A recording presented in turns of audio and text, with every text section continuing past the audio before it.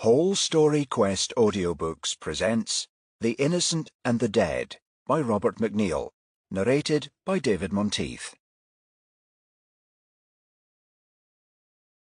The Labyrinth, a prequel to the D.I. Jack Knox mysteries. Chapter 1. Detective Inspector Jack Knox followed the path from the car park to where the body lay. The young woman was positioned face up near a thicket of bushes at right angles to the walkway.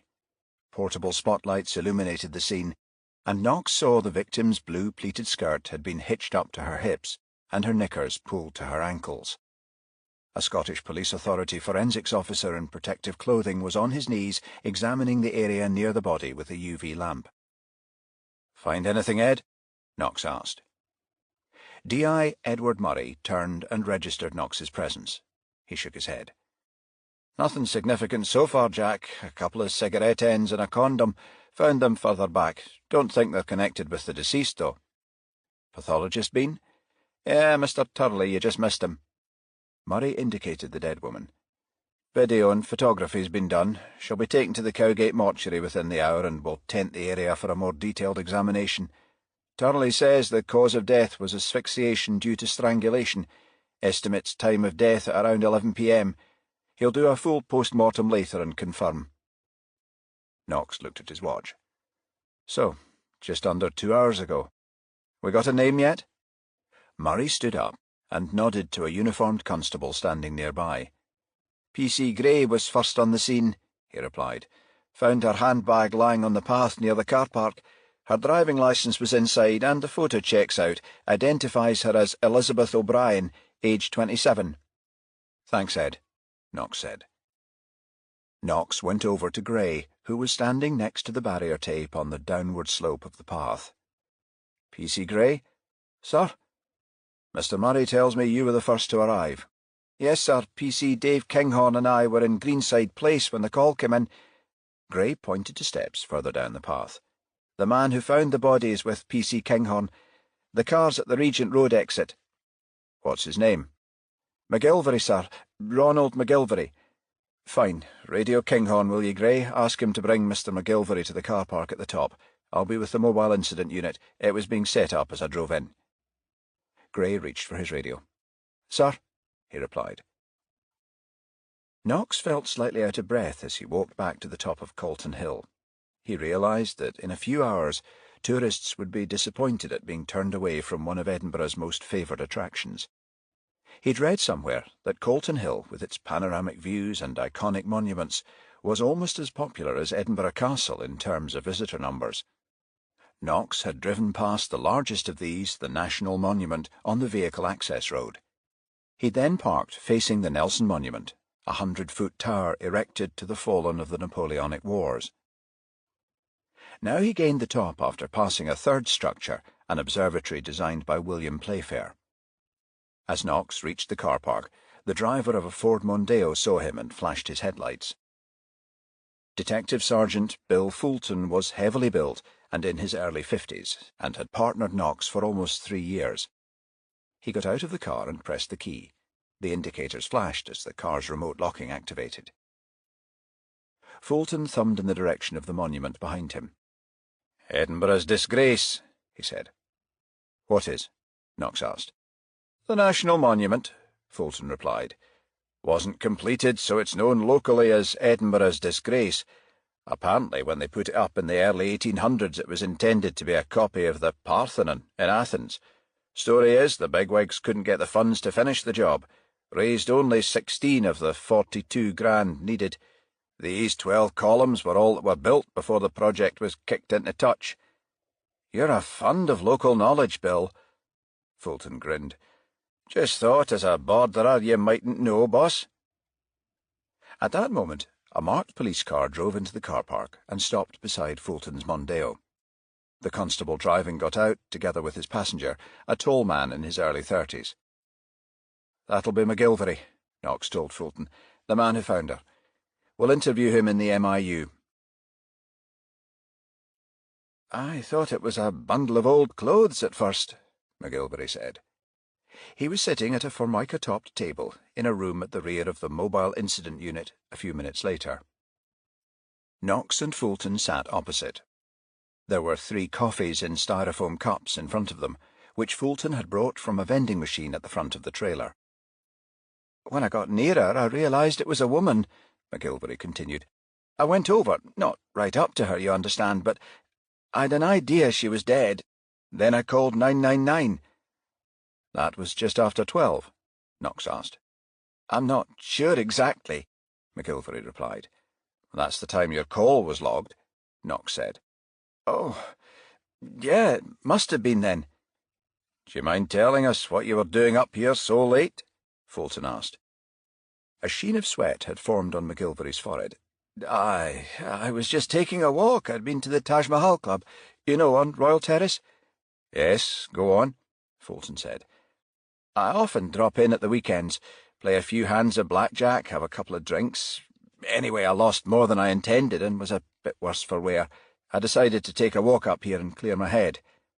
"You were cruising, weren't you, Ronald?" Knox asked. After dark, Colton Hill was known to be a favourite meeting place for gay men. Knox thought this was the real reason McGilvery was there.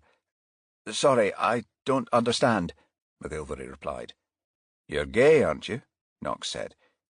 "I'm married," McGilvery replied. Knox said nothing. For a long moment both he and Fulton stared directly at McGilvery. Okay. He looked at Knox. "You'll not say anything, will you? My wife knows nothing about—" Knox cut in. "Your sexual orientation's your own business, Ronald. I'm asking only to establish a reason for your being here." McGilvery studied Knox for a second or two, then nodded. "So," Knox continued, "when did you get here?" "Must have been around midnight." "What time did you leave the Taj Mahal?" 5 or 10 minutes before that, I think." McGilvery straightened, his chair creaking. "About 10 to 12. You used the steps on the Royal Terrace side?" "Yes." "You didn't see the body on the way up?" McGilvery shook his head. "No, there's a path from the steps that ends behind the observatory." Knox nodded. "Anyone else on the hill when you arrived?" "Nobody that I saw. I walked to the other side of the—" McGilvery paused and gave the detectives a questioning look. "The tower?" "The Nelson Monument," Fulton said. McGilvery nodded. "Yeah, some nice views from there." Knox said, "Uh-huh. What happened then?" "I waited a wee while, decided to walk down to Regent Street to hail a taxi." McGilvery pursed his lips, then added, "That's when I saw her." "Right, Ronald," Knox said, looking at his notes. "You can go. PC Kinghorn has your details. I'll ask him to give you a lift down to Princess Street and you can hail a cab from there. We'll be in touch if we need to speak to you again." "So, what do you think, boss?" Fulton said as PC Kinghorn drove off a few minutes later. "McGilvery no more than he's saying?" Knox turned up his jacket collar to counter a stiff breeze. Seemed a bit vague on when he discovered the body, yet was fairly sure of the time he left the Taj Mahal. "Significant, you think?" "Probably not. Still, we'll make sure he's a member and see if anyone can vouch for when he left." At that moment, Knox's mobile rang. He tapped the answer button and said, "D.I. Knox?" "It's Alex Turley, Jack. The SPA forensics team have just brought in the deceased. They tell me you're still in the area. I'll be carrying out the PM in around 20 minutes if you care to come down." Knox looked at his watch. "I'll be there in 10, Alex. Thanks for letting me know." He ended the call and turned to Fulton.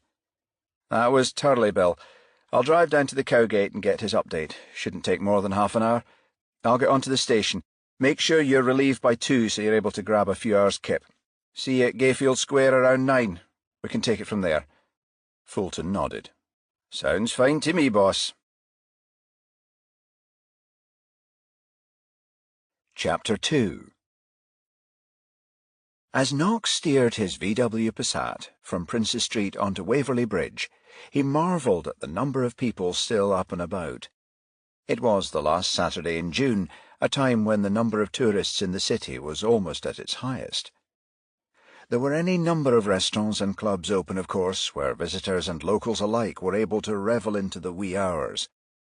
Knox reflected that only the Edinburgh International Festival in August would see a bigger influx, when the population of the city virtually doubled overnight. He continued into the Old Town, crossing the Royal Mile into St Mary's Street, then turned right at the next set of traffic lights. The city mortuary was situated 100 or so yards along on his left, a nondescript concrete box built in the late 1960s and set back from the road. Knox parked the Passat and walked up a short lane to the entrance, where he was buzzed inside. He was met by Turley, a stocky, bearded man in his late 40s. He led Knox to an anteroom where the detective took off his jacket and put on a green gown. Knox then followed the pathologist into the main post-mortem theatre. A fixed steel table occupied the centre of the room, on which Elizabeth O'Brien's body lay covered with a white plastic sheet. Although no stranger to the examination room, its cold, sterile environment never failed to assail Knox's senses. The floor-to-ceiling tiles and overwhelming smell of disinfectant, the drain runnels and coiled hose attached to a tap, ready for flushing, the glass-fronted cabinet with its array of surgical implements, and the steady hum of refrigeration from rows of numbered drawers where the corpses were stored. Turley went to the table and uncovered the body, pulling the sheet to the woman's midriff. "I've completed my preliminary examination, Jack," he said, "and can tell you that there are no recent signs of sexual intercourse. For this reason, I'd say that although the deceased's underwear was pulled to her ankles, she wasn't raped." "Really?" Knox said. "I'd expected her to have been sexually assaulted." "Perhaps someone disturbed the perpetrator?" Turley paused and shook his head. "Of course, there's another possibility." "Which is?" "A deliberate attempt to debase the deceased. Although in many such cases the victim is found with her legs spread-eagled, not so here." Knox nodded.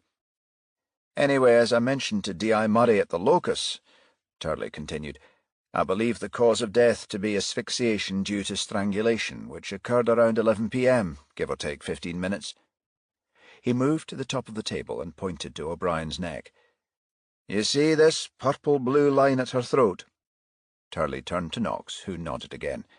"This is where some kind of ligature was passed around her neck." The pathologist moved his finger to O'Brien's face. "And see here, these tiny hemorrhages on her face and eyes. They're called petechiae.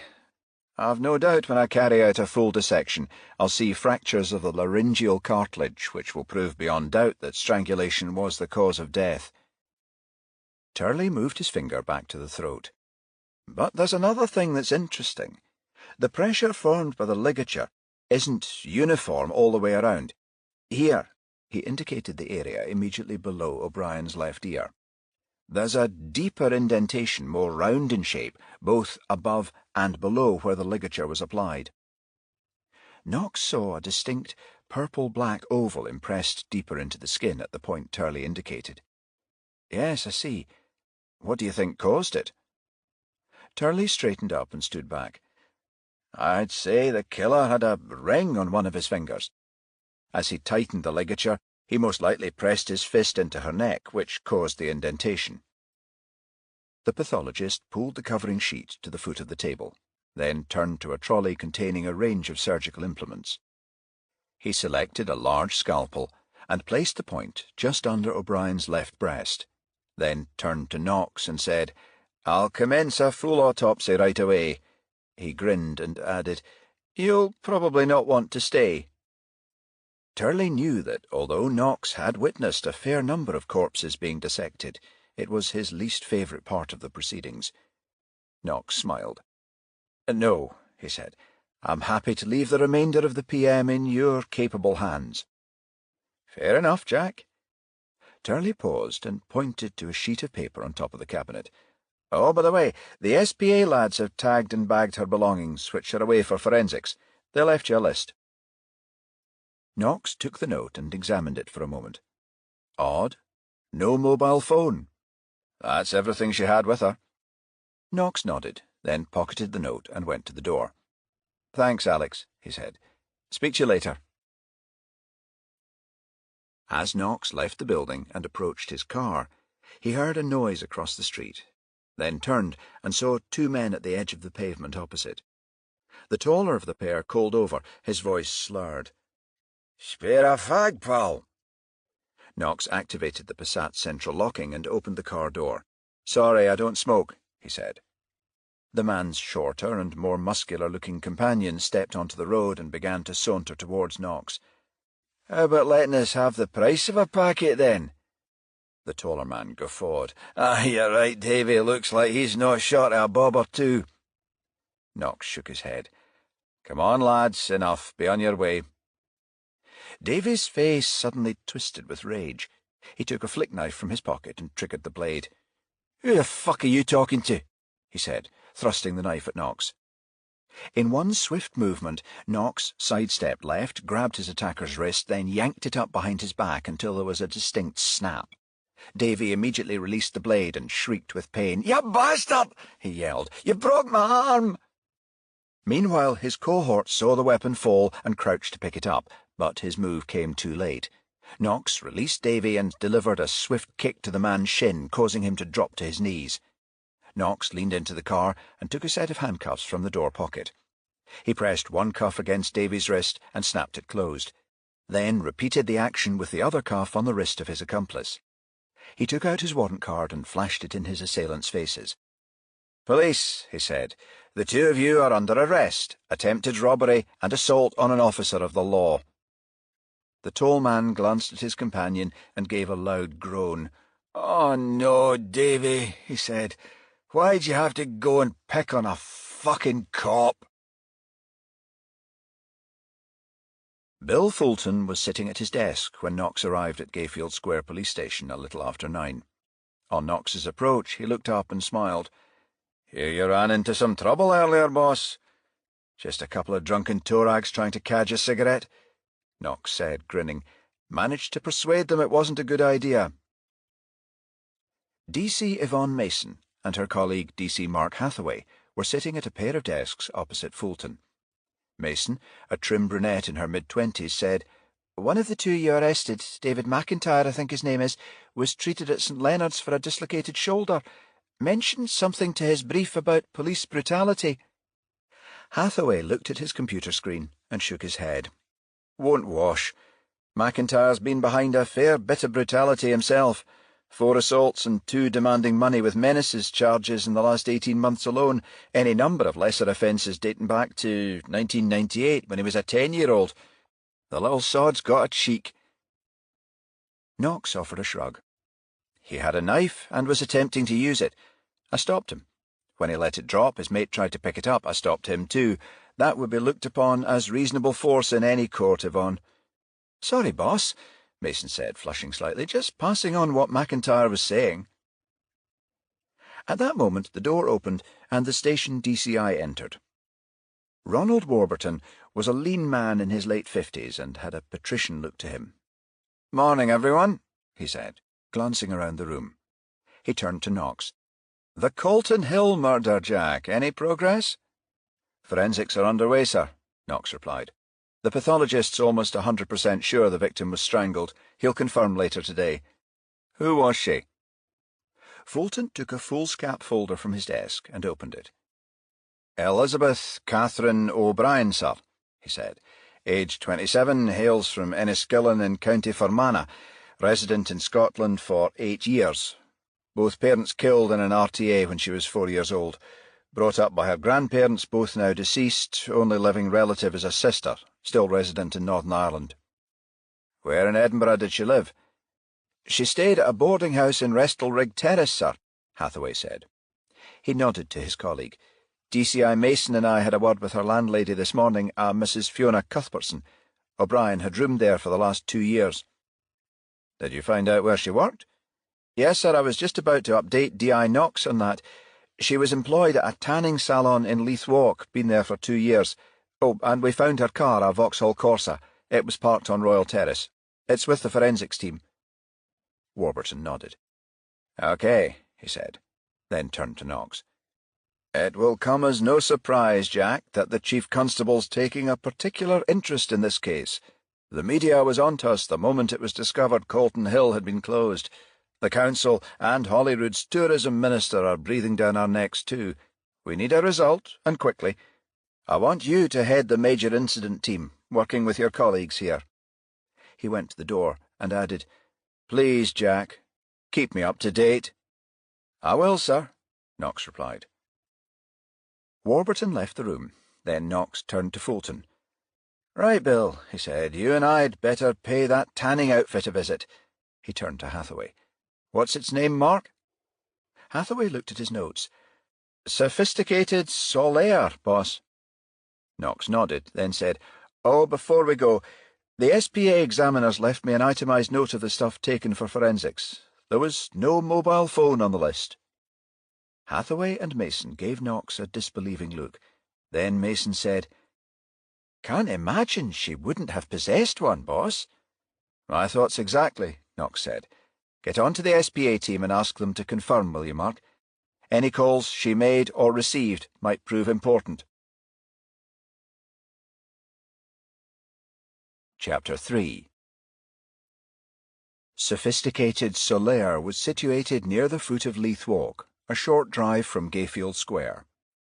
As Knox and Fulton entered, they were greeted by a girl in her late teens who was seated behind a reception desk facing the door.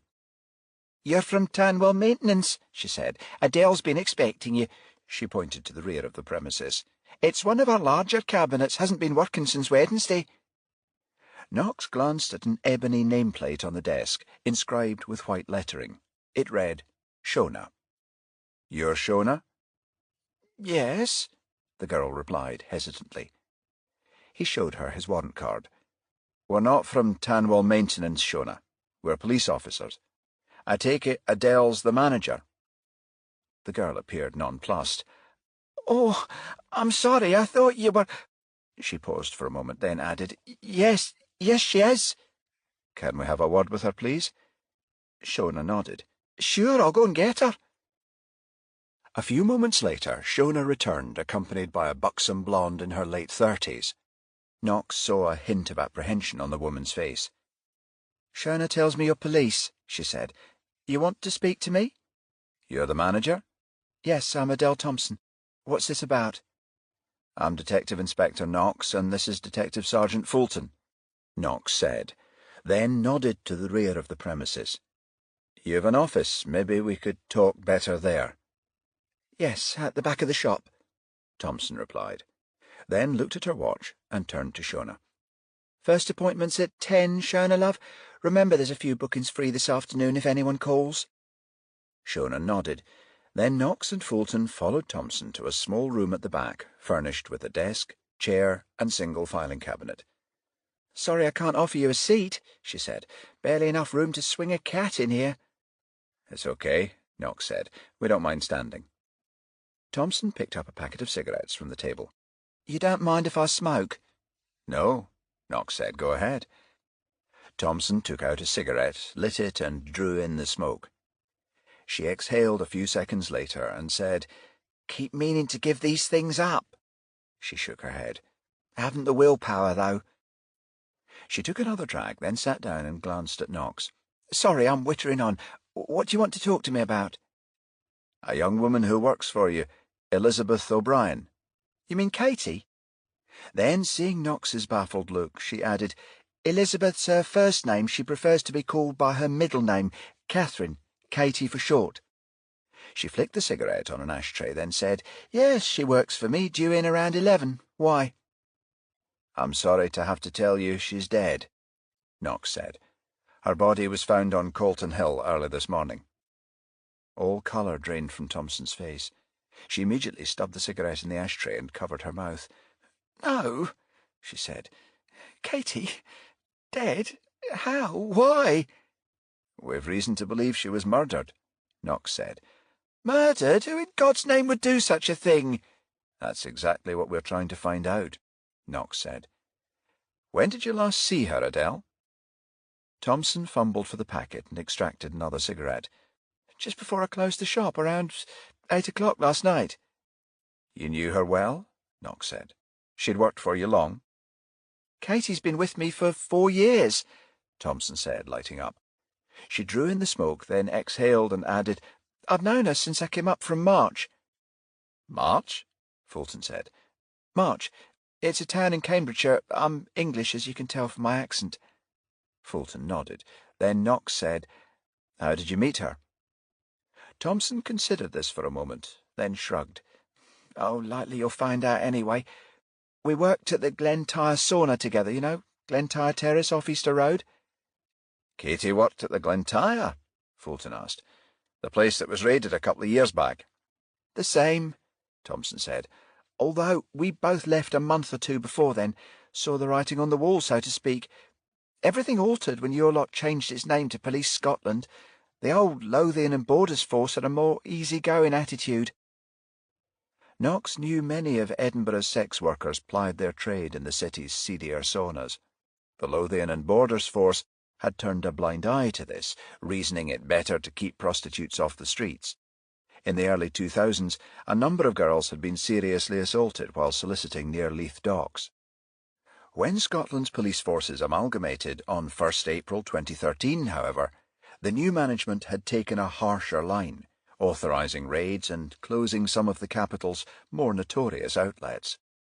Though Knox had never worked vice, he thought the old system safer for the many women who'd been forced back onto the streets since. So you and Katie were both... He paused, searching for the most sensitive expression. Sex workers? Thompson said. Yes, love, we were. We met when I came to Edinburgh on the run from an abusive marriage back in 2011. Couldn't find a job for a while, then somebody suggested the sauna game. She gave a little laugh. I was naive enough when I started to think all it involved was fetching towels and giving the odd massage.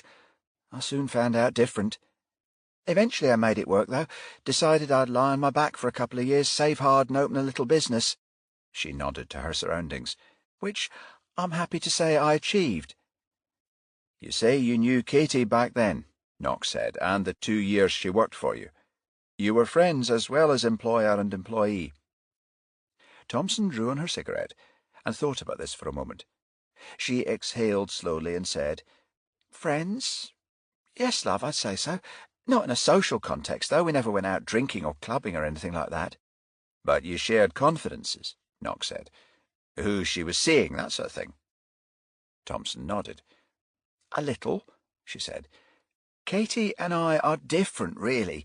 Me, I'm quite the extrovert. Katie, on the other hand, could be quiet and reserved.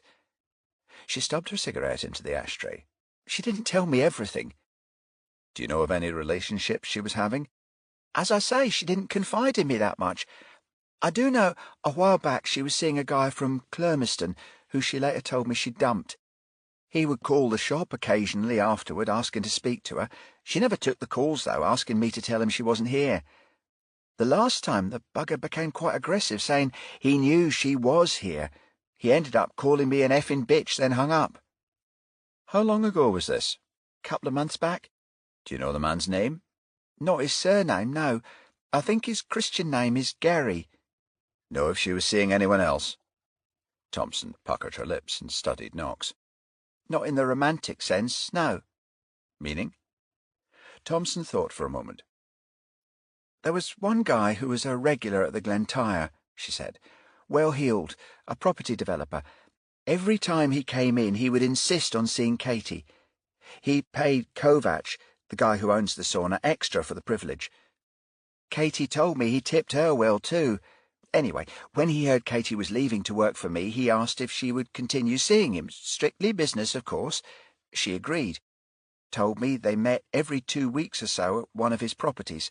She used to say it was a bit on the side for him and a bit on the side for her. Thompson smiled. She meant financially. Do you know if she continued with the arrangement? As far as I'm aware, yes. This businessman, do you know who he is? Thompson's brow furrowed, thinking. An unusual name. Beach, Birch... No, Murch. Yes, that's it, Murch. I don't know anything else about him, though. That's okay, Knox said, then added, Other than those two, can you think of anyone she might have had a problem with lately? You know, arguments, disagreements, anything like that? No, I don't think so. As I've said, Katie was quiet, but easygoing. Hard to believe she'd have enemies. OK, Knox said. One more thing. Did Katie have a mobile phone? Of course she did, love. Doesn't everybody? Why? We didn't find one with her. What network was she on, do you know? She had an iPhone. I'm sure it was with direct phone. Knox nodded. Fine. Adele, thanks. You've been very helpful. I hope I have, Thompson said, then shook her head. And I pray to God you catch the bastard. As Knox and Fulton turned to leave, Thompson said, Wait a minute, I've just remembered something. Luka Kovac, the owner of the Glentyre, he's opening a new sauna somewhere in the West End. He's been pestering Katie for weeks, trying to get her to come back and work for him. Chapter 4. Some character that Adele, eh, boss? Fulton said. He and Knox were seated at a table in the lounge area of the Windsor Buffet Bar. The Windsor, an old-fashioned pub with brass fittings and stained-glass windows, was situated on Elm Row, a part of Leith Walk, a short distance from Gayfield Square. Knox took a swig of his lager shandy and said, Certainly is. Gave us some helpful pointers, though. The men she mentioned, Gary and Murch, the Kovac guy. Aye. We know where to find the latter, Murch too, if the Glentyre keeps records. Might not have given his real address, though. And the guy she dumped from Clermiston? Not much good without a surname. Which is where Thompson's information on the phone network could prove useful. Knox took out his mobile, scrolled through the address book, then highlighted a name and pressed call. I'm ringing Hathaway, he said. He and Yvonne went to O'Brien's landlady this morning. Likely he'll know if forensics have been there yet. Knox heard a click at the other end, then a voice answered, DC Hathaway. Mark, Jack Knox. Has anyone from forensics been to O'Brien's digs yet? Mrs. Cuthbertson's. Most likely, boss. I told her not to touch the victim's belongings and said someone would be down later this morning. She replied she hadn't been near the room, only went in to hoover it on Mondays and Thursdays. Who was scheduled, do you know? D.I. Murray. What time? Around mid-morning, I think. OK, get on to him, will you? We discovered O'Brien had an iPhone on the direct phone network. I'd be interested if he found any receipts to confirm this. I'll get right on it, boss, Hathaway said. Then added, Meanwhile, we've been going over some CCTV images. Thought you'd be interested. I am. Fire away. We managed to obtain 2 tapes with views of the north and south side. One's from a bank at Blenheim Place and another from a restaurant in Waterloo Place. One covers the Royal Terrace side of Colton Hill, the other Regent Road. See anything? Well, so far we've concentrated on the period between 9:15 p.m. and 11 p.m. Too dark for any degree of clarity after that. 7 people entered and exited via the steps on either side between those times. A woman fitting the victim's description entered at Royal Terrace at 10:27 p.m. In the following half hour, the tapes show 6 people exiting the hill, 3 tourists with backpacks and cameras, 2 people walking dogs, and a guy in his early 20s. They all exit within that time frame. Yes, boss. Good work, Mark, Knox said. Then looked at his watch and saw it was 11:45. Bill and I are having an early lunch at the Windsor. Likely we'll be here until 12:30. Let me know if Murray finds that receipt, will you? Knox and Fulton both had haddock fillet in breadcrumbs, served with baby carrots, peas, and new potatoes. Knox cleared his plate moments after Fulton, setting down his cutlery and wiping his mouth with a paper serviette. I really enjoyed that, he said. Didn't realise how hungry I was. Fulton took a long draught of shandy and nodded. I was quite ravenous myself, boss. Always like that the day after a late shift. I meant to ask, Knox said. You were relieved before 2. I phoned Gayfield as soon as I arrived at the Cowgate. Aye, I was. The duty inspector got in touch with St. Leonard's and they sent a DS. He was there within 10 minutes. Knox acknowledged this with a nod, took a swig of his lager and lemonade. Then a moment later his phone rang. He glanced at the screen, then looked at Fulton and said, It's Hathaway. He keyed accept. Mark? Just heard from D.I. Murray, boss. Hathaway said. No phone was found with the body or in her room, but he found receipts that confirm O'Brien was on the direct phone network. He gave me her number. I've been in touch with Direct Phone's police liaison team and asked if they'd check all calls she made and received in the last 48 hours. They said they'd give it priority status and reply within the hour. That's excellent, Mark. Get back to me when you hear. Will do, boss. Knox ended the call and relayed the gist of it to Fulton. Then both went to the bar to pay for their lunches. Knox glanced at a television above the gantry as he was given his change. The set was tuned to Lowland Independent Television, and a caption on the bottom read, "Breaking news, woman found murdered on Edinburgh's Calton Hill." Jackie Lyon, the channel's news reporter, was talking to camera, and Gayfield Square Police Station was just visible in the background. Knox said to the barman, "Turn the telly up, will you, Tommy? I'd like to hear this." The barman took the remote and increased the volume. "The man in charge of the investigation is Detective Chief Inspector Ronald Warburton," Lyon was saying, "with whom we hope to speak in the next couple of minutes." The camera zoomed beyond Lyon's shoulder at that moment to focus on Warburton, who exited the station and walked towards the reporter. "Ah, here comes the Chief Inspector now," she said, turning. Fulton nodded to the television. "Here we go," he said. "Our friendly local inquisitor." He turned to Knox. "Lyon's not a Spanish name, is it, boss?" Knox grinned. Lyon, a thin-faced woman with an aquiline nose, was renowned for her acerbic Jeremy Paxman-style interviewing technique. He'd seen many a politician wilt under aggressive questioning while watching her weekday programme, Scotland in Focus. "The murder of this young woman is, of course, a most heinous crime, Chief Inspector," Lyon was saying, "made worse by the fact that it took place at such an iconic location, which I believe you've closed for the duration. Calton Hill is popular with the many tourists in the city at this time of year. Is there any likelihood of an early arrest?" Warburton acknowledged this with a nod. "Calton Hill is closed only until we complete our forensic analysis. A major investigation team has been appointed in the meantime, and no effort will be spared until the perpetrator is caught."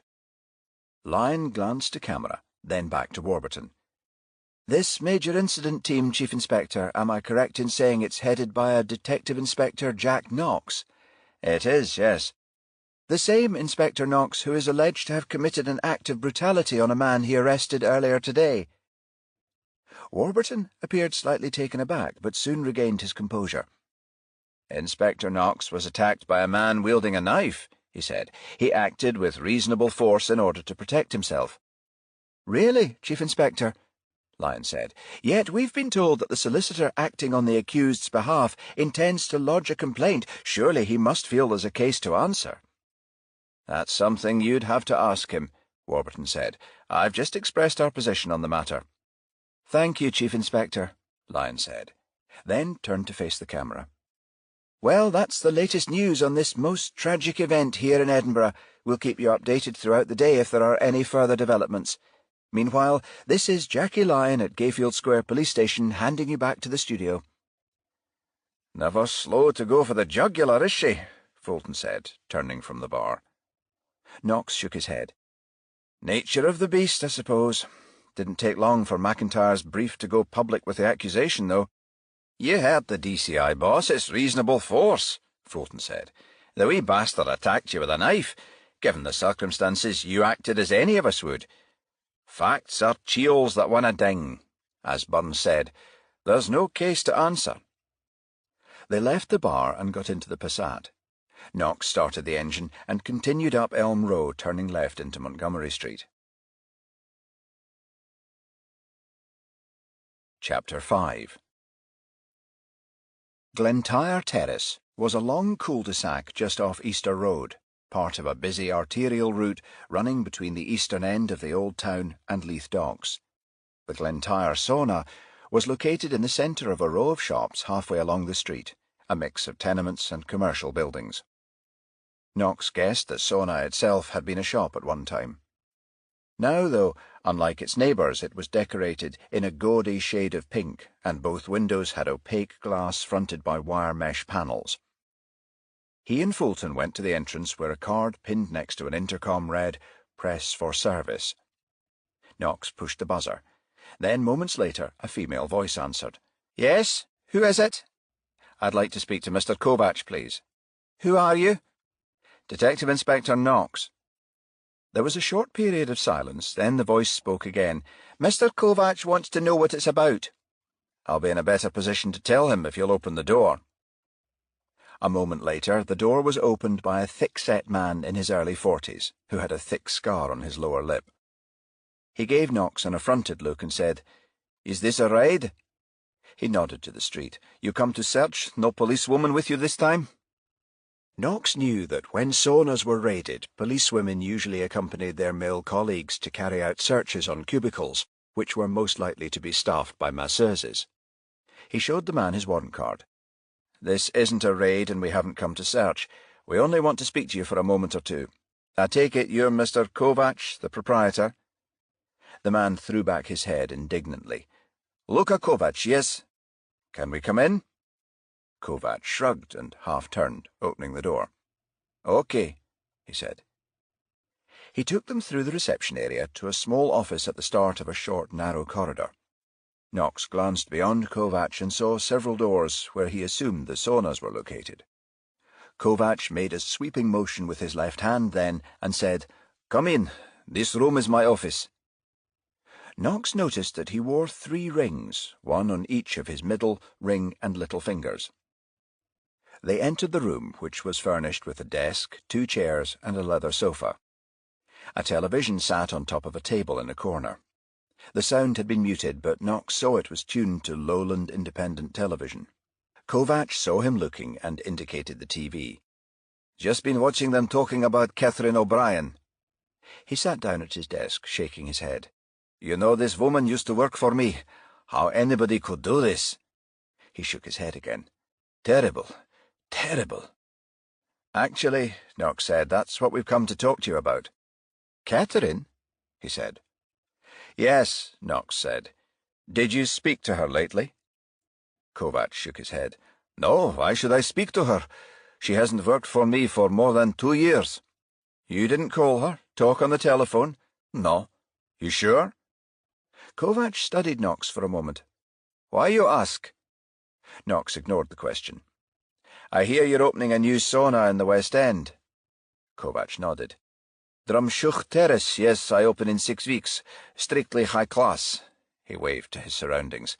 "Not like this." "I believe you wanted Miss O'Brien to work for you there." "Who told you this?" Knox looked Kovacs in the eye. "Just answer the question, please." Kovacs studied Knox again, then nodded slowly. "I phoned her once, asked if she want to work for me in new upmarket surroundings," he snorted. "Better money than the bitch Thompson pays her in the sunbed business." "You called her once, or more than once?" Kovacs thought about this for a moment. "Maybe 2, 3 times." "Was she interested in working for you?" "She say no, but how did you feel about her turning you down?" "Feel?" "Yes, were you annoyed, angry?" Kovacs scowled. "I know why you say this. You think I might be the man that killed her." Knox ignored this. "You haven't answered the question." "What question?" "Were you angry when Miss O'Brien turned down your job offer?" "No." "Why did you persist in calling her, then?" Kovacs shook his head. "I tried to persuade her, not threaten. She's a good-looking woman, nice manners, the right person for type of clientele I want to attract."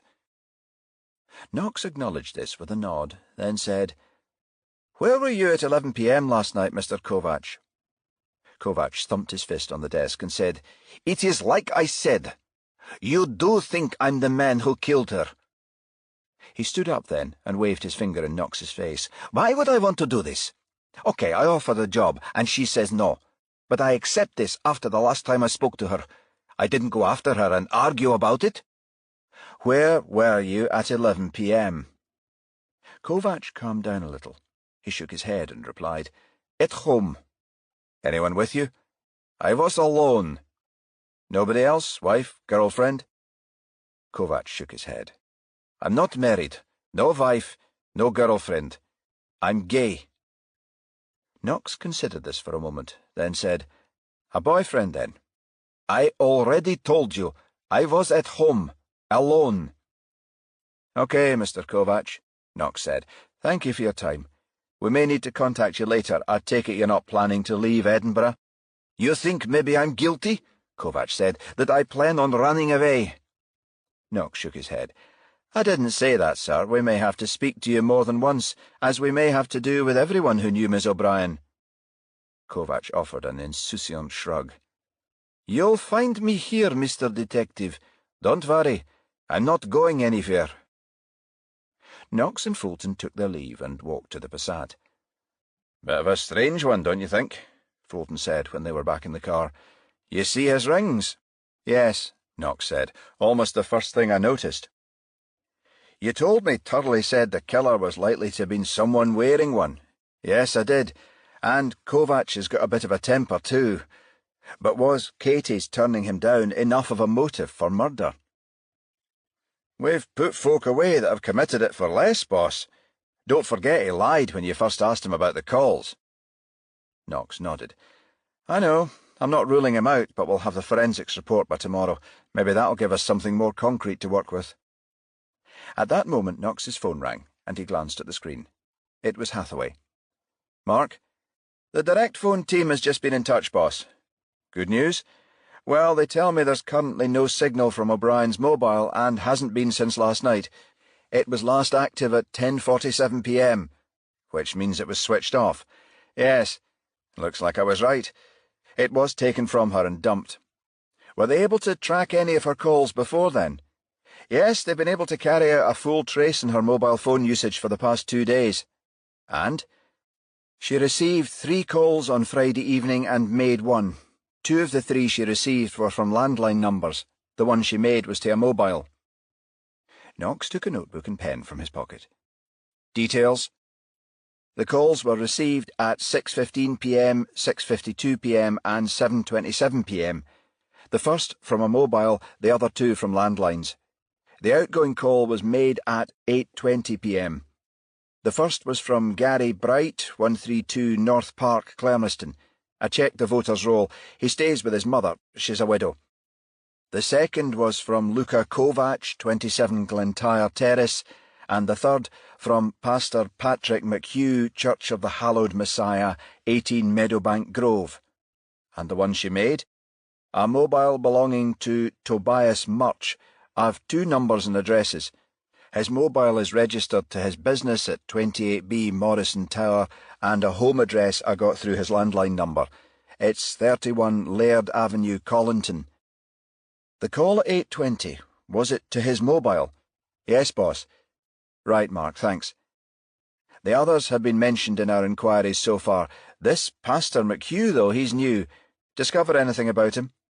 Only that he founded the Church of the Hallowed Messiah 6 years ago and that it's non-denominational. OK, Mark, you and Yvonne drive down to Meadowbank and have a word with him, will you? Bill and I will go up to Clermiston and speak to Bright. Chapter 6. The Church of the Hallowed Messiah was a squat, prefabricated structure with pebble-dashed walls and a large crucifix above the entrance. The building stood in a half-acre of grounds, surrounded by a low fence with a centre gate, which was open. The driveway led to a small car park where Hathaway drew up alongside a battered Cortina. He switched off the engine, then said, "Looks like somebody's in, at least." Mason nodded to the Ford and grinned. "If that belongs to the pastor, the church must be awfully short of funds." Hathaway smiled, then adopted a mock-pious voice. "Be content with what you have, for he has said, 'I will never leave you or forsake you.'" Mason looked at him open-mouthed. "Listen to Mr. Holy Willie." "Had a close aunt who was very religious. Gone to meet her Maker now, alas. She loved to quote all that Bible stuff." He tapped the side of his temple. "A lot of it's still in here, unfortunately." Hathaway and Mason got out of the car and were approaching the entrance when a middle-aged man exited and held open the door. "Good afternoon. I'm Patrick McHugh," he said in a soft Irish brogue. "I take it you're police officers. You've come to ask me about Miss O'Brien." Hathaway and Mason took out their warrant cards. "Yes," Hathaway said, "I'm D.C. Hathaway, and my colleague here is D.C. Mason." McHugh nodded. "I'm sorry to make your acquaintance in such tragic circumstances," he said. "I only heard about Catherine on the radio a half-hour ago, on my way here. Devastating news." He shook his head solemnly. "Miss O'Brien was both a parishioner and a friend." He waved to the church's interior. "Won't you both come in?"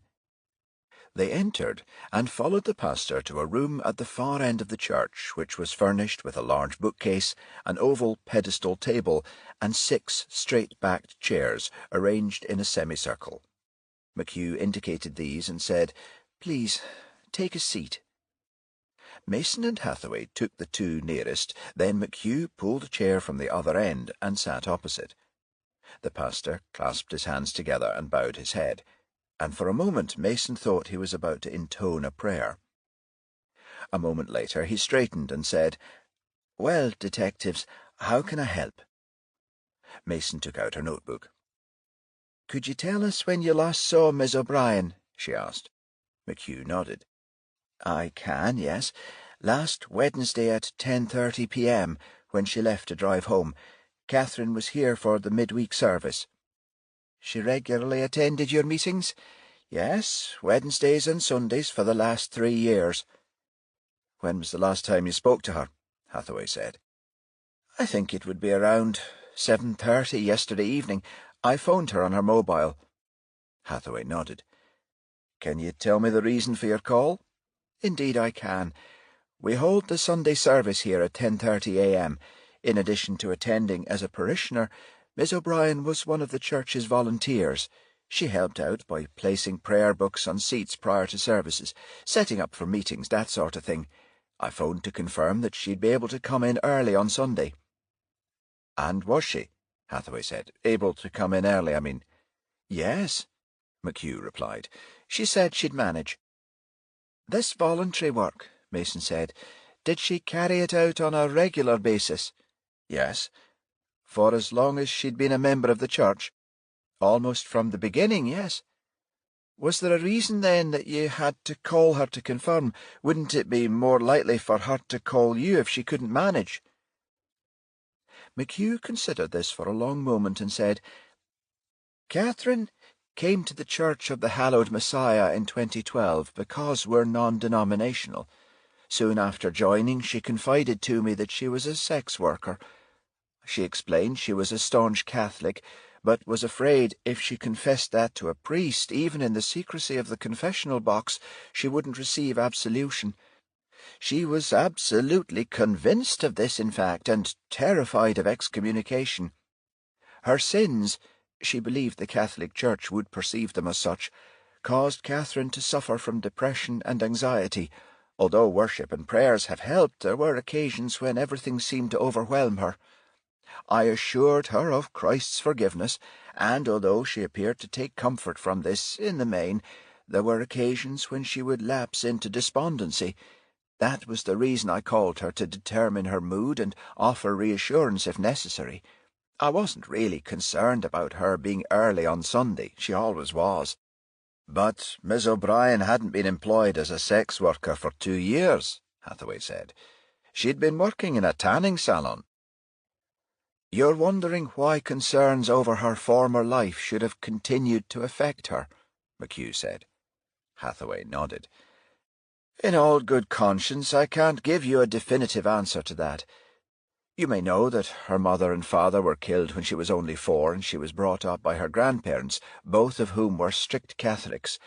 I think they inculcated a fear of sinning and its consequences in the eyes of the Church. I'm sure for this reason some feelings of guilt remained with her." "But she did willingly offer her sexual services when she came to Edinburgh," Mason said. "We know she'd been working in a sauna since 2011. "A little before that, actually," McHugh said. "Catherine told me she'd been at the Glentyre since 2008, a year after she arrived in the city." He shook his head. "Yes, I know," he said.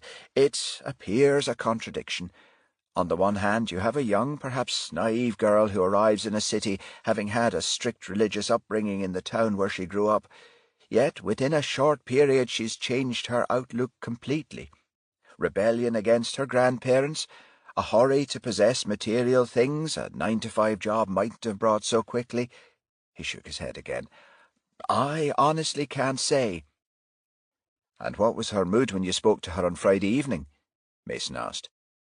Quite upbeat, I think, McHugh said. She told me she was going out for the evening. Who with, did she say? Mason asked. She never spoke about her relationships, McHugh said, shaking his head, and I never asked. Really? Mason said, but she was happy to take you into her confidence in other, more personal areas. McHugh smiled. Perhaps in that respect I took the place of the priest she felt she was unable to trust. He paused for effect.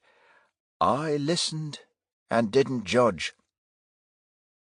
McHugh shifted in his chair, then added, I know only the things Catherine was prepared to tell me, Detective, and occasionally asked my advice on. In other areas she could be quite taciturn, as she'd every right to be. So you know nothing about who she was seeing or when? No, sorry, I don't. Mason placed the notebook on her knee, then looked McHugh directly in the eye. I hope you won't be offended by the question, Pastor, but was your own relationship with Miss O'Brien ever intimate at any time? McHugh shook his head. I'm not offended, Detective, he said. No, it wasn't. That's not to say I didn't find Catherine attractive, of course. Our friendship was, however, strictly platonic. He paused. I'm celibate by choice, and have been for a good many years. Serving the Lord Jesus Christ is my sole raison d'etre. Mason nodded. You understand we have to ask everyone who was close to Miss O'Brien, she said. With this in mind, Pastor McHugh, could you tell me where you were at 11 p.m. last night? McHugh nodded. I understand the reasons for your questions, Detective, and I don't mind answering them. His eyebrows arched. At 11 p.m. last night, I was at home, which my sister Rosalind and I share. He took a card from his pocket and handed it to Mason. Our address and telephone number. I'm sure she'll confirm it if you ask her. Pretty much expecting us, wasn't he? Hathaway said as he and Mason were driving by Meadowbank Sports Stadium a short while later. Out of the door as soon as we arrived. He was able to give us a different perspective on O'Brien, though. All that guilt, you mean? Yes. You think he was straight about his relationship with her? Mason shook her head. I'm not sure. You never know with these so-called men of the cloth, Hathaway said. Bill Fulton told me, when he first joined the force, a woman called Dora Noyce ran a brothel on the fringes of the new town. She claimed one of her busiest periods was during the General Assembly. Mason gave Hathaway a baffled look. The General Assembly? Hathaway turned to her and grinned. You know, when all the ministers of the Church of Scotland are in session at the Mound. Mason smiled and shook her head. Tut, tut, Mark. You'll have your aunt burling in her grave. Chapter 7. Knox followed the coast road, skirting the Firth of Forth, via Leith's picturesque shore and the harbour at Newhaven. Then on past Granton Pier and Davidson's Mains to Queensferry Road, finally turning on to Corstorphine Hill at Clermiston Road North. The steep gradient forced Knox to change down a gear, and as he did so, Fulton said, Edinburgh and Rome have something in common. Did you know that, boss? Knox sensed he was in for another of his partner's inevitable local knowledge lessons. In that it has a fair number of pizza outlets, you mean? Fulton gave him a sidelong glance and grinned. Aye, probably. He shook his head. No, I meant, like Rome, it's built on 7 hills. From the north, this end, you've got Corstorphine, then moving south, Craiglockhart, the Braids, and Blackford. The other 3 are Arthur's Seat, Colton, and the Castle, all in the city centre. Knox smiled. then gave his best Michael Caine impression. "And not many people know that." Fulton laughed, then added, "All caused by volcanic activity eons ago. The basalt rock on Salisbury Crags and the rock the castle sits on are evidence of a massive upthrust which cut through the sedimentary layer before cooling. You've a tour guide job waiting for you when you retire, Bill," Knox said. "I can just picture you wandering up and down the Royal Mile, crocodiles of American and Japanese tourists in your wake." Fulton patted his stomach. "There's a thought," he said, grinning. "Might help get some of the weight off."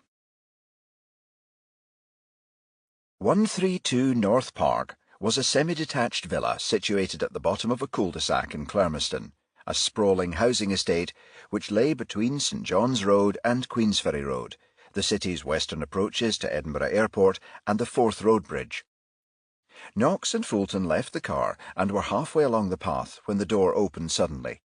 A haggard-looking woman in her early 50s came onto the doorstep and gave them a hostile stare. "You needn't bother coming any further," she said. "We're not interested. Your people have been around here twice this week already." The detective stopped. Then Knox said, "Our people?" "Jehovah's Witnesses," the woman said sternly. "Like I said, we're not interested." Knox said, "You're Mrs. Bright?" "Yes," the woman answered, looking surprised. Knox took out his warrant card and showed it to her. "You're mistaken, Mrs. Bright. We're not Jehovah's Witnesses. We're police officers." A concerned look came over her face. "Police?" she said hesitantly. What do you want?" "We'd like to speak to your son, Gary." "Gary? What do you want to talk to him for?" Knox nodded to the door. "It would be better if we could speak inside, Mrs. Bright. I take it he's home."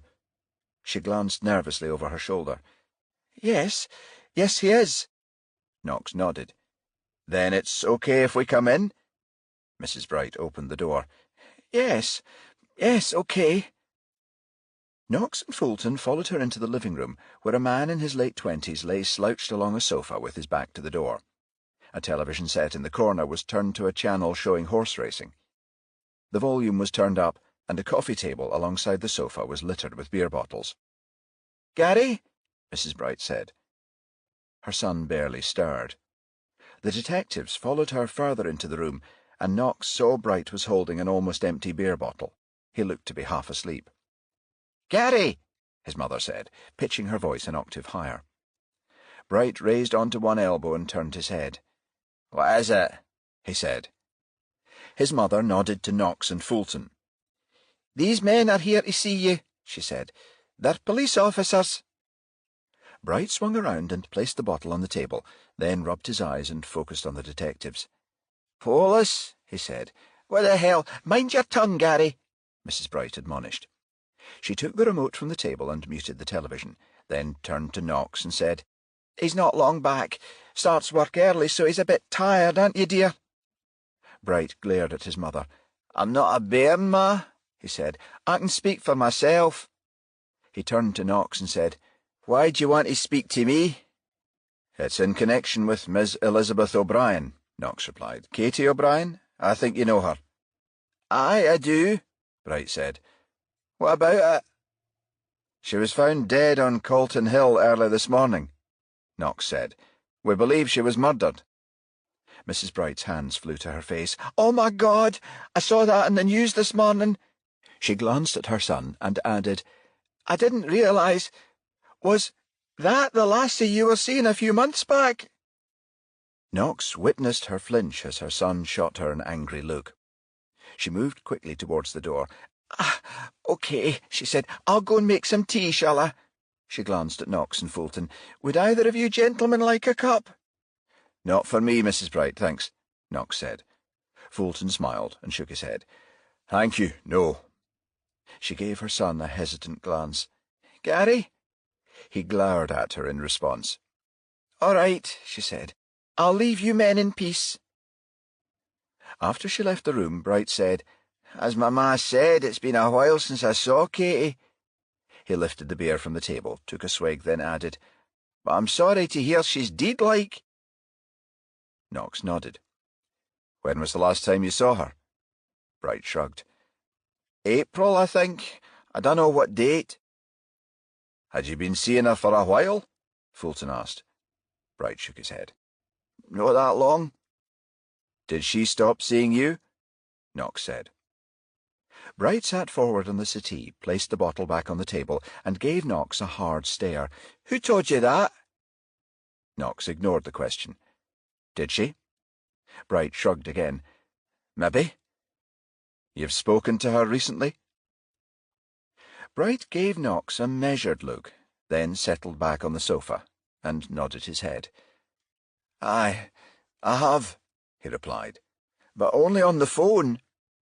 He studied Knox for a moment, then said, OK, we had a row last time I saw her, right? She took the hump, buggered off.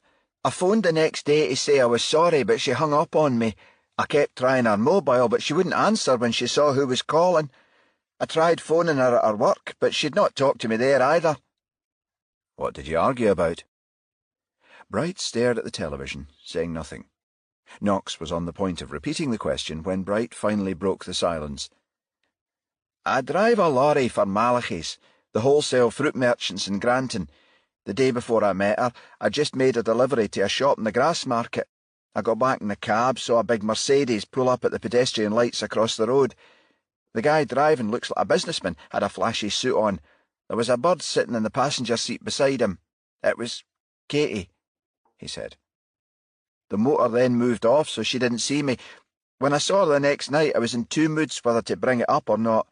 Kidded myself it might be innocent-like. Somebody who'd given her a lift, maybe. But the more I thought about it, the more it got to me. After a few drinks, I decided to ask who the guy was, what she was doing in his car. You were jealous, Knox said. Aye, a bit. So you confronted her. What happened then? She went ballistic. Told me it was none of my fucking business. Said I knew what she'd done for a living when I met her, that she'd been on the game and that. Told me I was being too bloody possessive. She'd a real temper on her, Katie. Totally pissed I'd brought it up. You hit her. Hit her? Bright said with a snort. You're fucking joking, pal. She hit me, banjoed my jaw, then buggered off. Where were you drinking? Fulton asked. Doonan's in Market Street, Bright said, then shook his head. It was quite a punch. Harder than I'd been hit by some guys. Anyway, once I'd stopped seeing stars, I ran after her. Too late, she'd already gotten a taxi and disappeared. Where did you first meet her? Knox asked. Benny's Disco in Rose Street about 6 weeks earlier, Bright said. I fancied her the minute I clapped eyes on her. I think she liked me too, for a while anyway. Told me on the first date she'd worked in a sauna, see? That she'd take money for sex, said if I didn't like it I didn't have to go out with her again. I told her I was fine with it. He shook his head ruefully. That's why she lost the plot in Doonan's, I think. Knox said. You believe the man in the car was someone she'd known in her former life? Aye, I do. Some punter she'd met at the sauna, maybe. A guy who was still paying to shag her. What makes you say that? The way she acted when I first mentioned seeing her with him. For a second or two it was as if— Bright paused, thinking. As if she was ashamed, like. The next moment she went mental. It was as if I'd called her a dirty slag. Did you think of her in that way after she ran out on you? Were you angry at her seeing another man? Bright sat bolt upright and scowled at Knox. Ah, for Christ's sake, you don't think I've got anything to do with her murder? Knox ignored the question. You told us earlier you'd spoken to her on the phone, he said. When was this? Bright still looked annoyed. Come on, guys. I told you Katie'd said she'd been on the game and that, but I didn't mind, honest. OK, I was a bit jealous when I saw her with the guy, but that didn't make any difference. I still wanted to go on seeing her. That's why I kept phoning, to tell her I was sorry. You haven't answered me. When did you speak to her?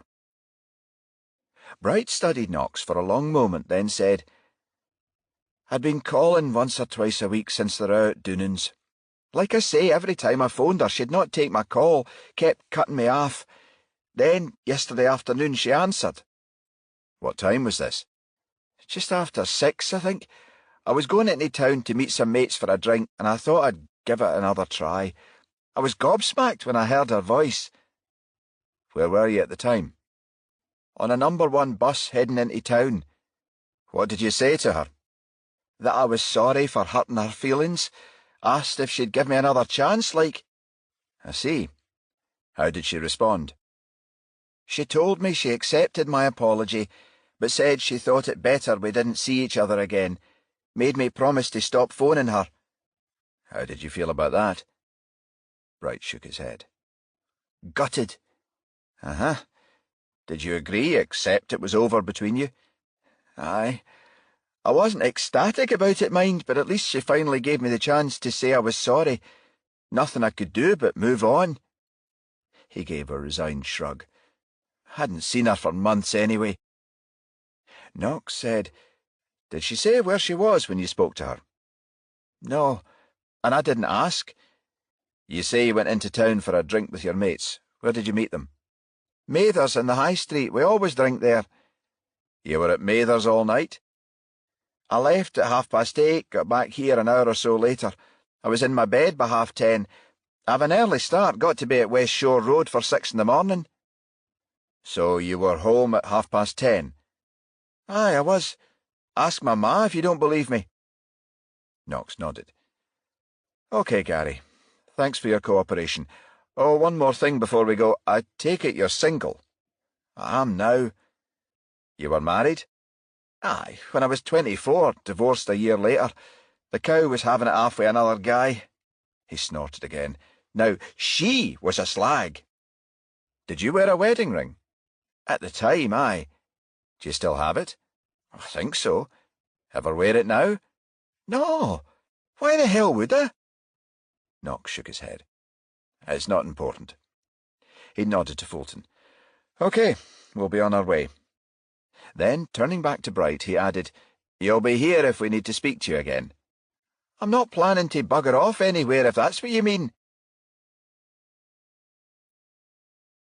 You know, boss, I'm wondering if we shouldn't wear these IDs detectives stick into their top jacket pocket on US cop shows, Fulton said when they were back in the car. Knox glanced at his partner. Like a wee folding wallet, you mean? One end goes inside the pocket and the other slips over the front and displays the badge. Fulton turned to Knox and nodded. Aye, that's the kind. Why? 'Cause I'm fed up being taken for tanning cabinet maintenance men and bloody Jehovah's Witnesses. He shook his head. Happened twice today already. Knox laughed. I wouldn't like it to become a habit. Fulton nodded and said, What do you reckon to our boy, then? Knox started the Passat and moved off. Another one with a temper, wasn't he?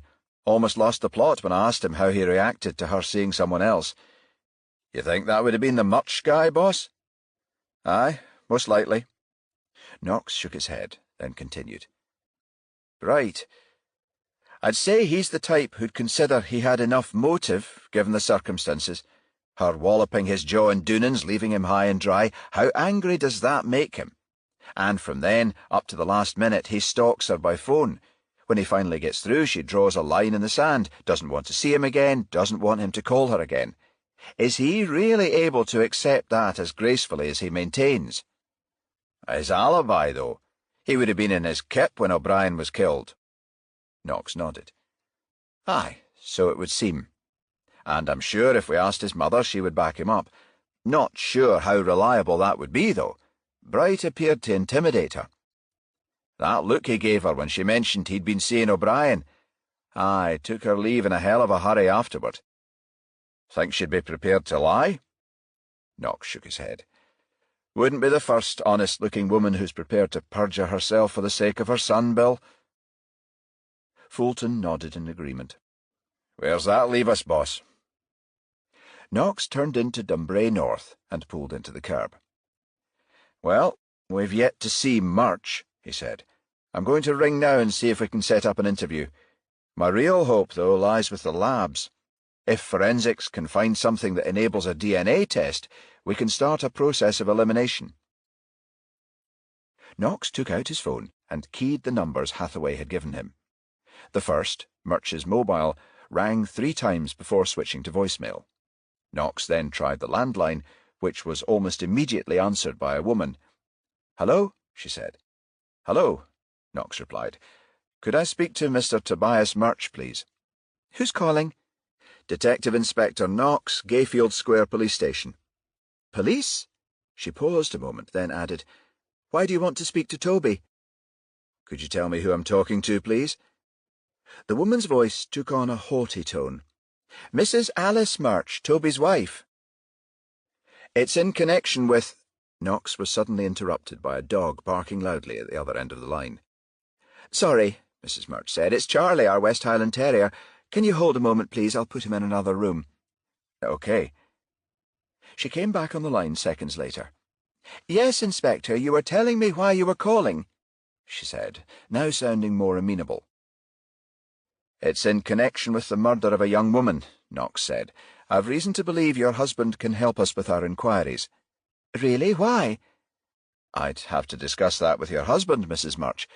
May I speak to him?" "He's down in London on business, won't be back in Edinburgh until Monday morning. Can I give you his mobile number?" "We've tried his mobile. All his calls are being passed to voicemail." "Ah," she said. "He's attending a number of meetings, you see. Likely that's why he switched it off. My husband runs a property business. I'm his secretary as well as his wife. The company's called AN Properties Limited. We've an office at 28B Morrison Tower on Morrison Street. I can schedule you to see him there if that's okay. Monday at 10 a.m. You'll be his first appointment. I'll email to make sure he knows you're coming." "Fine, Mrs. Murch," Knox said. "We'll see him there at 10 a.m. on Monday." "Thank you, Inspector. I'm usually in the office shortly after 10 myself. I may see you then. Goodbye." Chapter 8. Knox and Fulton spent the rest of the day following up on two other cases, a break-in at a bicycle shop in Goldenacre and a Pakistani grocer in Bonington who'd been held up by a youth wielding a knife. In the first case, Uniform had recovered 2 racing bikes at a lock-up in Leith. However, 3 more expensive models were still outstanding. Knox was able to tell the proprietor they'd had a tip-off on the thieves' identities. Inquiries were still ongoing, but arrests were expected soon. In the second, Mohammed Shatif, the grocer, had more than £500 taken from his till by the youth who wore a hoodie. The shop's CCTV tape gave no clue to identity, as it had only recorded a side view in which the perpetrator's face was obscured. Unluckily for the thief, though, it had been raining on the day of the robbery, and a good print of one of his trainers had been obtained from the floor near the till. The print matched another taken from the scene of a burglary in Newhaven, where the man also left fingerprints. A match was made, and Knox informed Shatif that the youth had been arrested and charged and would be appearing at court on Monday morning. Soon after they'd spoken to the grocer, he and Fulton arrived back at Gayfield Square. "It's almost 8, Bill," Knox said, checking his watch. "Time to call it a day." "Won't argue with you on that, boss. I'll check if there's any messages, then get my car." "It's OK, Bill. You go on home. I'll see if there's anything for us." Fulton nodded in acknowledgement. Then Knox went into reception, where he was greeted by the duty sergeant, Ken MacDonald. "Evening, sir," MacDonald said. "You've just missed the rest of your team. Hathaway knocked off a half-hour ago. Mason left a little before that." "It's OK, Ken. I'm getting ready to finish up myself. Any messages?" MacDonald handed Knox a piece of paper. "Yes, D.I. Murray called in, told me to say he expects forensics on the O'Brien case to come through tomorrow. Said he rang your mobile earlier, but his call went straight to voicemail. He left you a message, but asked me to make a note and pass it on just in case." "Thanks," Knox said. "Haven't got around to checking my voicemail yet." He waved the paper and turned towards the door. "I'm off home, then. Night, Ken." The sergeant nodded in reply. "Night, sir." The streets were relatively quiet as Knox drove south. Taking a slightly different route than he had that morning, he entered the old town via Northbridge. He continued along Southbridge, Nicholson Street and Clark Street, turning left into East Preston Street, then right at the glass-fronted Scottish Widows Building, and left again into Holyrood Park Road. Knox drove almost to west entrance of Holyrood Park. then took a final left into East Parkside and reversed the car into his appointed bay. Flat 4 at number 139 was located near the end of a cul-de-sac overlooking Holyrood Park, where Knox had lived since his divorce 8 years earlier. Knox entered the flat and changed into a blue sweatshirt, matching jogging pants and slip-on shoes, then went to a drinks cabinet in the living room. He poured a generous measure of Glenmorangie into a tumbler, placed it on a table next to an armchair, then selected a CD and set the machine to play track 18. He relaxed into the chair and sipped the 10-year-old single malt as Frank Sinatra began the opening verse. Isn't it rich? Are we a pair? Me here at last on the ground, you in mid-air. Send in the Clowns had been one of Susan's favourites. As the mellifluous tones of Old Blue Eyes washed over him, Knox closed his eyes and was immediately transported back to 1990, the year he had met her. He was 20 then, and had been with the Lothian and Borders force for just under a year. They'd met at a dance in Peebles, the border town where he was born and brought up. Susan was 18 months younger, a pretty, raven-haired girl who lived with her parents at their farm close to the nearby town of Innerleithen. They married in 1991, and a year later Jamie, their only child, was born. Knox began as a uniformed PC attached to the local station in Peebles, but within 3 years he transferred to CID as Detective Sergeant. Then in 2002, when Lothian and Borders HQ at Fettes put out a call for additional officers for Edinburgh's new A Division at St Leonard's, he applied and was appointed.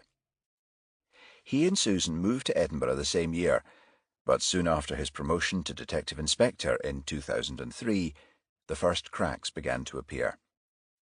It wasn't long before the additional responsibility of rank and long antisocial hours began to have an effect. Susan started to suffer severe bouts of depression, then, in 2005, a nervous breakdown. Although Knox frequently changed shifts and took extended spells of leave in an effort to save the marriage, things didn't improve. In 2006, Susan filed for divorce, which became final the following year. Although the court awarded his wife custody of Jamie, and they both returned to Innerleithen to live with her parents, Knox still saw his son at weekends and on holidays. In 2009, Jamie left Edinburgh University and went on to study dentistry, qualifying in June 2014. Susan emigrated to Australia early the same year, where she bought a house near her sister Ruth, who lived in Moreton Bay, a suburb of Brisbane. Jamie, who'd married in his second year of dental studies, had followed his mother to Brisbane, together with his wife Anne and baby daughter Lily, just 3 months ago. Knox poured another couple of fingers of Glenmorangie, and Sinatra was halfway through Theme from New York, New York, when the telephone rang and he picked up. "Hello, Knox? Dad?"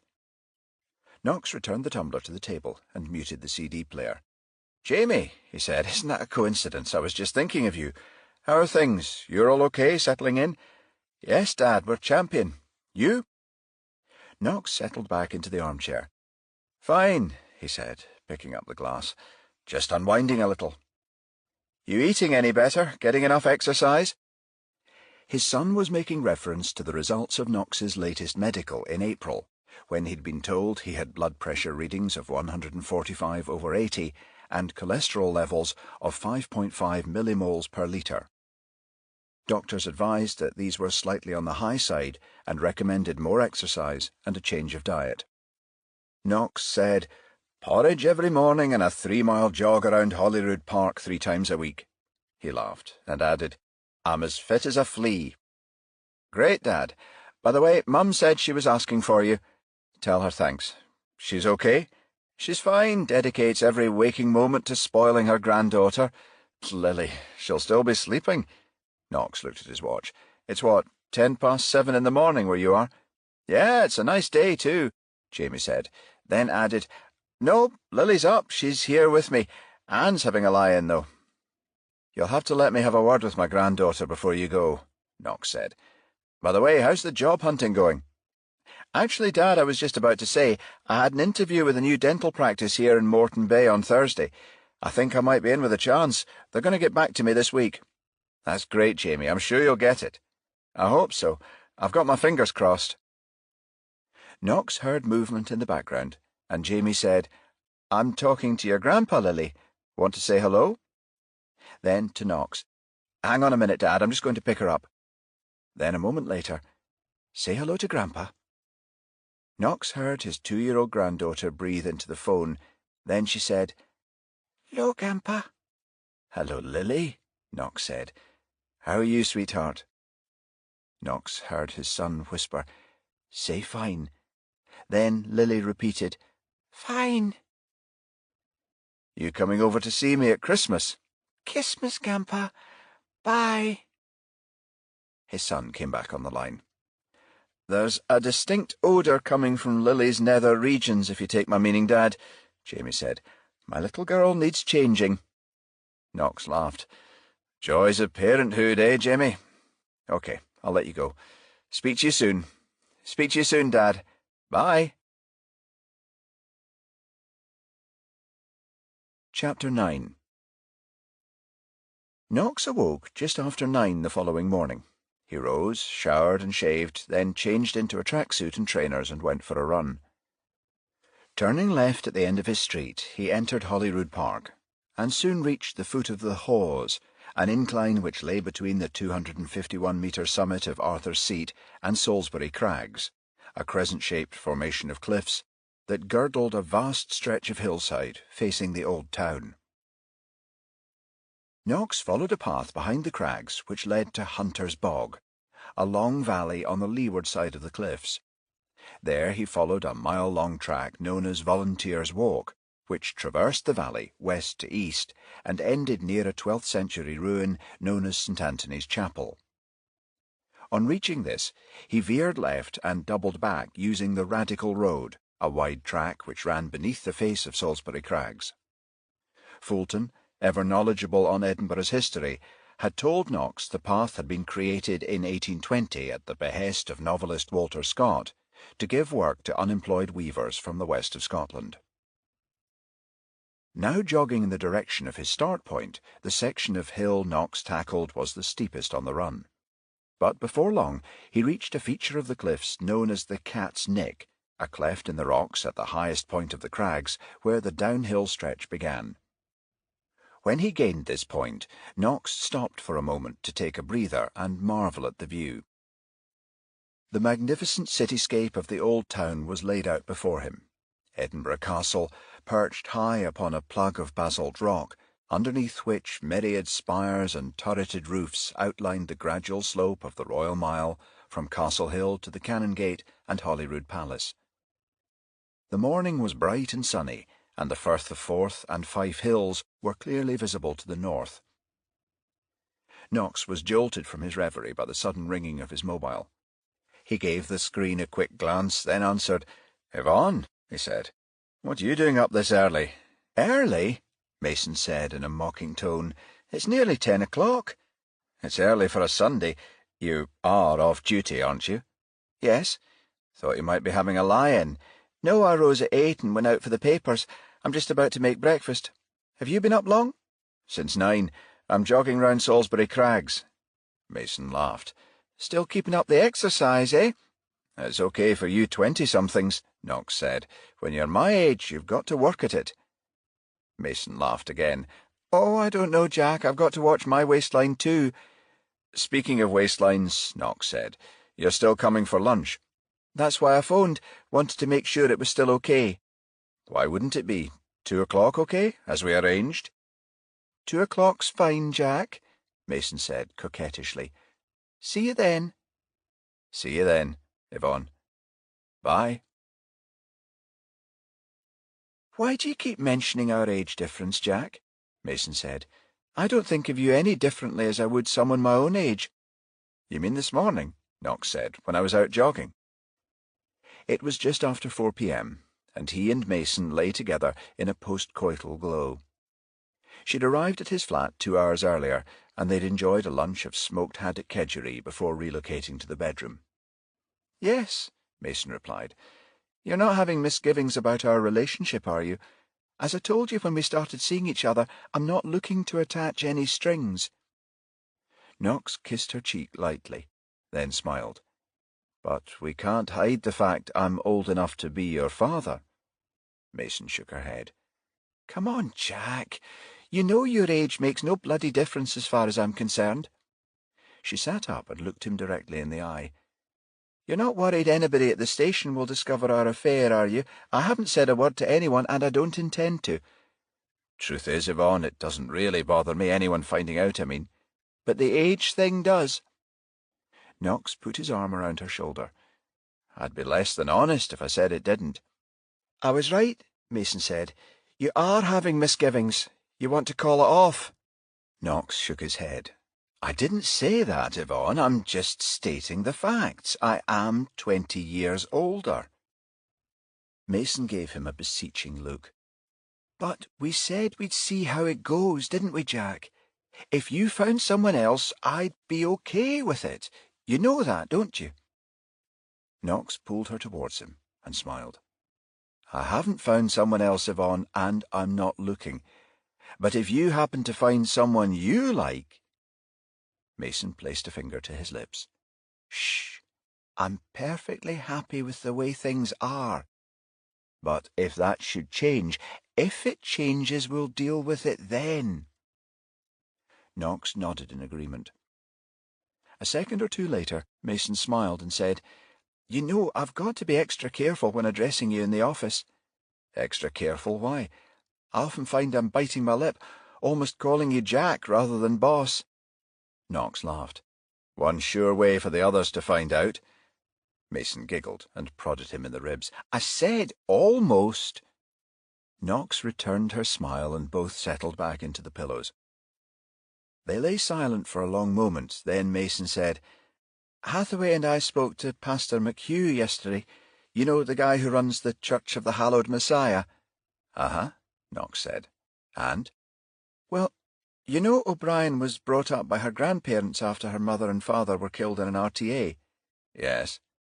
"Well, her grandparents were very religious, apparently, staunch Catholics, and made sure O'Brien was brought up with the same beliefs.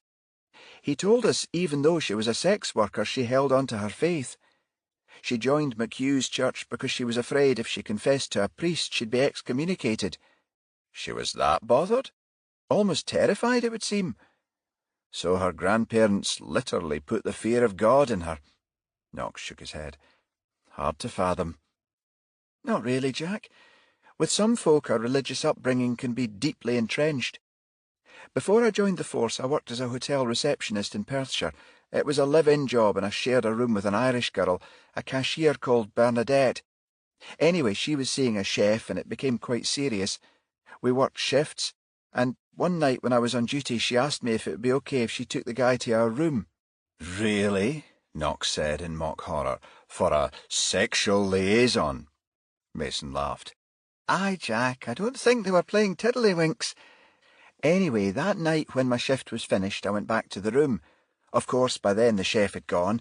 Bernadette was cleaning her teeth. I happened to glance at her bed and noticed a portrait of the Virgin Mary, a religious icon she hung above her headboard, was facing the wall. I mentioned this to her and she became quite embarrassed. Finally, she explained, 'I turned the picture, Yvonne, because I don't want the Holy Mother witnessing my sins.'" Knox shook his head, smiling. "Guilt, huh?" "Like I said, Jack, with some folk that sort of thing runs deep." Knox nodded, then said, "And this Pastor McHugh, how old is he? Any inkling of him being close to O'Brien?" "Around 50, I'd say. I honestly didn't get the impression of him being involved with her sexually.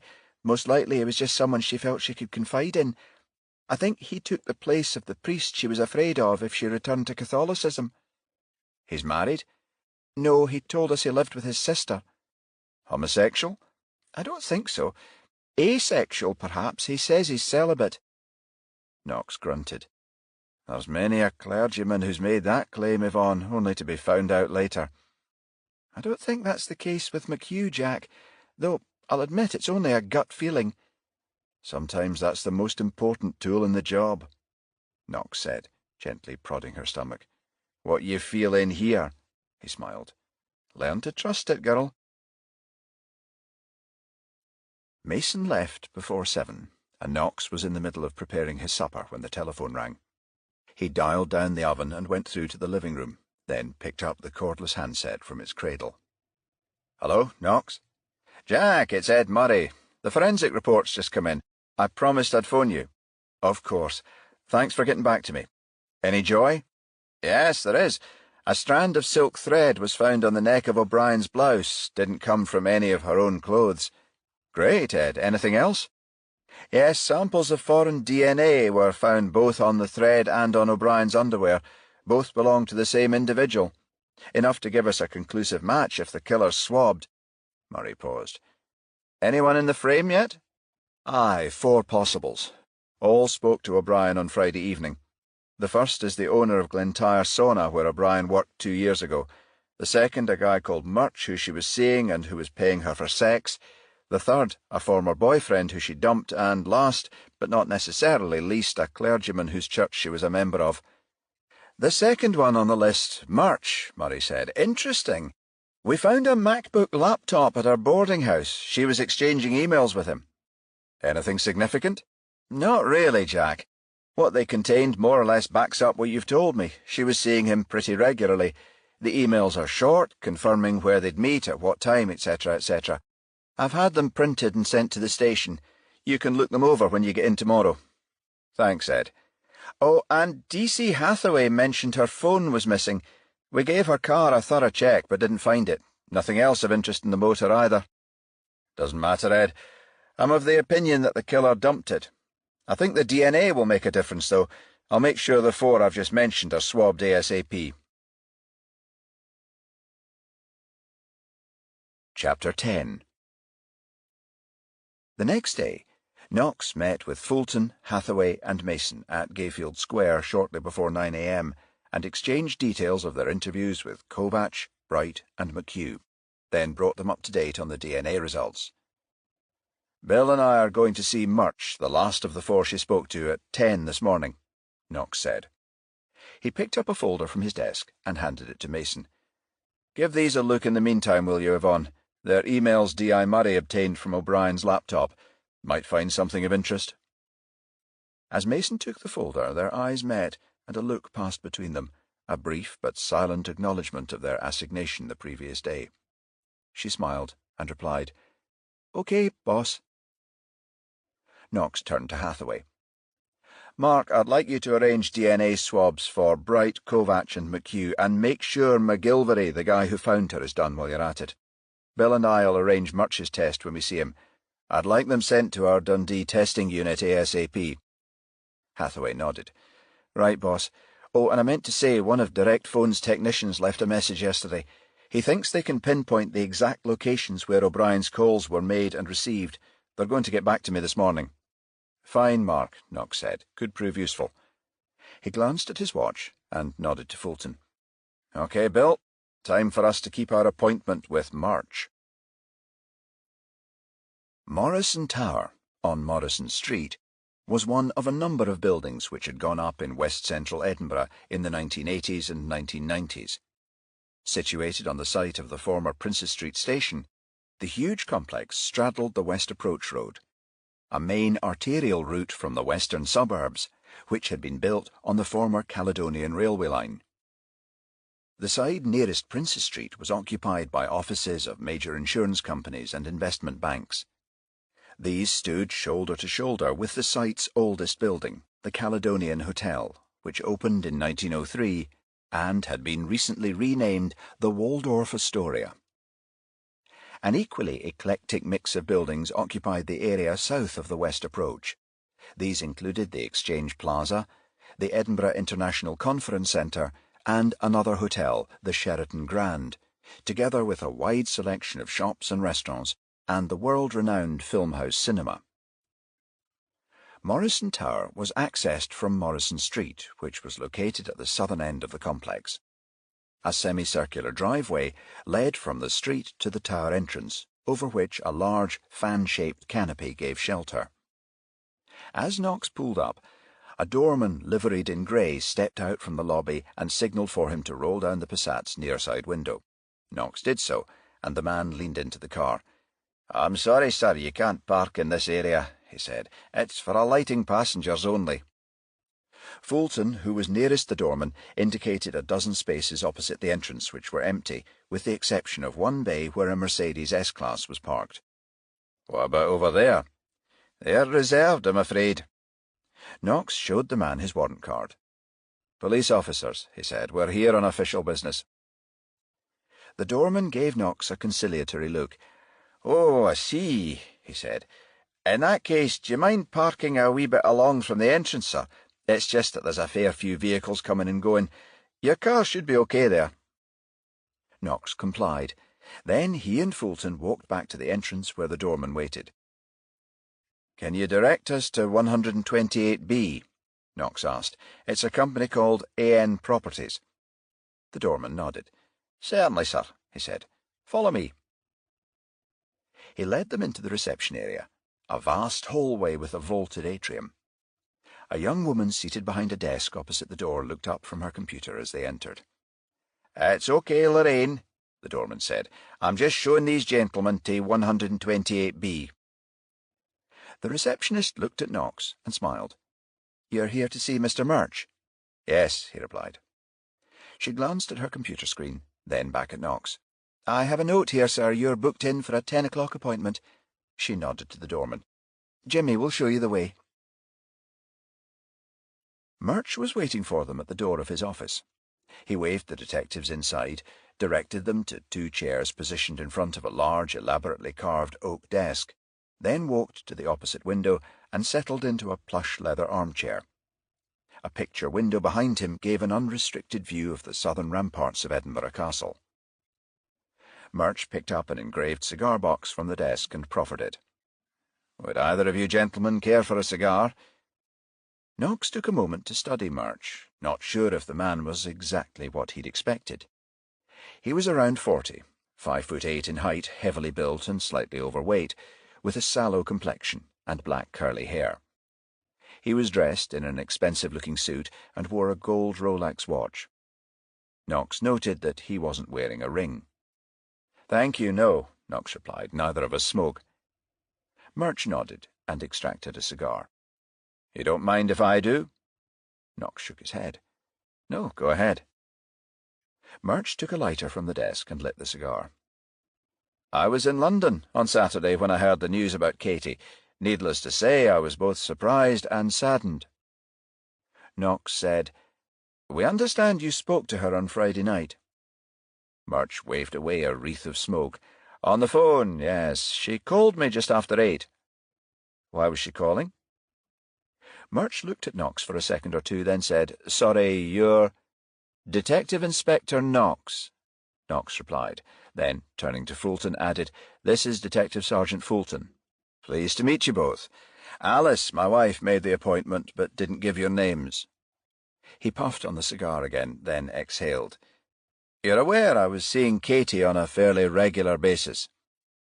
"I think we understand the arrangement, sir, yes."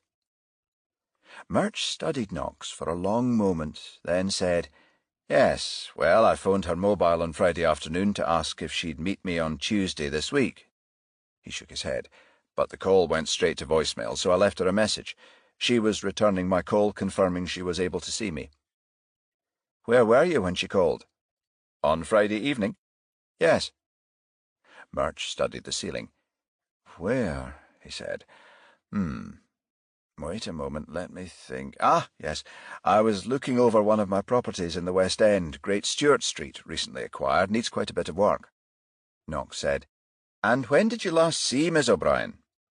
Murch took a slim, black-covered notebook from his inside jacket pocket, studied it for a moment or two, then said, "Just over 2 weeks ago, Thursday the 11th of June at 7 p.m. That was the last time. You haven't seen her since?" Murch glanced at his notebook again, then gave confirmatory nod. "Yes, Thursday the 11th. He looked up and met Knox's gaze. "No, Inspector Knox," he said, "that was the last time." I gather you'd been seeing Miss O'Brien for more than 2 years. Was the relationship between you strictly professional? Murch gave Knox a querying look. Sorry, I'm not sure I understand the question. Did you continue seeing her during that time only for sex, for which you paid, Knox said, or was there an emotional involvement either on your part or hers? Oh, I see, Murch said, waving his cigar. No, the relationship was purely professional. I paid for her services each time I saw her. He shook his head. Not that I didn't find her attractive, mind, I did, very much so. And she was, very capable in bed. Knox acknowledged this with a wry smile. Aha. And finally, can you tell us where you were at 11 on Friday night? Of course I can. I was here in the office, preparing proposals for clients in London. Left around 10 past and was home by 11:30. Caught the first flight down on Saturday morning. Is there anybody who can confirm your being here at 11? Murch nodded. I think so. Danny Stewart, the night security man, was on duty. I said good night to him when I left. Okay, I think that's all for the moment, Knox said, standing up. Thanks for your cooperation. He paused and added, Oh, there is one other thing before we go. We're carrying out DNA tests. We'd like you to take one for the purpose of elimination. I take it you'd have no objection? Murch crushed his cigar into the ashtray. None, he said. I'd be happy to. Knox acknowledged this with a nod. Fine. Can I ask you to attend Torfichan Place Police Station sometime today? Just down the road. It'll only take 10 minutes. I'll tell them to expect you. Murch looked at his watch. I'll drop down before lunch, around 12:30. Will that be okay? That'd be fine, Mr. Murch, Knox said. Thank you again. Knox and Fulton were exiting a lift when a red BMW i8 sports coupe arrived at Morrison Tower's entrance and parked in one of the bays opposite. A woman got out of the car and walked into the building, then made her way to the reception desk. My husband's 10 o'clock visitors, Lorraine, she said when she arrived. Have they been yet? Lorraine glanced up just as Knox and Fulton reached the hallway. She nodded in their direction. I think they're just leaving, Mrs. Murch. Mrs. Murch turned and said, Oh, pardon me, I didn't see you gentlemen there. She walked over to Knox. I take it you've seen Toby? Knox studied her for a moment before answering. Alice Murch looked older than her husband, somewhere in her late 40s. She was tall, around 5'9", with prominent cheekbones and an angular jawline. She was wearing a powder-blue trouser suit, matching chiffon scarf, and wore her strawberry blonde hair cut short. Yes, we have, Knox replied. You're Mrs. Alice Murch? She nodded. I am, and you must be Detective Inspector Cox, the officer I spoke to on Saturday. Knox smiled. Knox, he said. I stand corrected, she replied. And my husband's been able to, how do you policemen phrase it, help with your inquiries. Knox noted the sarcasm in her voice. For the moment, yes. You mean you may have to speak to him again? It's possible. She shook her head, then lowered her voice and said, I'm aware of the reason for your visit, detectives. Toby was seeing the young woman who was murdered. Knox shook his head. I'm sorry, Mrs. Murch, that's something you'd have to ask him. She gave him a sardonic smile. I was speaking rhetorically, Inspector Knox. It wasn't a question. I know all about Toby and his liaisons, have done for some time. He was seeing her. Knox said nothing in reply. Alice Murch turned on her heel then and began walking towards the lifts.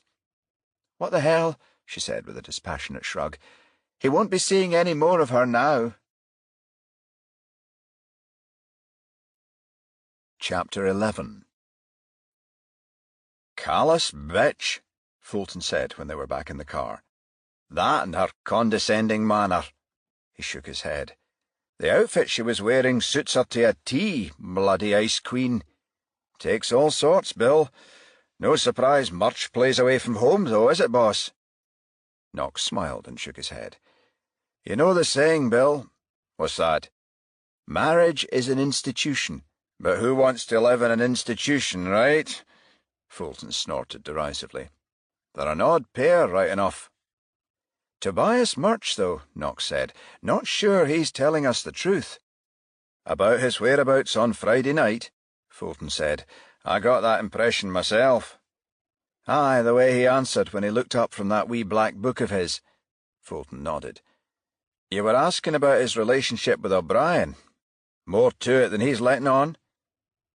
Knox pulled out of the Morrison Tower driveway and began heading towards the city centre. "I think so. Nothing concrete, just a feeling." Knox activated the car's hands-free unit then and dialed Hathaway's number. "I'm giving Mark a ring," he said. "See if Direct Phone's been in touch." The speaker crackled for a second as the call connected. Then a voice said, "DC Hathaway." "Mark, it's Jack. The phone engineers, they get back to you yet?" "Yes, boss, 10 minutes ago." "And?" "Good news, they've been able to pinpoint exactly where each call was made and received." "Okay," Knox said. "Fire away." "Bright told you he was on a bus when he called O'Brien. That checks out. The call was made in Stenhouse Grove, received at Restalrig Terrace. Kovacs and McHugh's calls were also received at Restalrig, both made from landlines, Kovac's from Glentyre Terrace, McHugh's from Meadowbank." "And Murch, he took her call at the West End?" "No, boss. Again, her call was made from Restalrig, but he was at 47 Royal Terrace when they spoke." "Whose address is 47 Royal Terrace?" "I checked just before you rang, boss. It's the Taj Mahal Club." Knox glanced at Fulton. "He was lying." Then to Hathaway, "Bit of a conflict with what Murch told us, Mark. We're heading down to Royal Terrace." "Okay, boss. And Mark—" "Yes, boss?" "Get in touch with security at Morrison Tower. Find an address for a Danny Stewart, one of their night security men. Go have a word with him. He works night shift, so you might have to roust him out of bed. Murch tells us he was at his office around 11 on Friday, left at 10 past. See if Stewart agrees." "Right, boss. You want Yvonne to go with me?" "If she's finished with the emails, yes." "She has. Says to tell you there was nothing of interest, just routine stuff, as D.I. Murray said." "Okay, Mark," Knox said. "And one more thing. Get back to Direct Phone before you go. Murch says he called O'Brien on Friday afternoon. I'd like to discover if he's telling the truth."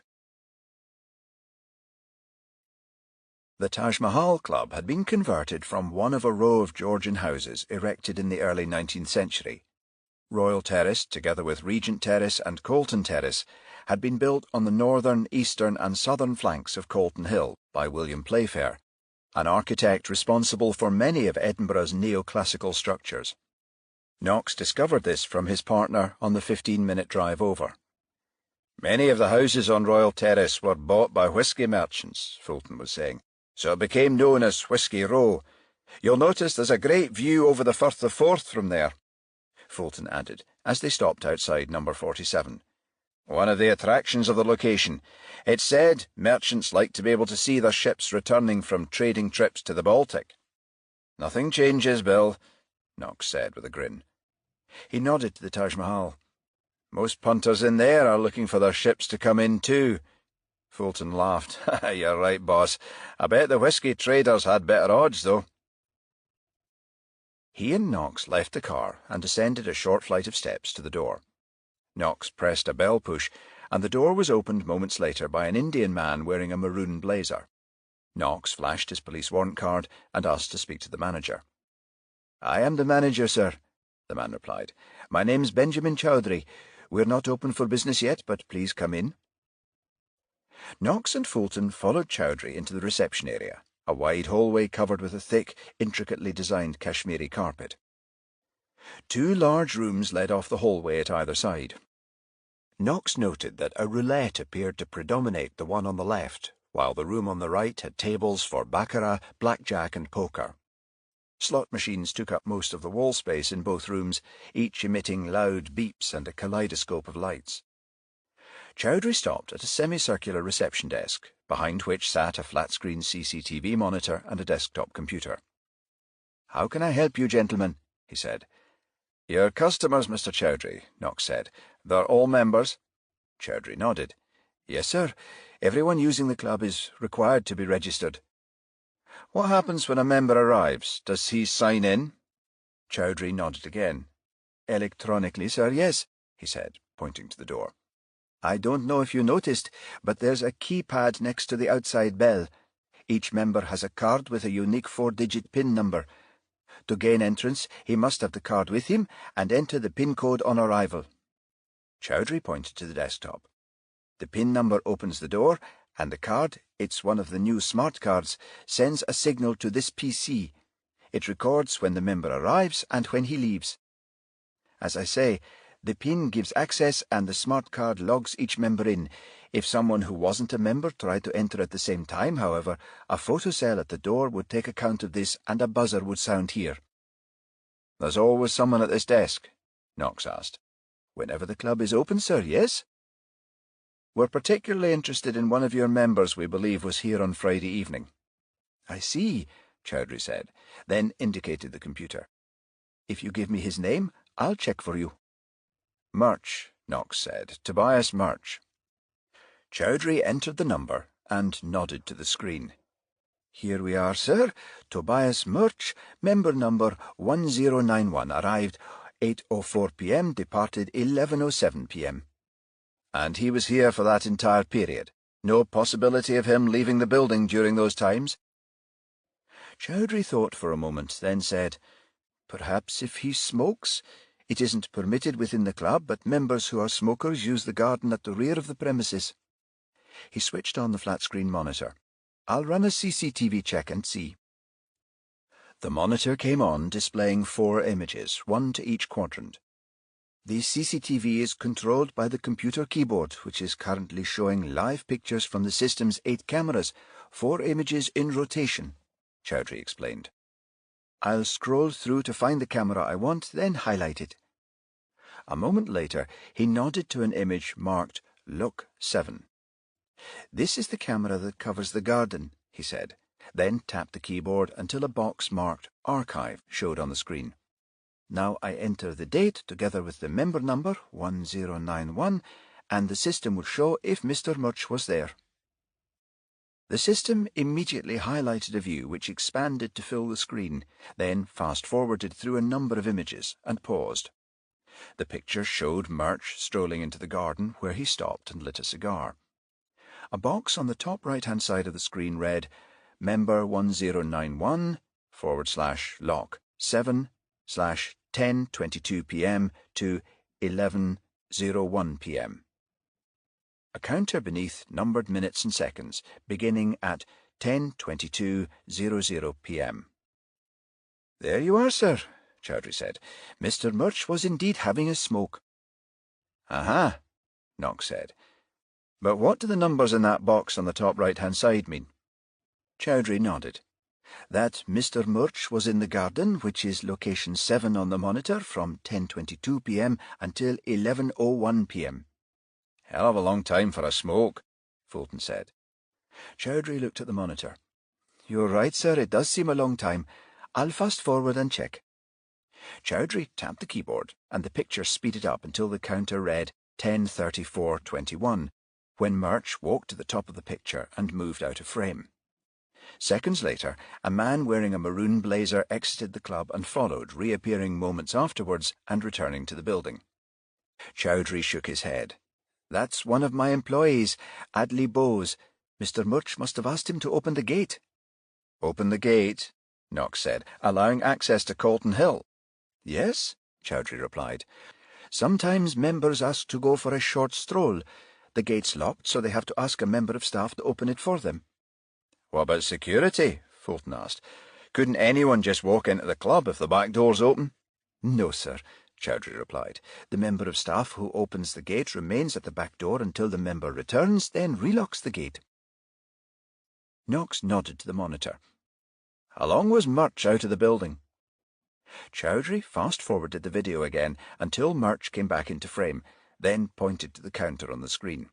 "There you are, sir. At 10:47:44 he's back in the garden, re-enters the club itself at 10:48 p.m. precisely." "Can you ask Mr. Bowes to confirm he'll let Murch out of the gate?" Chowdhury picked up a phone and said, "He's off duty at the moment, sir, but I'll call him at home and ask." A moment or two later, Chowdhury began speaking in Hindi, asking questions, then listening. After a minute, he replaced the receiver and said, "Yes, sir, Mr. Bowes confirms he opened the gate. Mr. Murch was gone just under 25 minutes. "Thank you, Mr. Chowdhury," Knox said. "Can we have a copy of that section of the tape? We'll pick it up later." Chowdhury nodded. "No problem, sir. The system's entirely digital. I'll put a copy on disk and have it waiting for you." Chapter 12. "Looks like it's definitely Murch, boss," Fulton said when they were back in the car. "Told us a bloody pack of lies." "Aye, the man looks to be in the frame in more ways than one," Knox said, taking out his mobile. "I'm going to call Hathaway again. This might prove interesting." "Hello, boss," Hathaway said when the call connected moments later. "Hi, Mark. You and Yvonne visited Stuart yet?" "Yes, boss. We're at Caledonian Crescent. Just spoken to him. He lives at number 29. "And? Says he doesn't recall seeing Murch on Friday night. Doesn't remember saying good night to him at around 11:15 p.m. "No, boss. Says when he came on duty at 10, Murch's office was closed." Knox shook his head. "And direct phone, did they get back to you?" "They called me when we were on our way here," Hathaway replied. "O'Brien spoke to Murch only once on Friday evening at 8:20 p.m. "He told us he didn't speak to her, that he left a message on her voicemail. Direct phone assured me she received no messages or calls earlier." Knox remained silent for a long moment, then said, "Are you and Yvonne at Caledonian Crescent? That's off Dalry Road, a short distance from Torfichan Place Station, isn't it?" "Yes, boss, we're only 5 minutes away." Knox looked at his watch. "OK," he said. "It's almost 12. Murch is due to attend there for a DNA test at 12:30. The two of you go down and wait. Arrest Murch after he's taken the test and transfer him to Gayfield. We'll meet you there." "Right-o, boss. What do we tell him?" "That he's being held on suspicion of murder." "I lied because I was afraid you'd think I'd killed her," Murch was saying. It was just after 3 p.m, and he was seated at a table in interview room 6B at Gayfield Square Police Station, together with his solicitor, Mr. Trevor Ellerslie. Knox and Fulton sat opposite, and a CCTV camera was recording the interview. Knox had told Murch the reason for arrest was lack of corroboration of the time he'd left the office, and the fact he hadn't called O'Brien's mobile on Friday afternoon as he had stated. "You now admit you met Miss O'Brien on Friday evening," Knox said. "Yes." "The meeting took place on Colton Hill?" "Yes." "Why Colton Hill?" "I was at the Taj Mahal Club when she rang me about 8:20. I explained where I was and that I'd booked a place in a poker game. She said she wanted to speak to me urgently. I told her the game was about to start, that I'd see her on Monday when I came back from London. She was adamant, said she'd come up to the club and make a scene if I didn't comply. I managed to persuade her to wait until the game was over. She wasn't happy, but she finally agreed." "You met when the poker game had finished?" "Yes, had an idea it would last around an hour and a half, so I said I'd meet her at the National Monument at 10:30. I used the Taj Mahal's rear entrance. It's only a short walk from there to the summit of the hill." Knox nodded. "And she was waiting for you?" "Yes." "She said she wanted to speak to you urgently. What about?" "Oh, she had also said that she'd sent me a text that morning," Murch said. "But I didn't see it at the time. I left my BlackBerry in my desk drawer until I was ready to leave the office. I didn't expect any messages, so when I picked it up, I didn't check." Knox tried again. "You haven't answered my question, Mr. Murch. Why did she want to see you?" Murch studied the back of his hands for a second or two, then looked at Knox. "She said she was pregnant," he said. "Wanted me to leave my wife for her. Told me she wanted the child to have a father." Knox considered this for a moment, then said, "You told us this morning that you met Miss O'Brien on the 11th of June. Is that true?" "Yes, that was the last time I saw her before Friday." "She didn't tell you then that she was pregnant?" "No, she told me it was only on Friday that she knew for sure." "She'd had it confirmed?" "I asked if she'd seen a doctor or had taken a pregnancy test, but she said neither had been necessary. She'd missed 2 periods and her body had recently undergone a number of changes. She was convinced." "How did you react to that?" I told her if she hadn't taken a test, she could be mistaken. Fact of the matter is, I don't see how it could have happened. I always used protection. But she said condoms weren't infallible, and she didn't need a test to tell her what she already knew. She insisted she was pregnant, and repeated that she wanted me to leave my wife. You were prepared to do that? Knox queried. Murch studied Knox for some moments. You asked me earlier if there was any emotional involvement between myself and Katie. He nodded. There was. A few months back she told me she loved me. I told her I reciprocated those feelings. So the relationship had changed. You mean, had I stopped paying Katie for sex? Yes, of course. I bought her some nice things, a Cartier watch, a Mulberry handbag, and an Apple laptop amongst them, but those were presents. Over the last few months we had a normal relationship. He thought for a moment and added, Would I have left my wife for her? I think so, yes. It was just so unexpected, her being pregnant, I mean. You hadn't wanted to rush things. I thought it better if we gave it a little more time, yes. You told her as much? No, I didn't. What did you tell her? To wait until today, that I'd think about it over the weekend. And? Murch shook his head. She became angry, said I'd no intention of leaving my wife, that I'd been stringing her along. I tried to placate her, but she'd have none of it. Told me if I didn't say anything to my wife, she would. And that's when things became heated, Knox said. You lost control. Ellerslie turned to Murch and said, You don't have to answer these questions. Murch ignored him. No, he exclaimed, I didn't touch her. She slapped my face hard, then turned and walked away. A minute or so later I returned to the club. I tried calling to reason with her afterwards, but she'd switched off her phone. He placed the palms of both hands on the table. That's the God's truth. Knox stood up and said, OK, Mr. Murch, that'll do for the moment. I have to tell you now that we've a particularly strong reason to suspect you're implicated in the murder of Miss O'Brien. For this reason you'll be held in custody overnight until we obtain the results of your DNA test tomorrow morning. 10 minutes later, Knox sat in the Major Incident Team office together with Fulton, Mason and Hathaway discussing Murch's interview. The pathologist didn't say O'Brien was pregnant, did he, boss? Mason was saying. No, Yvonne, he didn't, Knox replied, which he almost certainly would have done if she had been. He picked up the phone on his desk, but I'll ring him now just to make sure. After a short wait, Turley's secretary put the call through, and Knox heard the pathologist reply, Alexander Turley? Alex, Jack Knox. I'm calling you regarding the Colton Hill murder. We've detained a suspect who'd been intimate with Miss O'Brien for quite a while. He claims she told him she was pregnant. Pregnant? No, Jack, I can assure you she wasn't. What did she say? That she'd missed 2 periods and her body had undergone physical changes which led her to believe she was expecting. Physical changes? Anything specific, did he say? No. Well, I saw nothing when I examined her. He paused for a moment, then added, Did you ever discover during your inquiries if she'd been suffering from depression?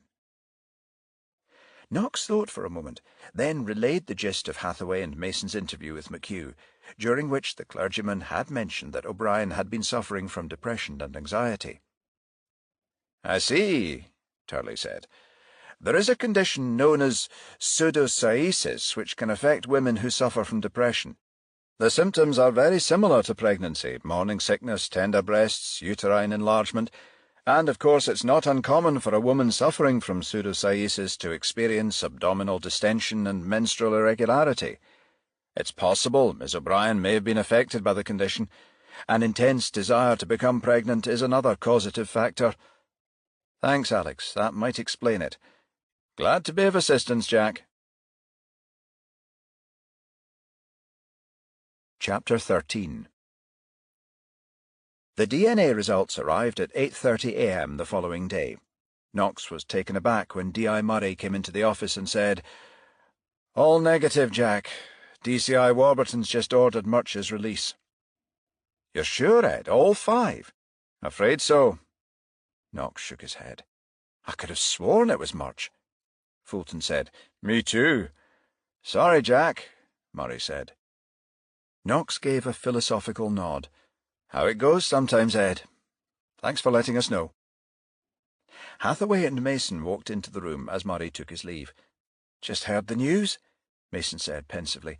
"No DNA match for any of them." Hathaway looked at Knox and shook his head. "A real bummer, boss." Fulton took a swig of coffee from a polystyrene cup. "Aye, looks like we've been barking up the wrong tree." Knox was silent for a long moment, then turned to Fulton. "What did you just say?"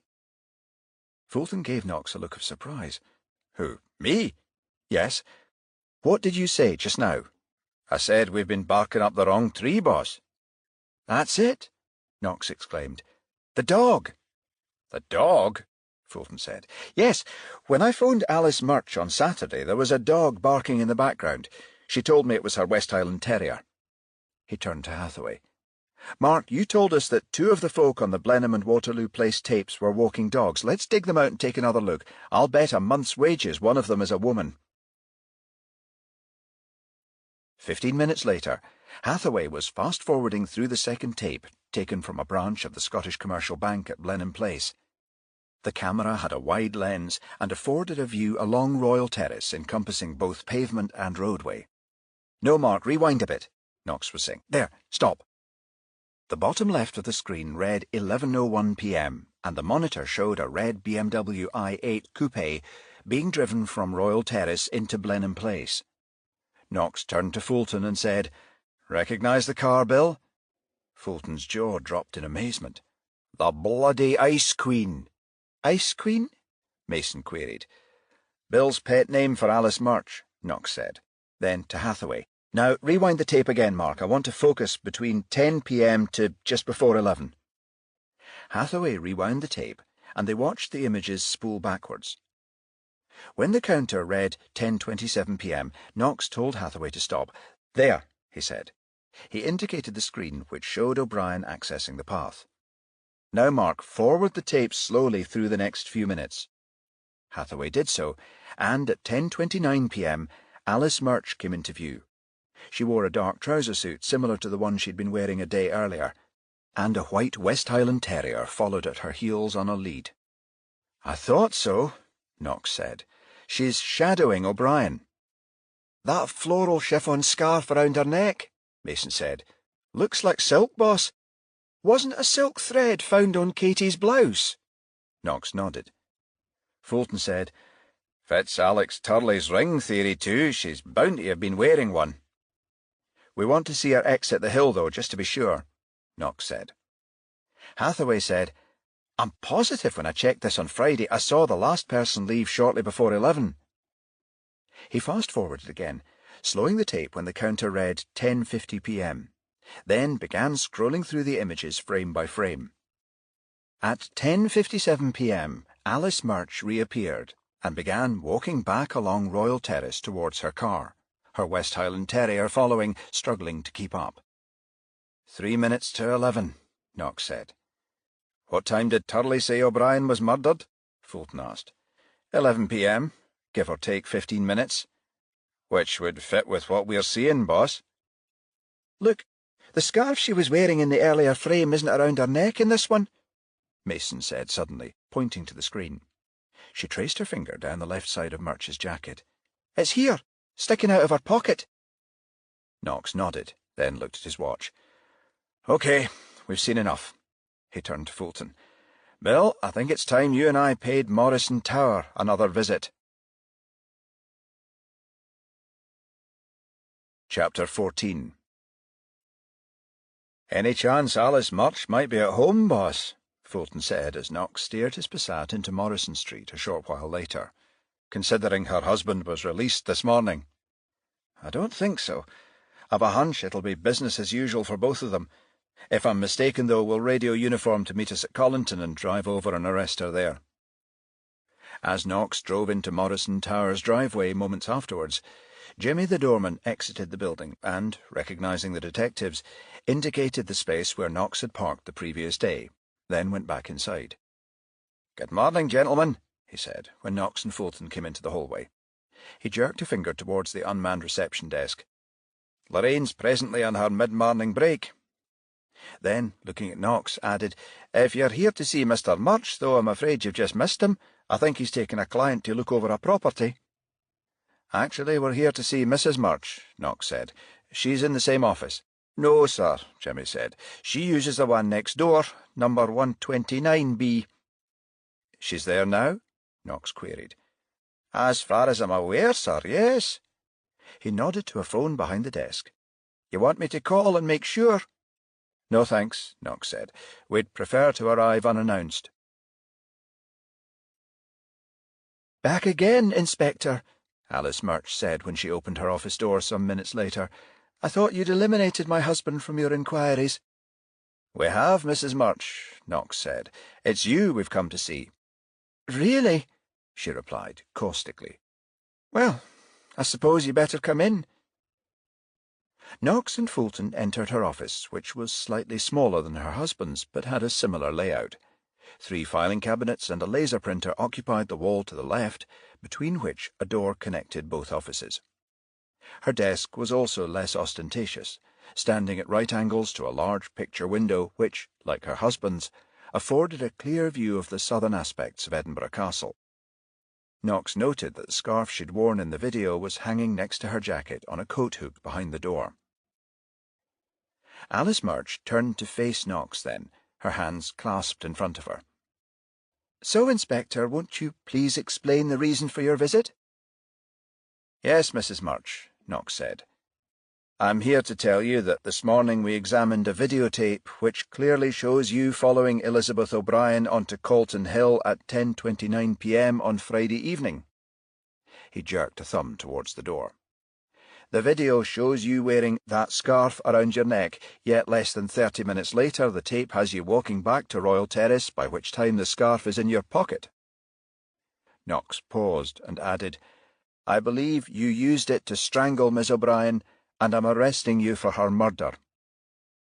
He nodded to Fulton, who took a pair of nitrile gloves and an evidence bag from his pocket and went to the coat hook. Knox waited until his partner had pulled on the gloves and placed the scarf in the bag, then continued. "A thread was found on Miss O'Brien's body, and I've no doubt it will match the material of the scarf. Also, on her clothing was a specimen of DNA, which I'm sure will match your unique genetic fingerprint."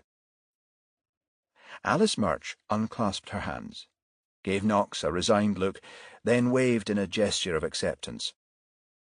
"I did follow O'Brien onto Calton Hill," she said, "but not with the intention of killing her.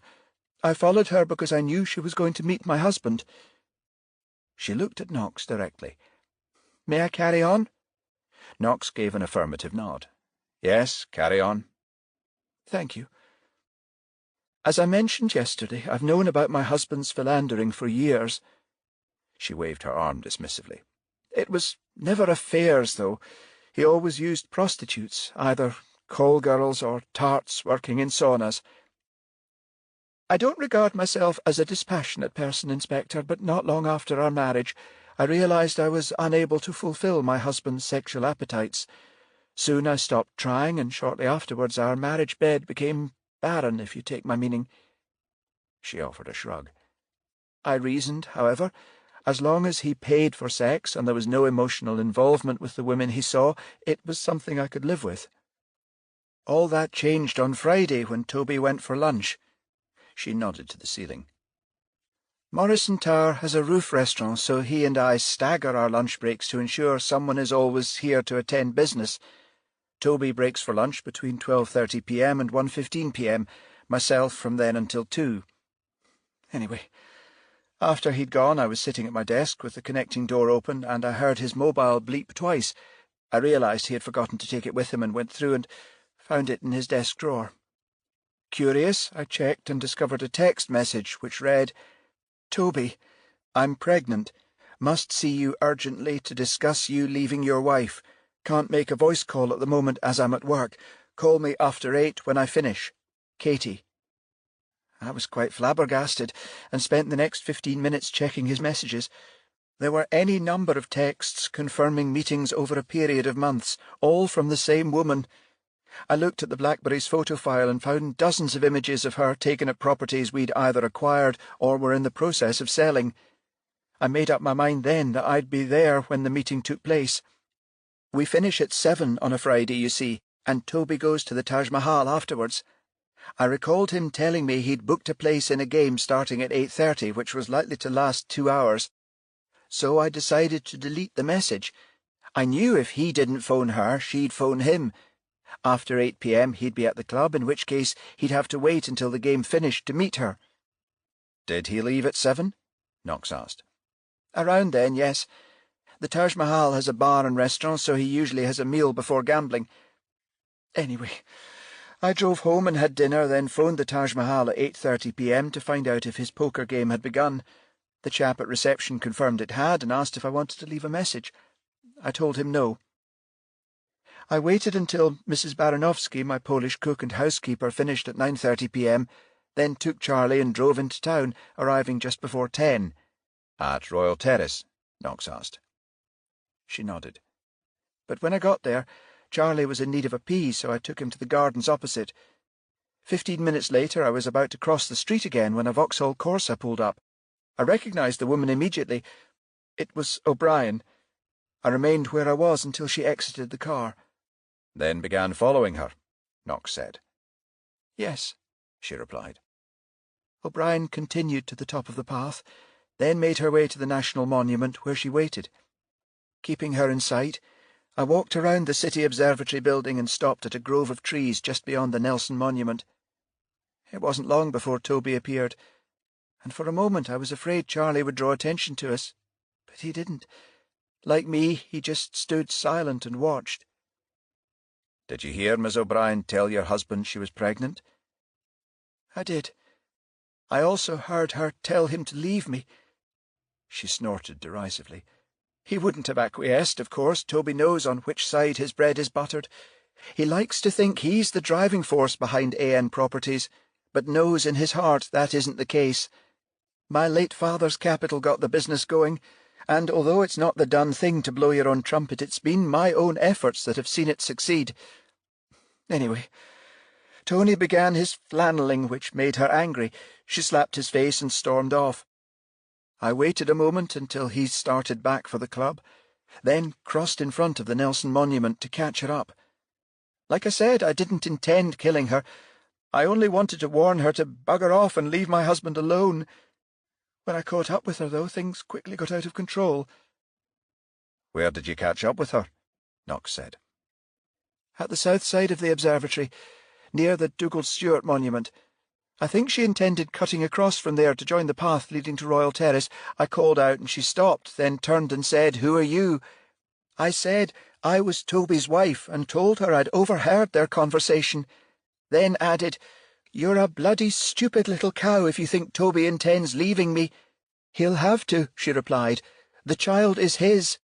"Really?" I replied. "How can you be sure, given the number of men you've fucked?"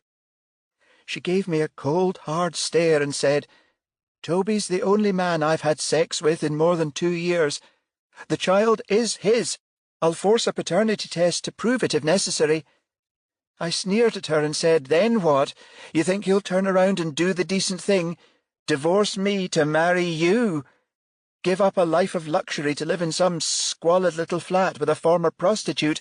For fuck's sake, woman, get real." "Toby has money," she said. "He owns a property business." "I've got some news for you, madam," I replied. "Toby owns fuck all. That business is in my name. He's simply the manager." She thought on this for a moment, then said, "That doesn't matter. The child must have a father. We'll manage somehow."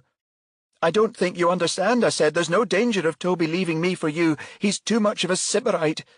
If you think otherwise, you're deluding yourself." I gave her a pointed look and added, "Oh, perhaps I should explain. A sybarite is someone who prefers to live a life of luxury." I saw the blood rush to her face then, and she said, "Don't fucking patronize me, you bitch. I've already explained. The child must have a father." "Well, it won't be Toby," I said. "Why don't you try suckering someone else? Or perhaps it might be better to get rid of it. Why not have an abortion?" She lost it completely then, throwing a punch which caught my left shoulder. I retaliated by giving her face a hard slap. All of a sudden, she became like a wildcat, kicking and punching and spitting a stream of invective. I think she had every intention of killing me at that point. 2 further punches caught my stomach and arm, then she grabbed my scarf and began tugging at my neck. I managed to turn around and the scarf unravelled, then I moved in behind her, pulling the scarf around her neck as I did so. She began hammering her elbows into me and kicking my legs with her heels. I realised the only way to stop this was to pull her off her feet, which I did. Now my own blood was up. I tightened the scarf around her neck as hard as I could, then dragged her back into the bushes. She continued to struggle, but the more she did so, the more I tightened the scarf. I don't know how long this went on for. It felt like ages, but must have been less than a minute. After a little while, she went limp, and I realised she was dead. I continued dragging her into the bushes, stopping just before the path. I waited another minute, then turned her body around. When we found Miss O'Brien, her underwear had been pulled to her ankles, Knox said. Why do you feel you had to do that? Alice Murch shook her head. You must realise I was still exceptionally angry, Inspector.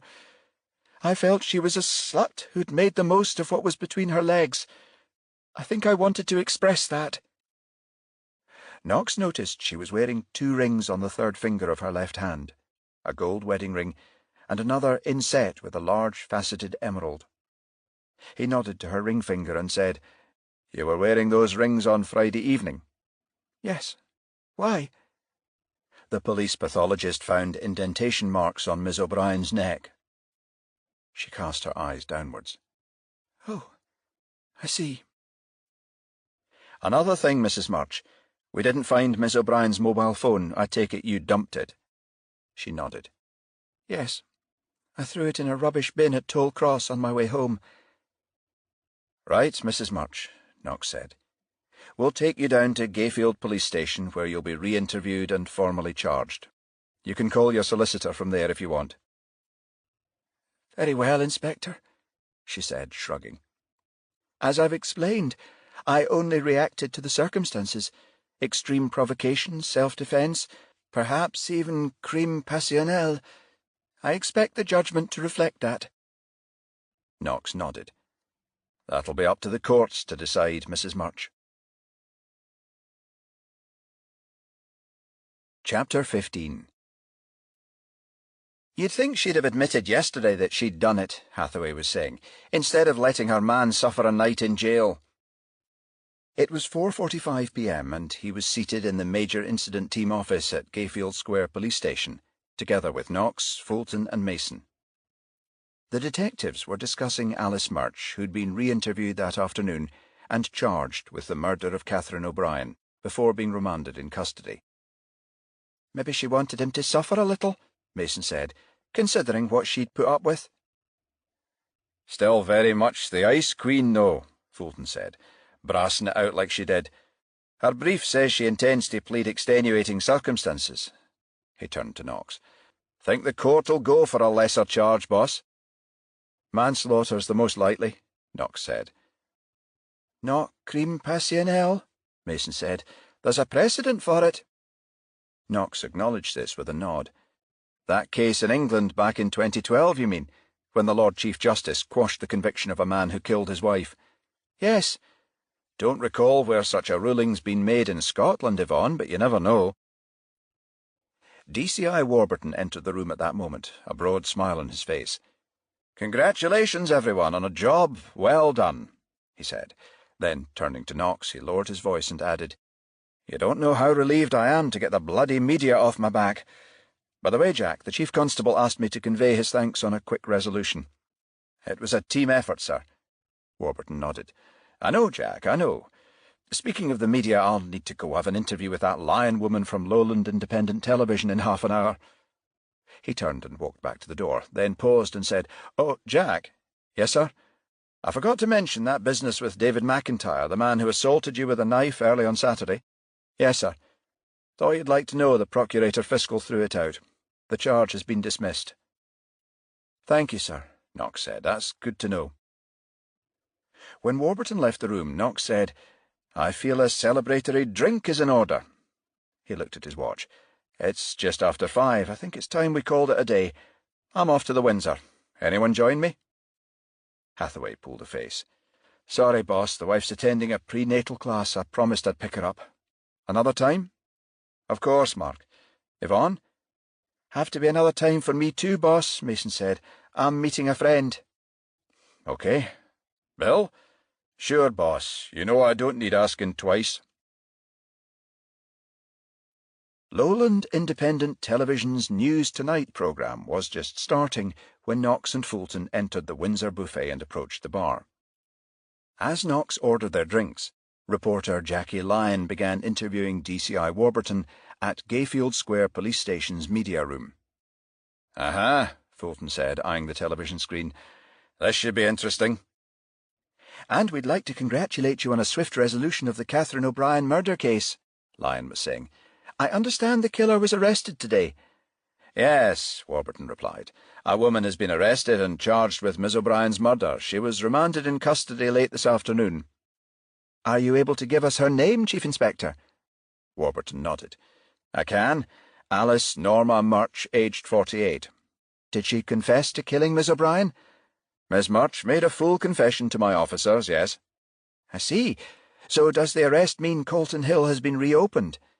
Yes, the forensics people have concluded their work and Colton Hill is once again open to the public. Thank you, Detective Chief Inspector, Lyon said.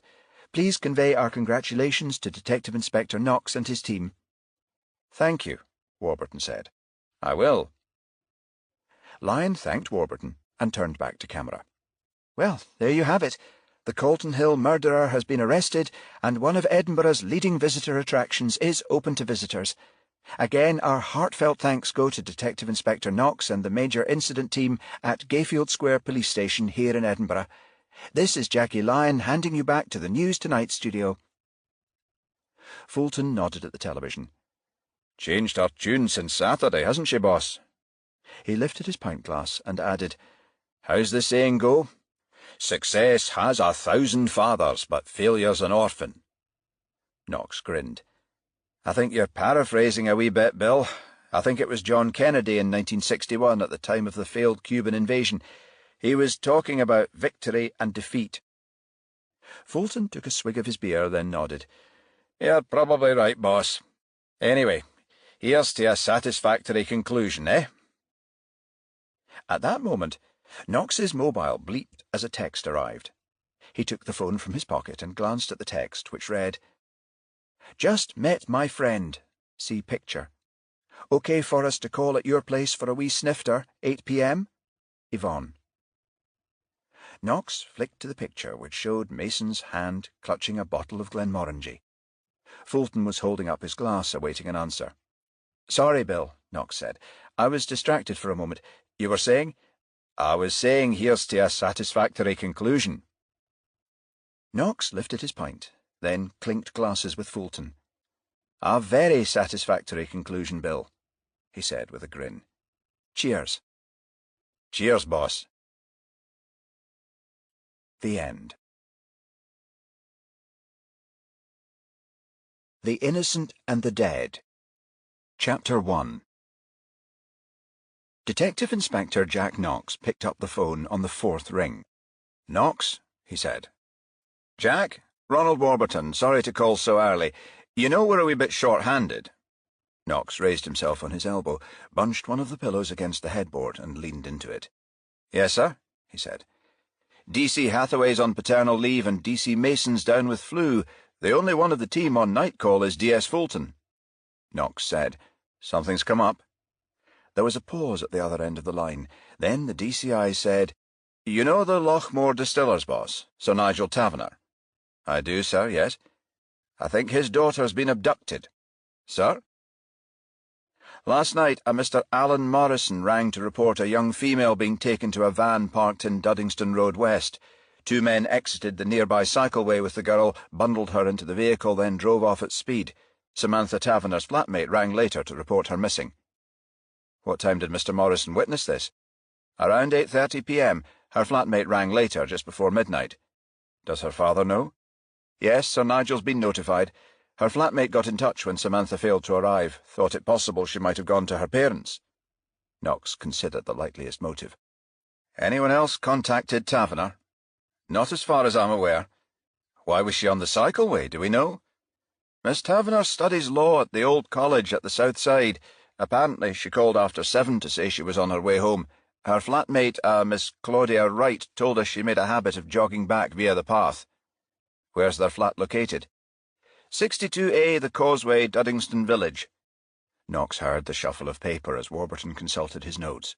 Then his boss added, "Look, Jack, just to bring you up to speed, D.S. Fulton is at the locus of the abduction together with D.I. Murray, the SPA officer. I told Fulton I'd ring and ask you to join them ASAP. You're not that far away?" "No, sir," Knox replied. "East Parkside, a 10-minute drive." "Fine, Jack, I'll leave it with you. You can update me later." D.S. Fulton indicated the path as Knox approached. "Innocent," he said. "Quite a moniker to give a railway, isn't it, boss?" Knox frowned. "Sorry, Bill, I don't follow you." "The cycleway," Fulton said, "used to be known as the Innocent Railway, one of Britain's first horse-drawn originally, built in 1831, said to have got its name from the fact no fatalities happened when building it. Unusual during the Industrial Revolution." Knox grinned. Fulton was heavy-built and in his early 50s, and had partnered Knox for more than 3 years. His sergeant was a fount of knowledge on Edinburgh's history. Knox pointed to the area beyond Fulton, where a man in protective clothing was on his knees examining the scene. "Nothing innocent about what happened here, apparently." Fulton pursed his lips, suddenly serious. "No, boss." The man in the overalls was D.I. Ed Murray, a member of the Scottish Police Authority forensics team. He looked around on Knox's approach and smiled. "Morning, Jack," he said. "Did we get you out of bed?" Knox said, "Morning, Ed," then shrugged. "Inevitable. Hathaway's on leave, Mason's off with flu." Murray nodded. "So I heard." Knox gestured to the area where Murray was working, then said, "Find anything interesting?" "A couple of things, yes." Murray pointed to a clump of bushes nearby. "2 bicycles over there. A modern racing bike and an older one with sit-up-and-beg handlebars. One of its tires is flat. Found a pannier and tools lying nearby." Knox acknowledged this and said, "And the other?" Murray indicated cloths which had been placed in evidence bags and lay on the verge. "Couple of rags. One soaked in chloroform." "Any prints?" Murray shook his head and thumbed to the sky. "Wasn't fully light when D.S. Fulton and I arrived. I took a quick look, but it doesn't appear we'll find any. Everything seems to have been wiped clean." Murray paused for a moment, then added, "Oh, I meant to say marks at the side of the track indicate one of the bikes was upended." Knox considered this for a long moment, then said, "Looks like one of the 2 pretended to have a puncture and got Taverner to stop and lend a hand." He indicated the evidence bags. "Managed to distract her, then rendered her unconscious." "Where was the second cyclist while this was happening?" Fulton said. Knox pondered this a second or 2 longer, then said, "My guess is he passed her further up the track, then phoned his accomplice to tell him she was on her way." Murray nodded. "He'd be in a better position to survey the track between St. Leonard's and here, make sure no one else was about." Knox took out his notebook and turned to Fulton. "This Mr. Morrison, Bill, you got his statement?" "Aye," Fulton replied. "Told me he had played a round at Duddingston Golf Club, situated almost opposite. He was walking home to Peffer Place a short distance away when he saw a van parked at the cycleway entrance." "What make of van?" "A Ford Transit, dark blue. He didn't get a number, but we'll likely find it was stolen." "Uh-huh," Knox said. "Then?" "Morrison was almost level with the van, which was on the opposite side of the road, facing Duddingston, when 2 men appeared with the girl. He says they only took a moment to open the rear doors and bundle her inside." "Description?" Knox said. "Late 20s, early 30s. One medium build, around 5'8", the other skinny, slightly taller." "What did he say about the girl?" Fulton consulted his notes. "Thought she was drunk at first. The men were supporting her." "Okay," Knox said, then glanced at Murray. "Ed, while we're in the area, Bill and I had better head down to Duddingston Village and talk to Samantha's flatmate. Is it okay if we leave you to it?" "No problem, Jack. I'm nearly done. I'll have uniforms secure the scene. Any developments, I'll get back to you." Knox nodded. Thanks, Ed. 62A, The Causeway, was a whitewashed two-storey building situated at the edge of Duddingston Village. The entrance door abutted the pavement at street level, and an intercom alongside the letterbox bore the names of the residents of both flats. The top one read, S. Taverner and C. Wright. Knox thumbed the button, and moments later a voice said, "Yes?" "Miss Wright? Miss Claudia Wright?" "Yes?" "Detective Inspector Knox and Detective Sergeant Fulton. It's about Miss Taverner. May we speak to you, please?" "Oh, yes," Wright replied. "Sorry, I'll let you in. It's the upper flat." A buzzer sounded. Then Knox and Fulton entered a small courtyard and ascended a flight of steps to the upper story. They were met by a slight, dark-haired woman in her late 20s. She held the door open and said, "Won't you come in?" Wright escorted the detectives into the sitting room, where she motioned to a floral-patterned sofa. "Please take a seat," she said. "I was just about to make tea. Would you gentlemen like a cup?" Knox had left his flat in a hurry, barely managing a gulp of orange juice. The prospect of a hot cup of tea was very welcome. "I wouldn't mind, thanks," he said. Fulton nodded enthusiastically. "Yes, please." 5 minutes later, Wright placed 3 cups on a coffee table in front of the settee, filled each from a copper teapot, then indicated a bowl and jug. "Help yourself to milk and sugar." She settled into an armchair opposite and added, "I've hardly slept worrying about Samantha. Has anyone heard from her yet?" Knox took a sip of tea and placed the cup back on the saucer. "Not yet, I'm afraid." He paused for a long moment, then added, "You said when you spoke to us earlier that she was in the habit of jogging home via the old railway path." Wright nodded. "Yes, Samantha likes to keep fit. On weekdays, when she attends a law course at the old college, she jogs home via St. Leonard's and Duddingston Road West." Knox took his notebook from his pocket and glanced at it. "She'd called to let you know she was on her way?" "Yes. She'd stopped off at the Commonwealth Pool after leaving college. She was phoning from Holyrood Park Road." "What time was that?" Wright thought for a moment, then straightened her cup and said, "Around 7:45. I remember because I was in the middle of an episode of EastEnders." Knox said, "Does she usually phone when she's coming home?" "No," Wright replied.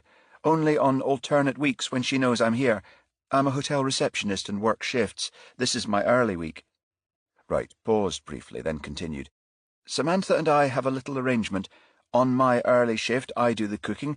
When she rings, I know it's time to switch on the oven." She shook her head. "Nothing elaborate, just a ready meal or something that can be microwaved.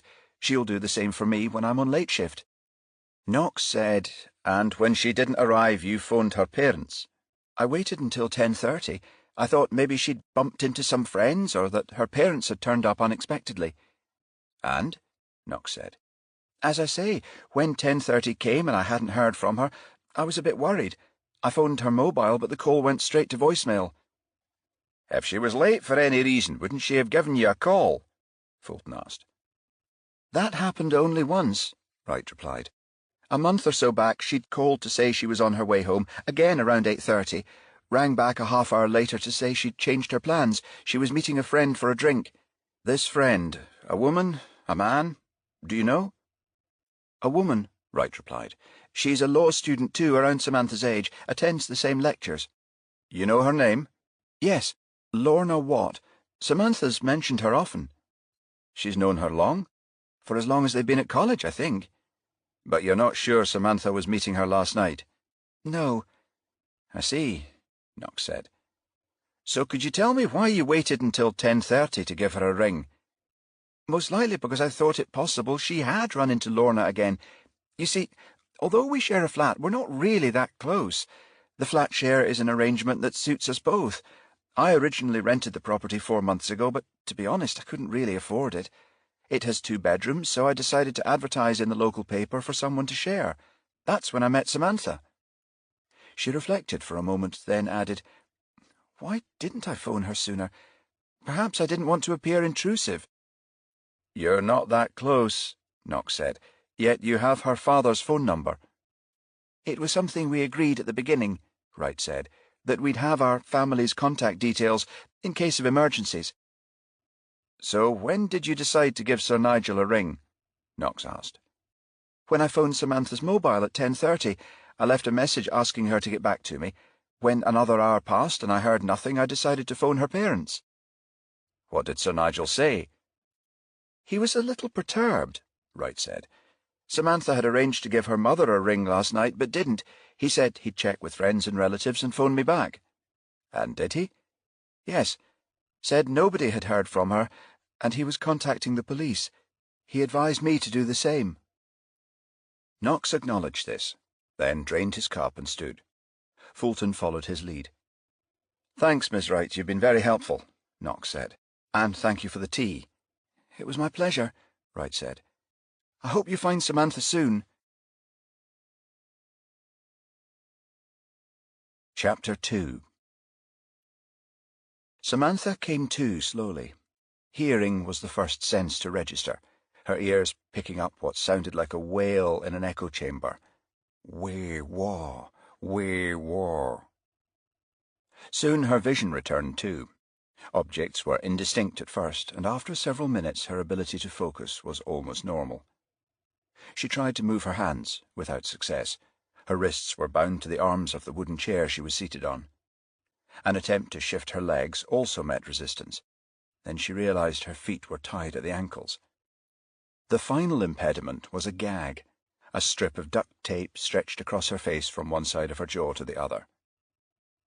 She remembered the two cyclists then, one who'd passed her at the start of the track and the other who'd asked for help with a puncture. A valve had got stuck in the rim, he'd told her. If she'd steadied the wheel, he'd managed to free it with pliers. Like a fool, she had agreed, turning her back to him.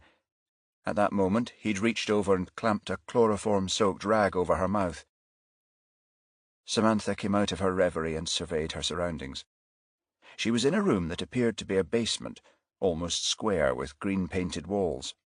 She guessed its dimensions at 30 by 30 feet. A door opened, light entering from a window at her back. She craned her neck to check and saw that the window was actually a fanlight which almost touched the ceiling and was open just a fraction. There must be a busy road nearby, she thought, as she could hear the sound of traffic. The noise she'd heard when coming to must have been the siren of an ambulance or fire engine. The door opened at that moment, and a man entered. He wore a ski mask, and she could only see his mouth and eyes. He walked over, pulled the tape from her mouth, then stood back and faced her. "Well, well," he said. "You're awake." Samantha immediately recognized the voice. "You're the one who stopped me on the cycleway," she said. "Why have you brought me here? And where the hell is here?"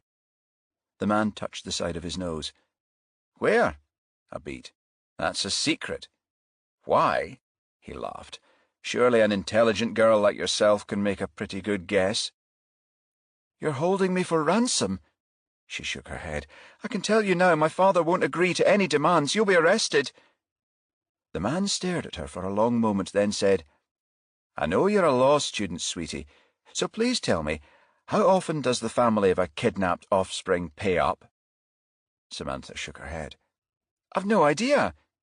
"Then I'll tell you, shall I?" He moved closer and caressed her chin with his finger. "In cases where the police aren't active, that's to say where the family doesn't involve them in the proceedings, 70 to 80% pay, and the kidnappers get away with it. The important factor?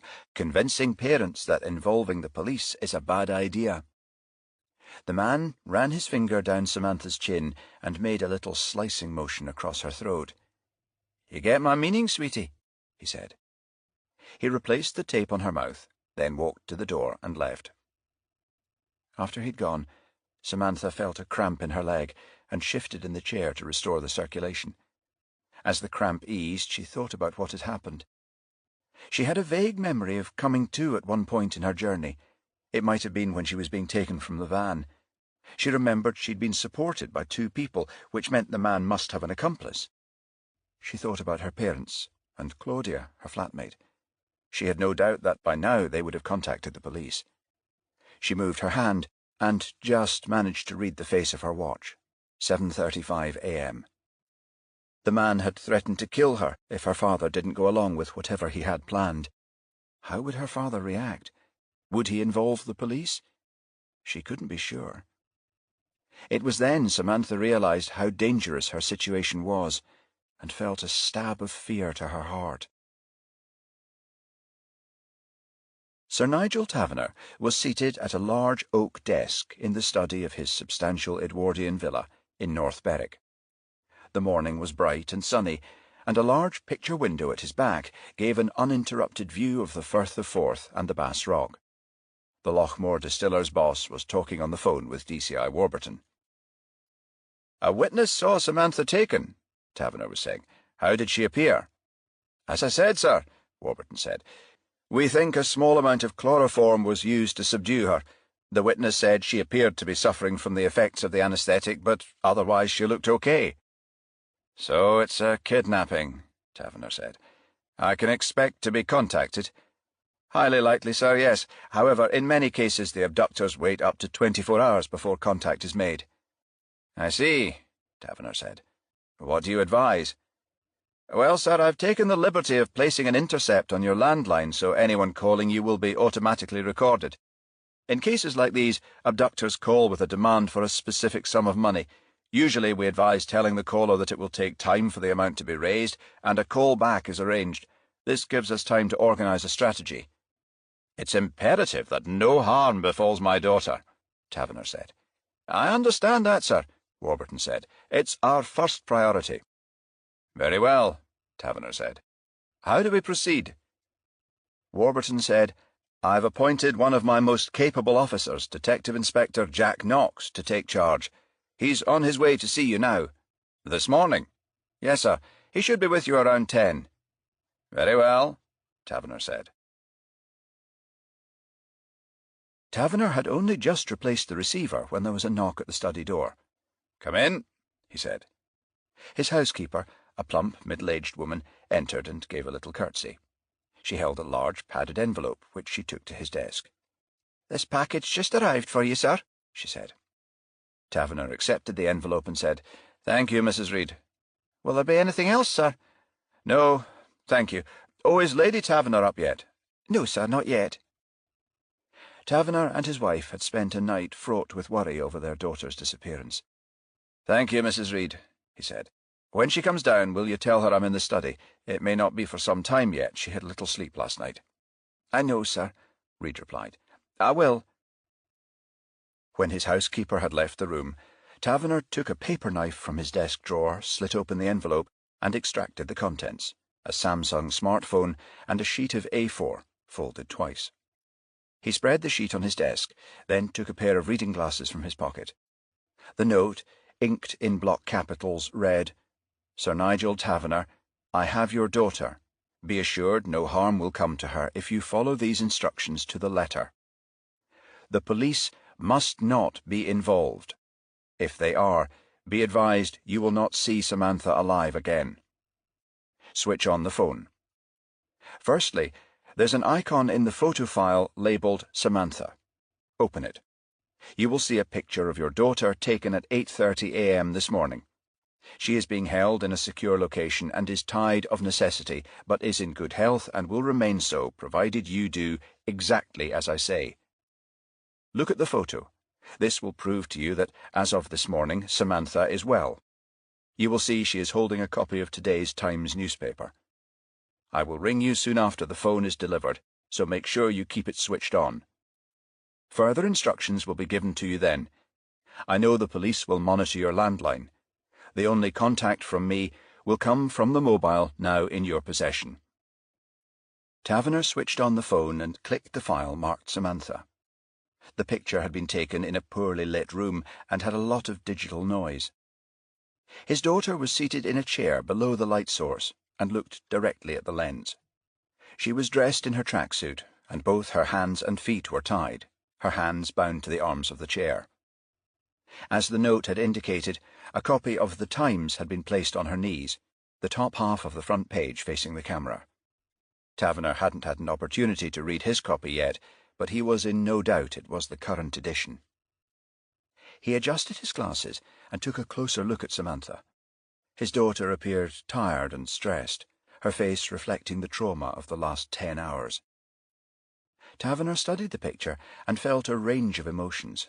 Anger at the men who'd subjected her to this ordeal, fear for her safety, and then, as he continued viewing the image, a new emotion supplanted the others, a feeling of total helplessness. He put down the phone, read the letter again, and came to the conclusion that cooperating with the police would mean placing his daughter's life in danger. The screen of the smartphone lit up at that moment, and the device began ringing. He picked it up and accepted the call. "Hello? Taverner?" A man's voice, young, confident, a hint of cockiness. "Yes. You got my package, then? Read the note?" "Yes. Have the police been in touch with you?" Taverner was silent for a long moment, not sure how to answer.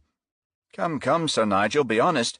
We know your daughter's abduction was witnessed, a man near the golf club at Duddingston Road West. Unfortunate, but as the Yanks say, shit happens." Again Taverner said nothing. "Sir Nigel, you still there?" "Yes." "I asked a question. Have the police been in touch with you?" Taverner hesitated for several seconds, then said, "Yes." "What did they say?" "Say?" "Yes. Did they inform you a tap had been placed on your landline? Say they'll advise you how to deal with this?" "Something like that, yes." "You understand why the police wouldn't be a good idea?" the man said. Taverner felt the anger rise. "If you harm my hair on Samantha's head—" There was a short silence, then the man replied, "That wouldn't be in either of our interests, would it?" Taverner cleared his throat. "How much do you want?" £100,000 in used notes, 20s. "That's a hell of a sum to put together at short notice." "You've got 2 days, the man said. "Midday on Friday. I'll text instructions on how and where to deliver it. Make sure the mobile's switched off meantime. Switch it on again at noon on Friday to read my message. Make sure the cops aren't with you when you pick up or deliver the cash to me. You'll need to procure a hold-all large enough to fit the money in. The moment we have the cash, Samantha will be released. Is that agreed?" Taverner pondered this for a moment, then said, "Agreed." "Good. No police involvement. You appreciate what that would mean?" "I do," Taverner said. "No police involvement." "Okay. I'll speak to you on Friday." Chapter 3. "Didn't expect to see you this morning, Mark," Knox said. "Thought you were on paternity leave." Knox had just entered Gayfield Square Police Station's Major Incident Inquiry Room, and DC Mark Hathaway and DCS Fulton were seated at their desks. Hathaway, a red-haired man in his early 30s, looked up. "Morning, boss," he said, then thumbed to a communicating door at the far end of the room. "DCI Warburton phoned, asked if I could come in." "Ah," Knox said. "Clearing the baby okay? It's a boy, right?" "She's managing fine," Hathaway said. "Aye, it's a laddie, 8 days old and a fine pair of lungs on him, like a foghorn. Glad to be out of earshot, if I'm honest." "Well, I'm happy to have you back. We're a wee bit short-handed," Knox said. Fulton nodded agreement. "Goes for me too, son," Knox said. "Well, Bill, that only leaves us one body short." "Yvonne?" Fulton said. "No, boss, she's back too. She's in the wee girl's room." At that moment, the door opened at Knox's back, and DC Yvonne Mason, a trim brunette in her mid-20s, entered the room. "My ears are burning. Someone talking about me?" she said. "Bill was just telling me you were back," Knox said. "Feeling better?" "Uh-huh," Mason replied. "Am now. Didn't expect to come down with flu in May, though." "It's the gear you young folk wander around in," Fulton said. "T-shirts and shorts when it's blowing a gale. Asking for trouble. Ever heard the saying, ne'er cast a cloot till May be out?" Mason grinned and shook her head. "You'll be telling me to wear a garlic necklace next." "No," Fulton said, "but it wouldn't do any harm to add it to a plate of broth. Ideal for keeping colds at bay." Okay, said Knox, smiling. "Let's drop the home remedy suggestions and deal with the job at hand." He crossed to where a picture of Samantha Taverner had been taped to a whiteboard, on which a few lines of text had been scribbled with a marker pen. Knox tapped the photograph. "Samantha Taverner, 20 years old," he said. Left the Commonwealth Pool at approximately 7:45 p.m. yesterday, 15th May. Jogged home to Duddingston via the old Innocent Railway cycle path. Last seen being bundled into a dark blue Ford Transit van at approximately 8:30 p.m. in Duddingston Road West. Marks on the path indicate a struggle on the cycleway with one of the two cyclists whose bikes are currently undergoing forensic analysis. A rag impregnated with chloroform, also found on the path, was used to subdue her. Her flatmate, a Miss Claudia Wright, phoned her mobile at 10:30 p.m, but the call went to voicemail. Miss Wright waited another hour or so, then called her father. Both Miss Wright and Sir Nigel Taverner phoned to report Samantha missing. Miss Wright at 11:51 p.m, Samantha's father at 11:57 p.m.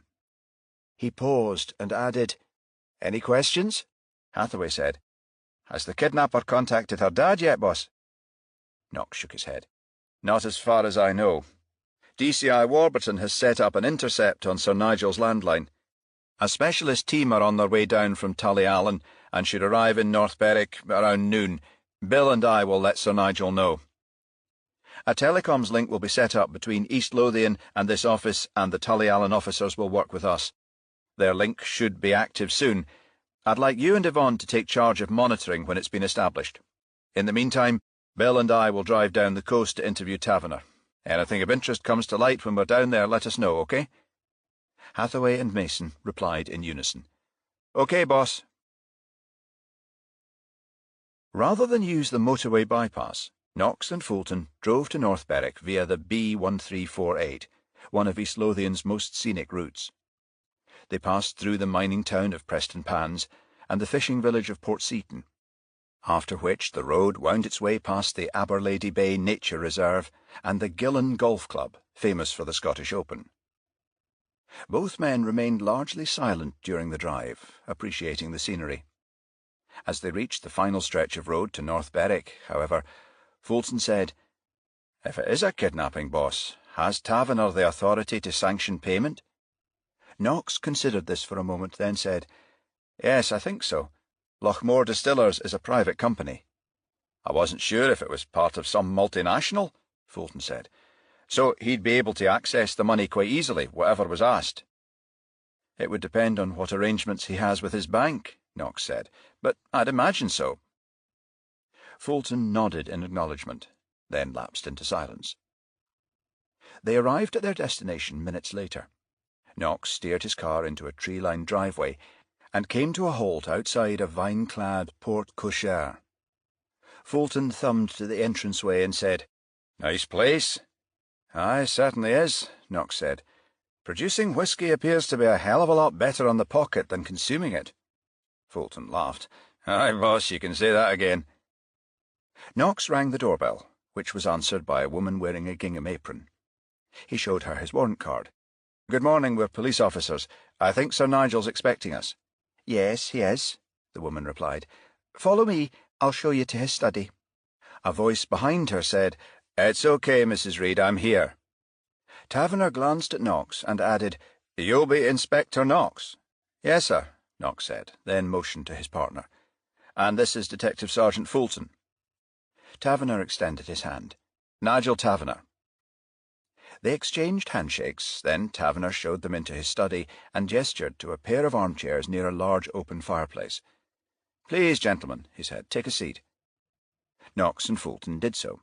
Then Taverner took a chair from his desk and sat facing the hearth. "Detective Chief Inspector Warburton told me to expect you," he said. "Yes, sir," Knox replied. "He said you'd spoken on the telephone."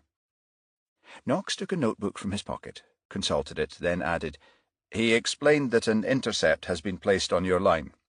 "Yes," Taverner said. "No one's contacted you yet?" "No," Taverner said. He shifted in his chair. "Not yet." Knox said, "You've a mobile phone?" "Yes." "It's possible the people who took Samantha may try to contact you that way. Your daughter has a mobile with her?" "Yes," Taverner replied. "I'm sure she has." Knox nodded. "No doubt it'll have fallen into her abductor's hands by now. Your number will be on the contact list." "You're able to intercept mobile calls?" Taverner asked.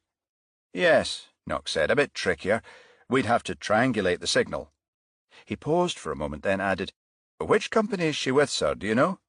"Yes," Taverner said, "same as mine, the direct phone network." "Uh-huh," Knox said, then consulted his notebook again. "DCI Warburton explained it was likely the people who took your daughter would contact you within 24 hours, that they'd probably ask for a specific amount of cash." "Yes." "You'd be able to access this okay?" "It would depend on the amount," Taverner said, "but yes, I'm sure I could." Knox said, "May I ask who you bank with?" "Fourth Mercantile Bank in St. Andrew's Square," Taverner said. "Why?" "Banknotes are bundled in wrappers known as currency straps. There's a procedure we use which involves a device the thickness of a postage stamp, but half the size. It's inserted in one of the straps near the bottom of the bag. Enables us to track whoever picks it up. Banks allow the procedure, but we'd need your permission to authorize it." Taverner appeared taken aback. "Warburton assured me the safety of my daughter was paramount," he said. "What happens if the man discovers he's being followed? All he has to do is signal an accomplice. Samantha's life would be in danger." Knox shook his head. "I give you my word, Sir Nigel, there's nothing to worry about. The device simply allows us to ascertain where your daughter's being held. We'd act only if we were 100% sure of getting her out safely. This man," Taverner started to say, then quickly changed tack, "I mean, these men could be psychopaths." He shook his head. "I'm frightened for her safety." "I understand your concerns, sir, believe me," Knox said. "But I repeat, we wouldn't make any kind of move which would compromise that." Taverner remained silent for a long moment, then gave a resigned shrug.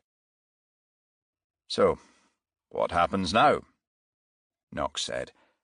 "I recommend you follow DCR Warburton's advice, sir. It's important when you receive a call that you play for time. If any demand for money is made, tell the caller you need a bit longer, 2 or 3 days, to arrange the withdrawal." Knox stood and looked at his watch. "Meanwhile, some specialist officers are on their way to monitor your landline from here and keep an eye on any comings or goings. Detective Sergeant Fulton and I will head back to Edinburgh and await developments." Knox paused, then added, "Don't worry, Sir Nigel. We'll get your daughter back safely." An hour after the first had gone, a second man entered the basement where Samantha was being held. He was taller, leaner, and although he also wore a ski mask, there was something familiar about him. He pushed a trolley with a tray into the room, then walked over and removed the tape from her mouth. "You all right, love?" he said. "I thought I recognized you," Samantha said. "You're the man who passed me in the tunnel." "Aye, that's right." He gestured to the tray. "I've brought you some tea and a wee bit of toast and jam. You'll be hungry." This man sounded different, his manner more solicitous. "I am," Samantha said. She eyed the tray, then added, "It's not much use with my hands tied." "I'm going to do something about that in a minute," the man said.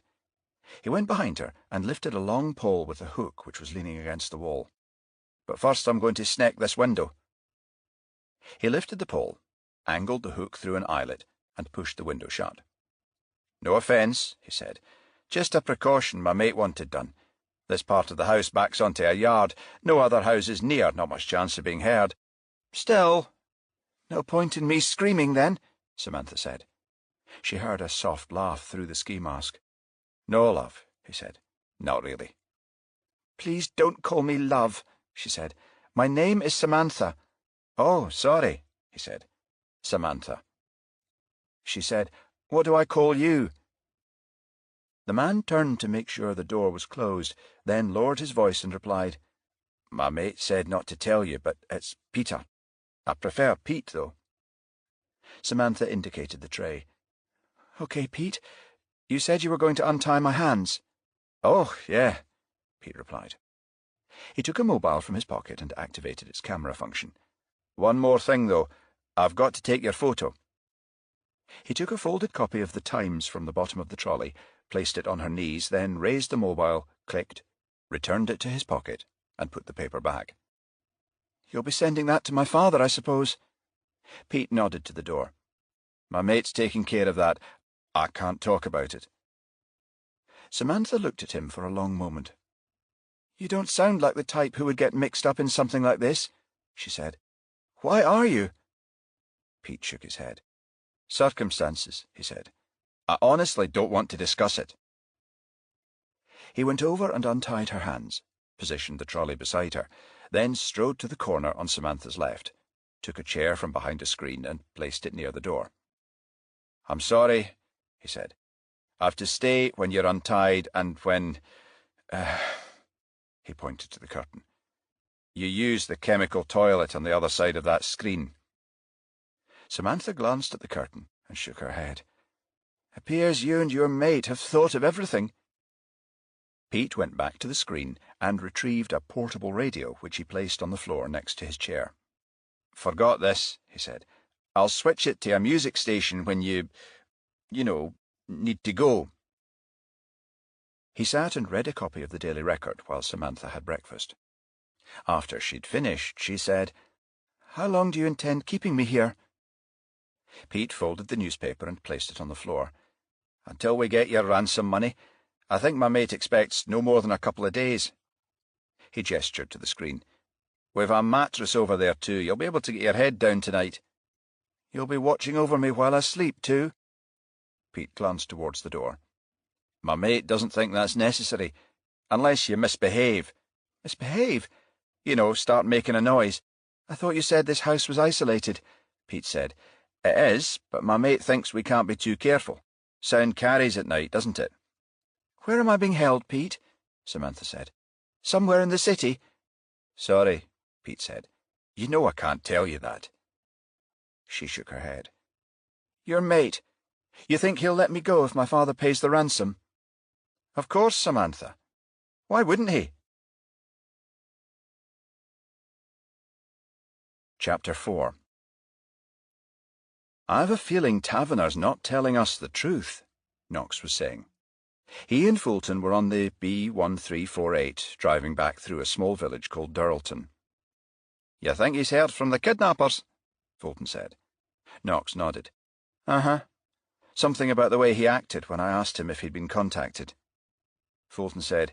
"He hesitated, didn't he? Appeared uncomfortable." "Aye, particularly interested that we're able to intercept mobile calls," Knox said. "But it was his reaction to the tracking device that made me guess something's amiss."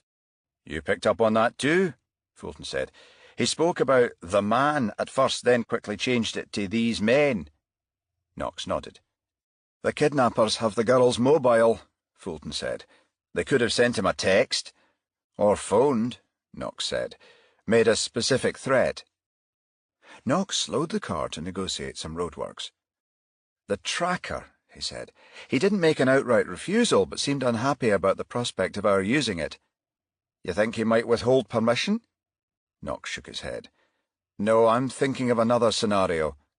"Aye?" Knox was stopped at a further set of roadworks by a man holding a stop-go sign, with the stop site facing him.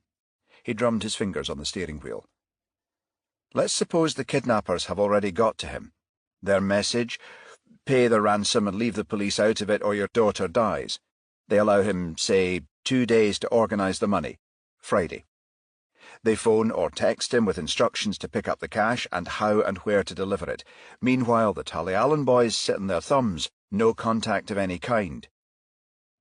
"But they'd see him leave the house, wouldn't they?" Fulton said. "Report it to us." The man with the sign turned it to go, and Knox moved off. "Uh-huh," he replied. "Which would mean we might tail Taverner and see him deliver the money without the tracker. The kidnappers have a greater chance of escaping, less chance of us discovering where his daughter's being held. She'd be in far greater danger." Fulton nodded. "But how can we avoid that?" Knox shook his head. "A long shot would depend on the bank's cooperation." "Fourth Mercantile?" "Yes," Knox said. "One of the managers at the St. Andrew's Square office is an old mate. We were at the same school in the Borders together. Over the years we've kept in touch. I could ask him to let me know if Taverner requests a significant withdrawal in the next few days. If he does, I can ask them to include the tracker. It would let us follow the money without him knowing." "They'd do that? Without Taverner's knowledge or consent, I mean?" Knox shook his head. "Tricky one. We'd have to get Warburton to sanction a special order." "Think he'd agree?" "Maybe. Any repercussions, he'd be putting his head on the block. However, if it were the only way of making sure Samantha was safe. But how can we be sure the kidnappers have approached Taverner? Fulton said. That's the key question, Knox replied. We'd need to be sure they have. Knox tapped a number into a keypad on the dash and switched on the car's speakers. There was a momentary hum, followed by a dialing tone, and a moment later they heard a voice. Hathaway. Mark, Knox said. The Tullyallen boys been in touch from North Berwick yet? Yes, boss, 15 minutes ago. Link set up okay? Yes, boss, active at their end and ours. Good. Mark, one other thing. I'd like you to get in touch with the direct phone mobile network and ask them if any calls or texts were made on Samantha Taverner's phone in the last 16 hours. Tell them it's urgent. Will do, boss. Fine, Knox said. Bill and I will be back in about 30 minutes. Hopefully we'll have an answer by then. When Knox and Fulton arrived back at the station, Hathaway hadn't heard from the direct phone service. Knox glanced at his watch. What time did you call them, Mark?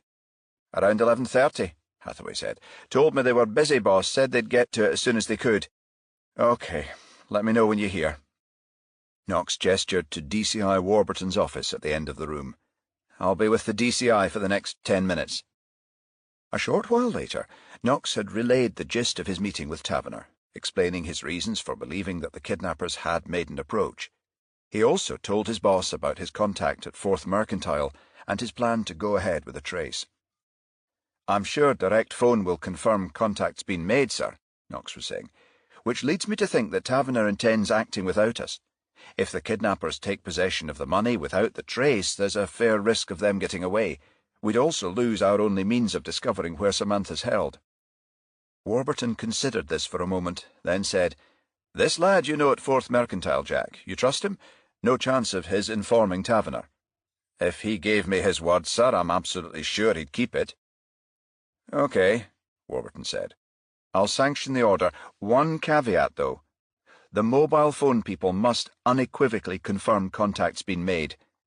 I'll make sure of it, sir, Knox said. Thank you. Knox left Warburton's office and went back to his desk. Moments later, Hathaway came over waving a sheet of paper. Just received this from direct phone, boss, he said. Knox glanced up, a look of optimism on his face. It confirms Taverner was contacted on his direct phone number? No, boss, it doesn't. Knox scowled. Damn, he said. Wait, boss, Hathaway said. Something else. What? Knox said, sounding irritated. The engineer who carried out the test double-checked the transmitter that relays the signals. Found a call from a pay-and-go mobile to Taverner's house had been made on the speedphone network. All mobile phone companies in the area use the same transmitter mast. The speedphone network? Knox said. Yes, boss. But Taverner told me he was with direct phone. Can only mean one thing, Hathaway said. Taverner has more than one mobile phone. Knox gave a slow nod. Of course, he said. The kidnappers sent another one to him. What time was the speedphone call made? Hathaway glanced at the printout. 9:12 a.m., boss, he said. The call lasted 4 minutes.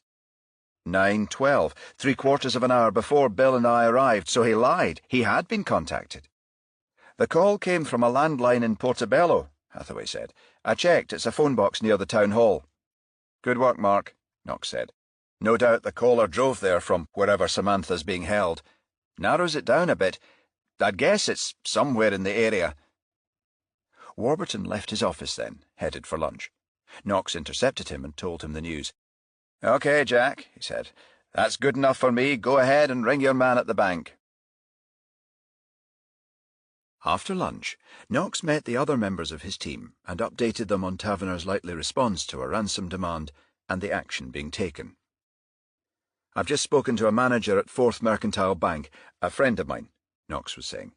He's received a faxed sanction order from DCI Warburton and has agreed to update us on any withdrawal requests made by Taverner.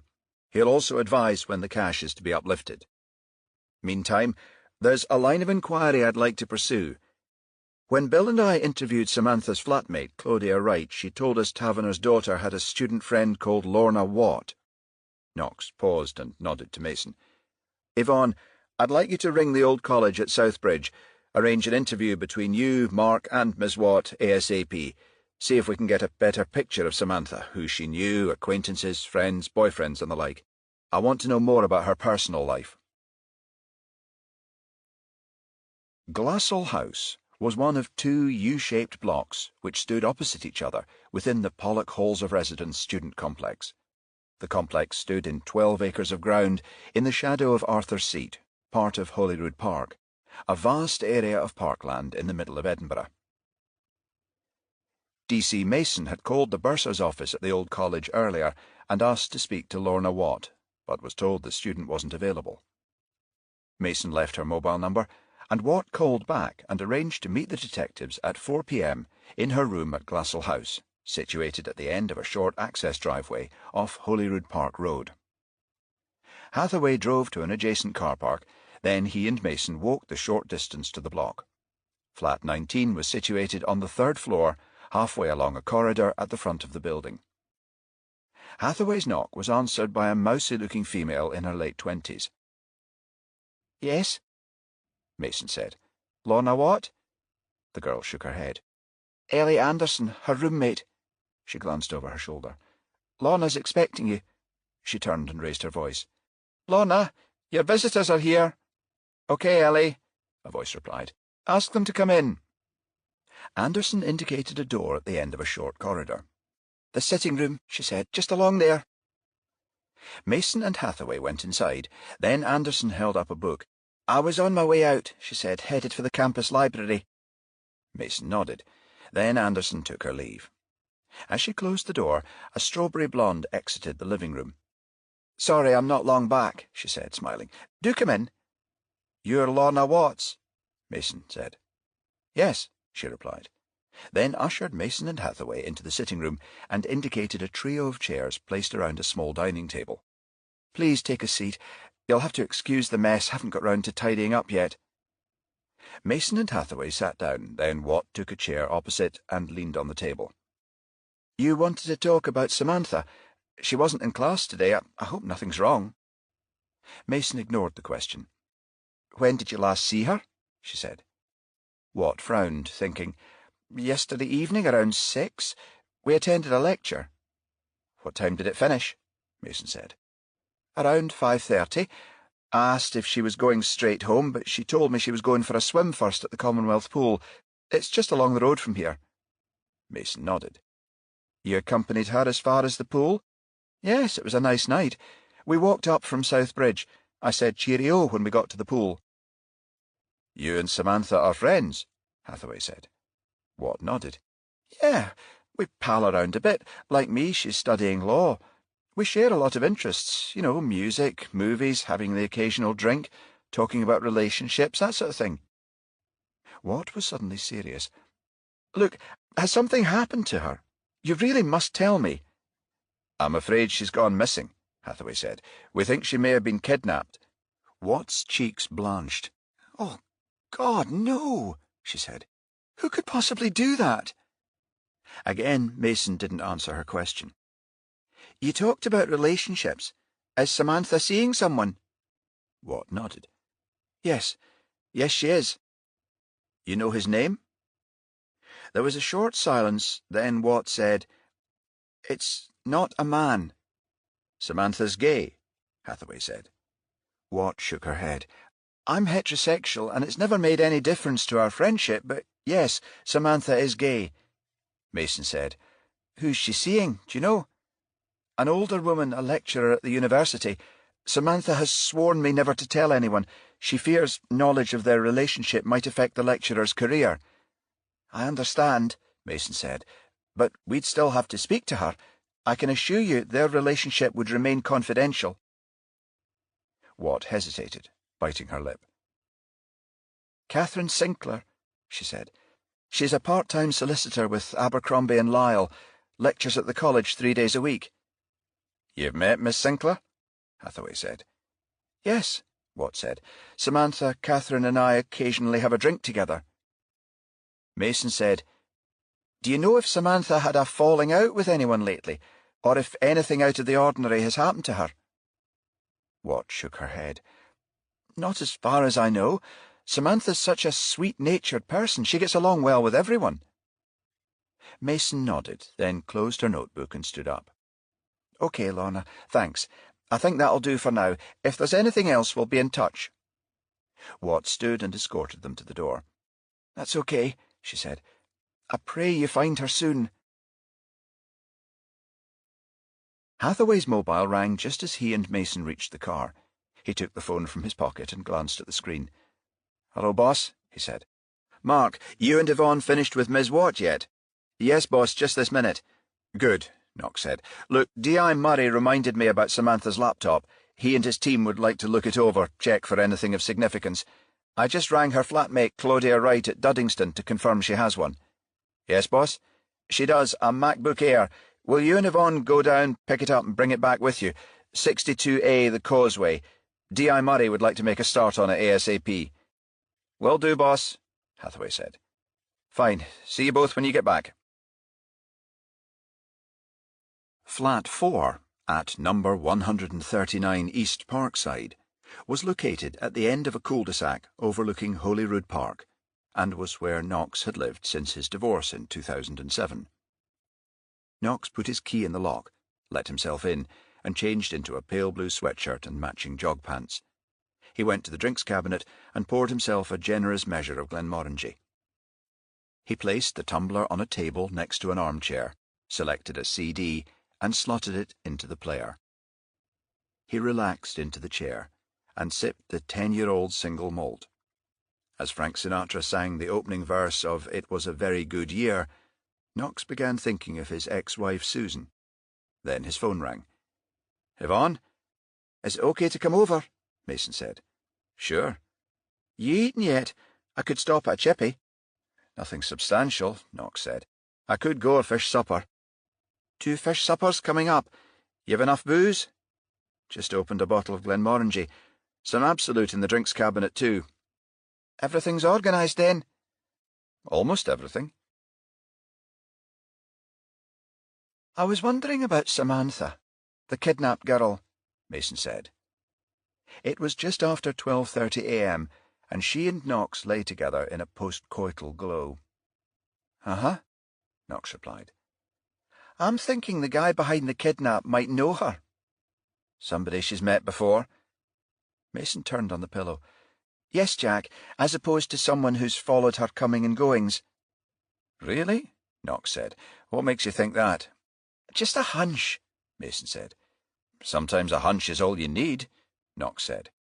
He raised his head on the pillow and added, I suppose the kidnapper could have known her before, if he was a fellow student, say, or someone who'd had an affair with her. He shook his head. Her relationship with Miss Sinclair might rule that out, though. Yeah, maybe we'll discover more when we talk to her.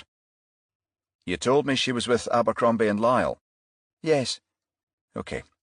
We'll get in touch in the morning and arrange to see her. You want to speak to Miss Sinclair?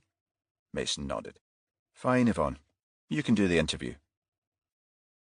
Mason fell silent for a long moment, then said, Jack, when I called earlier, I rang a couple of times and the line was busy. You were talking to your son? Yeah, Knox said. I call him every week. I know, you've told me, Mason said. Jamie's OK? Jamie, his wife and daughter, Knox said. Yeah, they're fine. Mason said, Susan too? Knox turned to face her. Yes, she is. Why'd you ask? I think you still miss her, that's all. Knox shook his head. I'd be lying if I said I didn't, Yvonne. Do you still love her? Knox exhaled, sounding exasperated. Come on, Yvonne, he said. We've been divorced for 10 years. That doesn't answer my question, Mason said. Knox said nothing. Silence hung in the air for a moment, then Mason said, Does it? Knox shook his head. Why are you being like this, Yvonne? I thought you were happy with our arrangement? Knox shrugged. Look, we've been seeing each other for 2 years. Didn't you agree at the beginning there'd be no strings? I thought you wanted it that way. Mason shook her head. No, Jack. You wanted it that way. You thought you were too old for me. Well, I am 47. You're 28. Mason snorted. I've told you time and again that age makes no difference. Christ, Jack, you act like you're over the hill. Jack reached over and caressed her cheek. "Okay," he said. "You asked me about Susan.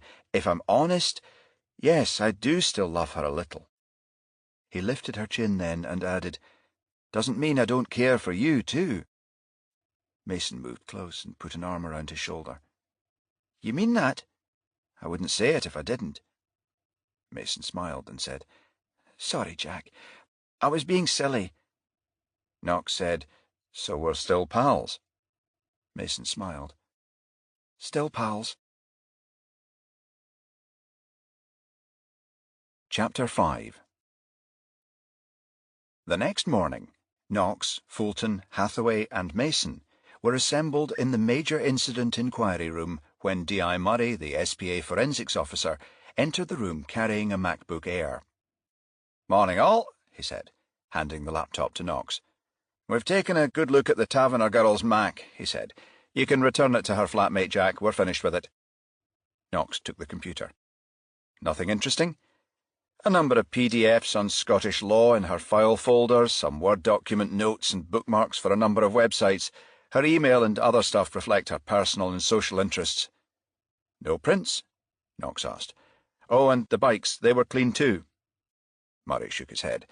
"Negative on the bikes," he said, "but we found 2 sets on the laptop, most likely her own and her flatmate's." Knox nodded. "We can check that later."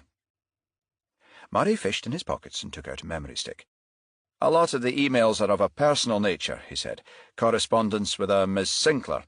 There's a few others that don't appear to have particular significance, but I can't be 100% sure. I've put them on this flash drive if you want to check." Knox took the device. "Thanks, Ed," he said. "I'll have one of the team look them over." Murray nodded and left the room. Then Knox turned to Hathaway and handed him the USB drive. "Will you do the honours, Mark? See if any of the emails mention anyone we don't already know about." Hathaway took the memory stick and nodded. "I'll get right on it, boss." Knox exchanged glances with Mason. "Yvonne, would you give Abercrombie and Lyle a bell, see if you can set up an interview with Miss Sinclair?" Mason smiled. "I've already phoned them, boss. I'm meeting her at 11:30. Knox grinned. "You're a fast worker, Yvonne." Abercrombie and Lyle's offices occupied a 4-storey Georgian townhouse in the West End of Heriot Row, part of Edinburgh's 18th-century New Town. Mason parked her car at a residents-only space next to the railings of the gardens opposite, and immediately attracted the attention of a roving female parking attendant. The woman hastened in her direction and reached the car, then saw a police permit sticker on the inside of the window. She gave Mason a disappointed nod, then turned and walked away. Mason was greeted by a young receptionist, who asked her to wait while she gave Sinclair a ring. A moment later, the girl pointed to a stairway. "Miss Sinclair's asked you to come up. She's in room 14, first floor." Mason went to the first floor, where she was met by Sinclair, a tall woman with high cheekbones and short, closely cropped black hair. She looked to be in her early 30s. She extended her hand. "You're Detective Constable Mason?" Mason nodded. They shook hands. Then Sinclair escorted Mason to her office, indicated a chair, and sat opposite. "You said this has to do with Samantha," she said. "Has something happened? I've phoned her a number of times since Tuesday evening, but my calls are picked up by her voicemail." "You didn't phone her flat at Duddingston?" Sinclair shook her head. No, I do have the number, but Samantha and I agreed it was better if we limited contact to mobile phones and emails." "Why?" Mason asked. Sinclair shrugged. "She thought it better if her flatmate didn't know about our relationship." Mason gave her an inquiring look. "It's her father, you see," Sinclair said. "Samantha thought it a possibility her flatmate, Miss Wright?" Mason said. "Claudia Wright." "Yes," Sinclair said. "She thought Miss Wright might mention our relationship to her father." "Really?" Mason said. "Why would that matter?" Sinclair studied her fingernails for a moment. "She's afraid he wouldn't approve. He's homophobic? I wouldn't like to categorize him as such, but yes, I think he could be." "You haven't met him?" "No, I haven't." "How long have you been seeing each other?" About 2 months, Sinclair replied, then gave Mason an earnest look. Detective Mason, you haven't told me why you want to see me, nor have you answered the question I asked a few moments ago. Has something happened to Samantha? Mason looked Sinclair in the eye. It appears she's been kidnapped. Sinclair looked shocked. Kidnapped? How? Why? She was waylaid on her way home from college on Tuesday evening, Mason said. We think she's being held for ransom. My God, Sinclair said. That's why I couldn't get through to her. When did you last see her? Last Thursday she attended one of my lectures. Mason nodded. In a social sense, I mean. You met afterward?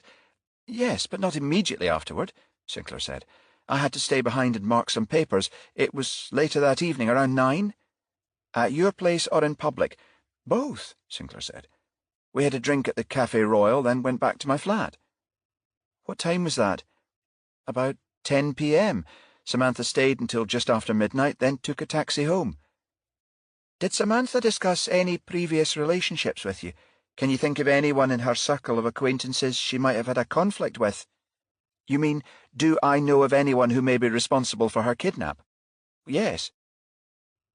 Sinclair was silent for a long moment, then said, I don't think so. As I've said, we've been seeing each other for 2 months, although Samantha's been taking my classes a bit longer than that. I've no doubt she's made many friends with both sexes during that time. She's a very outgoing person. She would have crossed paths with any number of students. Sinclair shook her head and added, But I can't imagine conflict between Samantha and anyone, really. Fact of the matter is, Detective Mason, Sinclair continued, a fair amount of students have attended my lectures over the last year. I cannot, in all honesty, remember every one. I do promise, though, to give the matter some thought.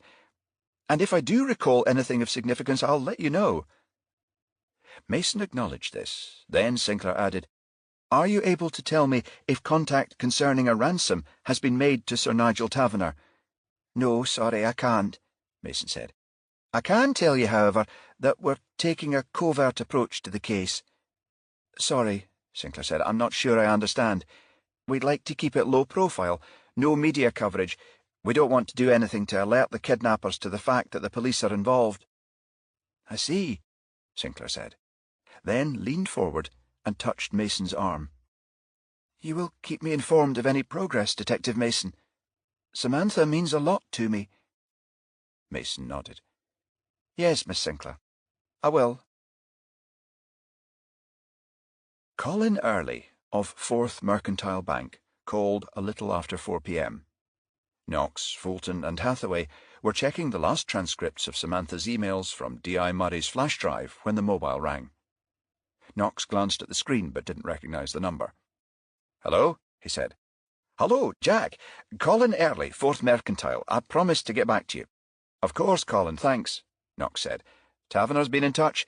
Yes, we received a call from him at 3:30 p.m. this afternoon. And? Knox said. He's requested £100,000 in used notes at 20s. He also advised that he's couriering us a package. He says we'll receive it tomorrow morning. A package? Knox replied. Yes, Early replied. Apparently it'll contain a hold-all. He wants us to put the money inside and have it ready for him. When will he pick it up? Sometime tomorrow afternoon. When we asked at what time, he told us he couldn't be more specific. The tracking device, you'll have it in place? Yes, it'll be inserted into a currency strap in one of the bundles. We'll place the bundle near the bottom of the bag. Excellent, Colin, Knox said. I appreciate your cooperation. Chapter 6. Sir Nigel Taverner switched on the Samsung at precisely 12 p.m. The display took a moment to light up, then the device emitted a ping. The screen read, New message. Taverner clicked, then the message opened. Bring money in a secure hold-all to Edinburgh and meet me at exactly 1:30 p.m. today. Go to the first covered shelter on the walkway west of the floral clock steps in Princes Street Gardens. Take a seat inside and place the hold-all beside you. I will approach carrying a bouquet of flowers and sit nearby. This is your cue to rise and walk away in the direction of the West End. Don't look back. Once I am sure no one is following me, I will instruct my colleague to release your daughter. But be under no illusion any deviation from this course of action will prove fatal for Samantha. Taverner switched off the phone, put it in his desk drawer, then consulted his watch and looked outside. The two unmarked Ford Mondeos, which had been parked at the end of his driveway since Wednesday, were still there. It was time to put his diversion plan into action. DS Aidan Edwards and DC Roy Cummings of Tullyallen Special Ops Squad watched Sir Nigel Taverner's dark green Bentley leave his house and turn right onto the North Berwick-Edinburgh road. Edwards radioed the second surveillance car, and both vehicles moved off in tandem. Cummings flicked a dial on the radio mic again and said, 12-1 to Gayfield Control. The radio crackled. Then Hathaway's voice came over the speaker. Gayfield Control receiving. Taverner's departed North Berwick, Cummings said. He's on his way to town. Understood, Hathaway said. As they began shadowing the Bentley, the Tullyallen team put into effect a leapfrog procedure. The first unmarked police vehicle, a red Ford Mondeo with Edwards and Cummings, followed a third of a mile in the Bentley's wake, then fell back within a few minutes to allow their colleagues in a silver Mondeo to overtake and reposition. They continued this tactic until they reached the village of Durlton, when once again Edwards overtook and became the lead car. A short distance beyond the village, Taverner's Bentley suddenly made a sharp left turn, forcing the Tullyallen drivers to brake sharply to follow. "Where's he going?" Edwards said, holding tight to the verge to avoid an oncoming tractor. Cummings switched on the sat-nav and traced the monitor with his finger. "This is the B1345, Sarge," he said. "Where does it lead?" Cummings checked the screen.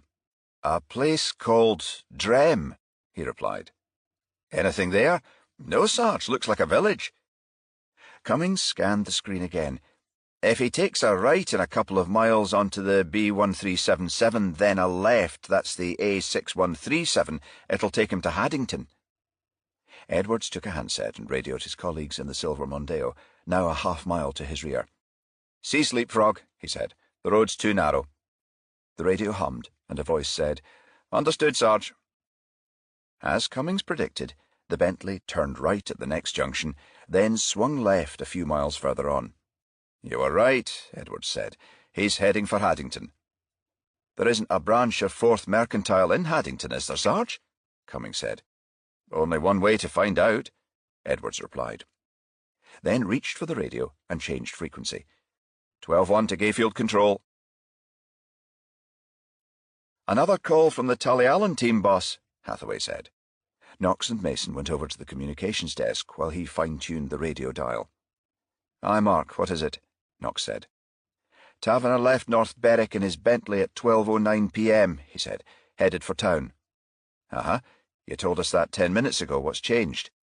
"Edwards, the DS in charge, said he took a left at Durlton, continued to the next junction, followed the B1377 for 2 miles, then he turned left onto the A6137 heading for Haddington." "Haddington?" Knox said. "Aye. Edwards asked me if 4th Mercantile have a branch there. I told him they haven't." "Why the hell's he going to Haddington?" Suddenly the speaker burst into life. 12-1 to Gayfield Control. Hathaway pressed the speaker button. "Gayfield Control," he said. "Go ahead." "DS Edwards here. Looks like Taverner's pulled a flanker. We've just followed his Bentley all the way to Haddington. Bloody tinted windows. It pulled up in the high street and a woman got out. I assume it's his wife." Knox shook his head. "Diversionary tactic," he said, throwing the Tullyallen team off the scent. He turned to Hathaway. "Tell them to stand down, Mark. Let them know we'll pick him up at this end." Hathaway relayed the message, then joined Knox and Mason at the DI's desk. Knox had a railway timetable open and was pointing to a list of departures. "Here we are," Knox was saying. "A train left North Berwick at 12:25 p.m, arrives at Edinburgh Waverley at 12:59, pound to a penny, Taverner's on it." "But DS Fulton's already at St Andrew's Square, boss," Hathaway said. "Surely Taverner will guess we have the bank covered." Knox nodded. "He might," he said, "but then again he might not. His diversion of the stakeout team is evidence of that." Mason said, "So the next step is intercept and surveillance?" Knox nodded, then looked at his watch. "We've just under half an hour." "You and DS Fulton will be there, boss," Mason said. There's a chance of frightening him off if he spots you. Uppermost in my mind, Yvonne, Knox said. No, Bill and I will stay in the background. I want you and Mark to meet the train. He paused for a moment, then added, You know what he looks like. Hathaway nodded. Yes, boss, he said. Yvonne and I watched a tape of his address to last year's annual Distillers' Conference. Okay, Knox said, then checked his watch again. Better head up to Waverley. The train's due to arrive at platform 3 in 25 minutes. He took his mobile from his pocket. I'll ring Bill and update him. Knox paused, then added, Oh, by the way, take radios with sleeve mics. Bill and I will remain in the vicinity of 4th Mercantile until he arrives at the bank. You two shadow him after he picks up the money and gets where he's going. As he's without transport, I think we'll find that somewhere central. Chapter 7. The 4th Mercantile Bank headquarters was an impressive late Georgian building situated on the east side of St. Andrew's Square. Knox pulled into the short driveway and stopped behind Fulton's Vauxhall Astra, which was parked within sight of the bank's entrance. Fulton grinned as Knox got into the car. So, he said, the Tully Allen boys were taken on a wee sightseeing trip. Aye, a successful ploy, Knox said. Looks like Taverner's wife was in on it too. Fulton reached over to the back seat and picked up a small leather case. Knox glanced towards it. Our wee box of tricks, he said. Yeah, Fulton replied, then levered the catches and opened the lid to reveal a recessed screen. The tracker monitor, he said. Fulton clicked a switch on the base, and the screen lit up.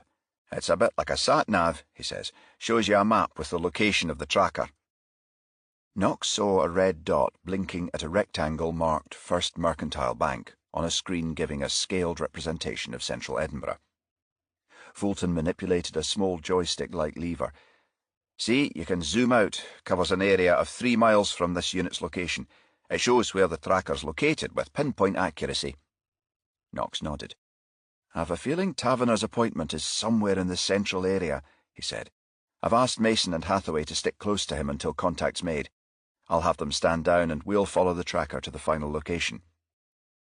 Hathaway said the call to Taverner came from a phone box in Portobello, Fulton said. You think his daughter's being held there? Yeah, Knox said. Seafield, Portobello, Joppa, somewhere in the area. Fulton pointed to the screen and said, With a bit of luck, this should lead us to her. Hathaway and Mason stood at either end of a Burger King entrance located immediately opposite Platform 3 at Waverley Station. Both officers had two-way radio mics at their waists to which cords were attached, one through the arm of a sleeve fixed to the cuff, the other over the shoulder and the collar to an earpiece. To the casual observer, the latter looked like the earbud of an iPod. Both radios were set to the frequency of, and directly linked to, the control car, Fulton's Astra. As the North Berwick train approached the station, Hathaway raised his right hand. Comms check, Hathaway, he said. A moment later, Knox replied, Loud and clear, Mark. Yvonne? Mason raised her hand just as a station announcer called out the arrival of the 12:25 from North Berwick. Comms check, Mason, she said. You'll have to say that again, Yvonne, Knox said. We didn't get you.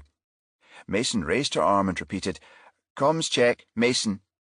Loud and clear that time, Yvonne, Knox said, then added, OK, intercept the target. Keep me informed. Mason turned to face the gate of Platform 3, where a stream of passengers had exited the train and were heading towards ticket collectors.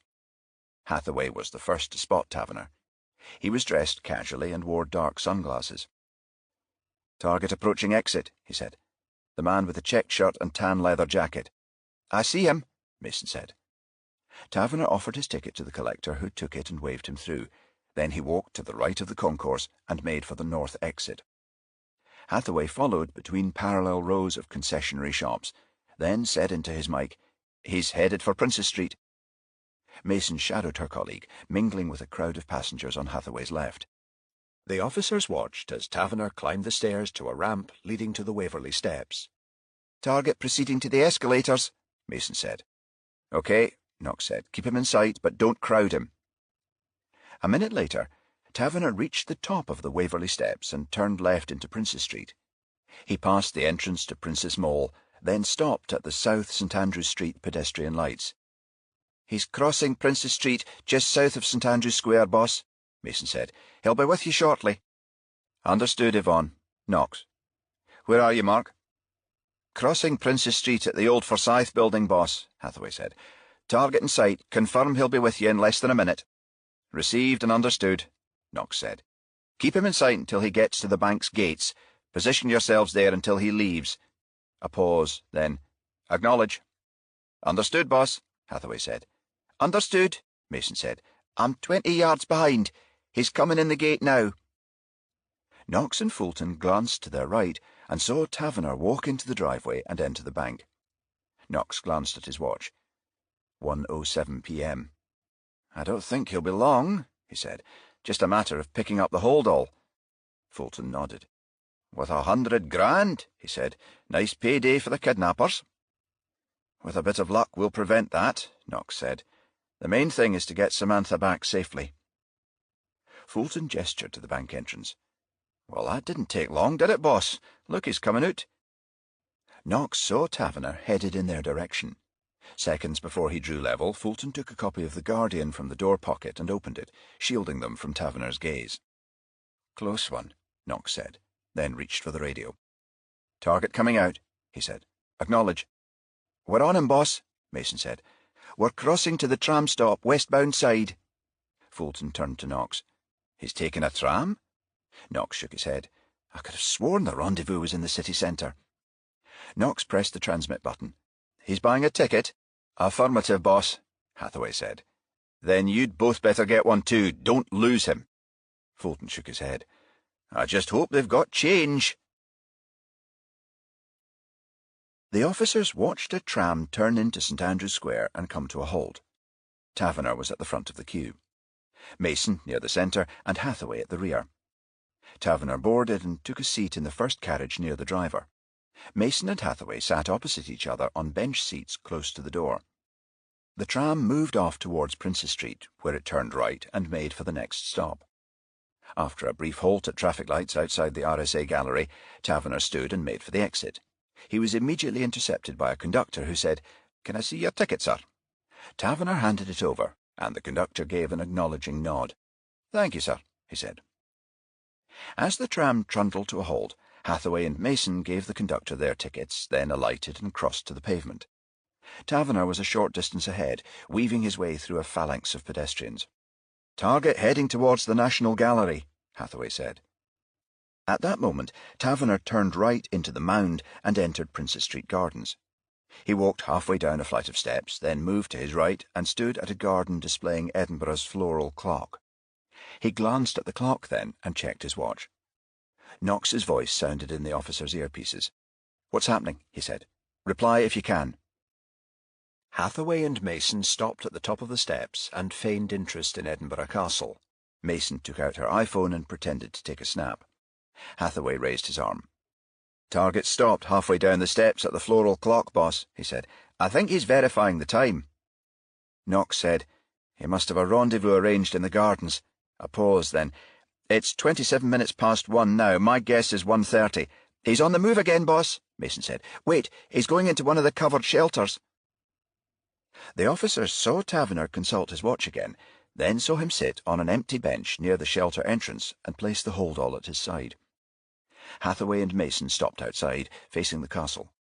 Mason raised the iPhone again, ostensibly taking pictures. Hathaway glanced at his watch. "It's 1:30 now," he said.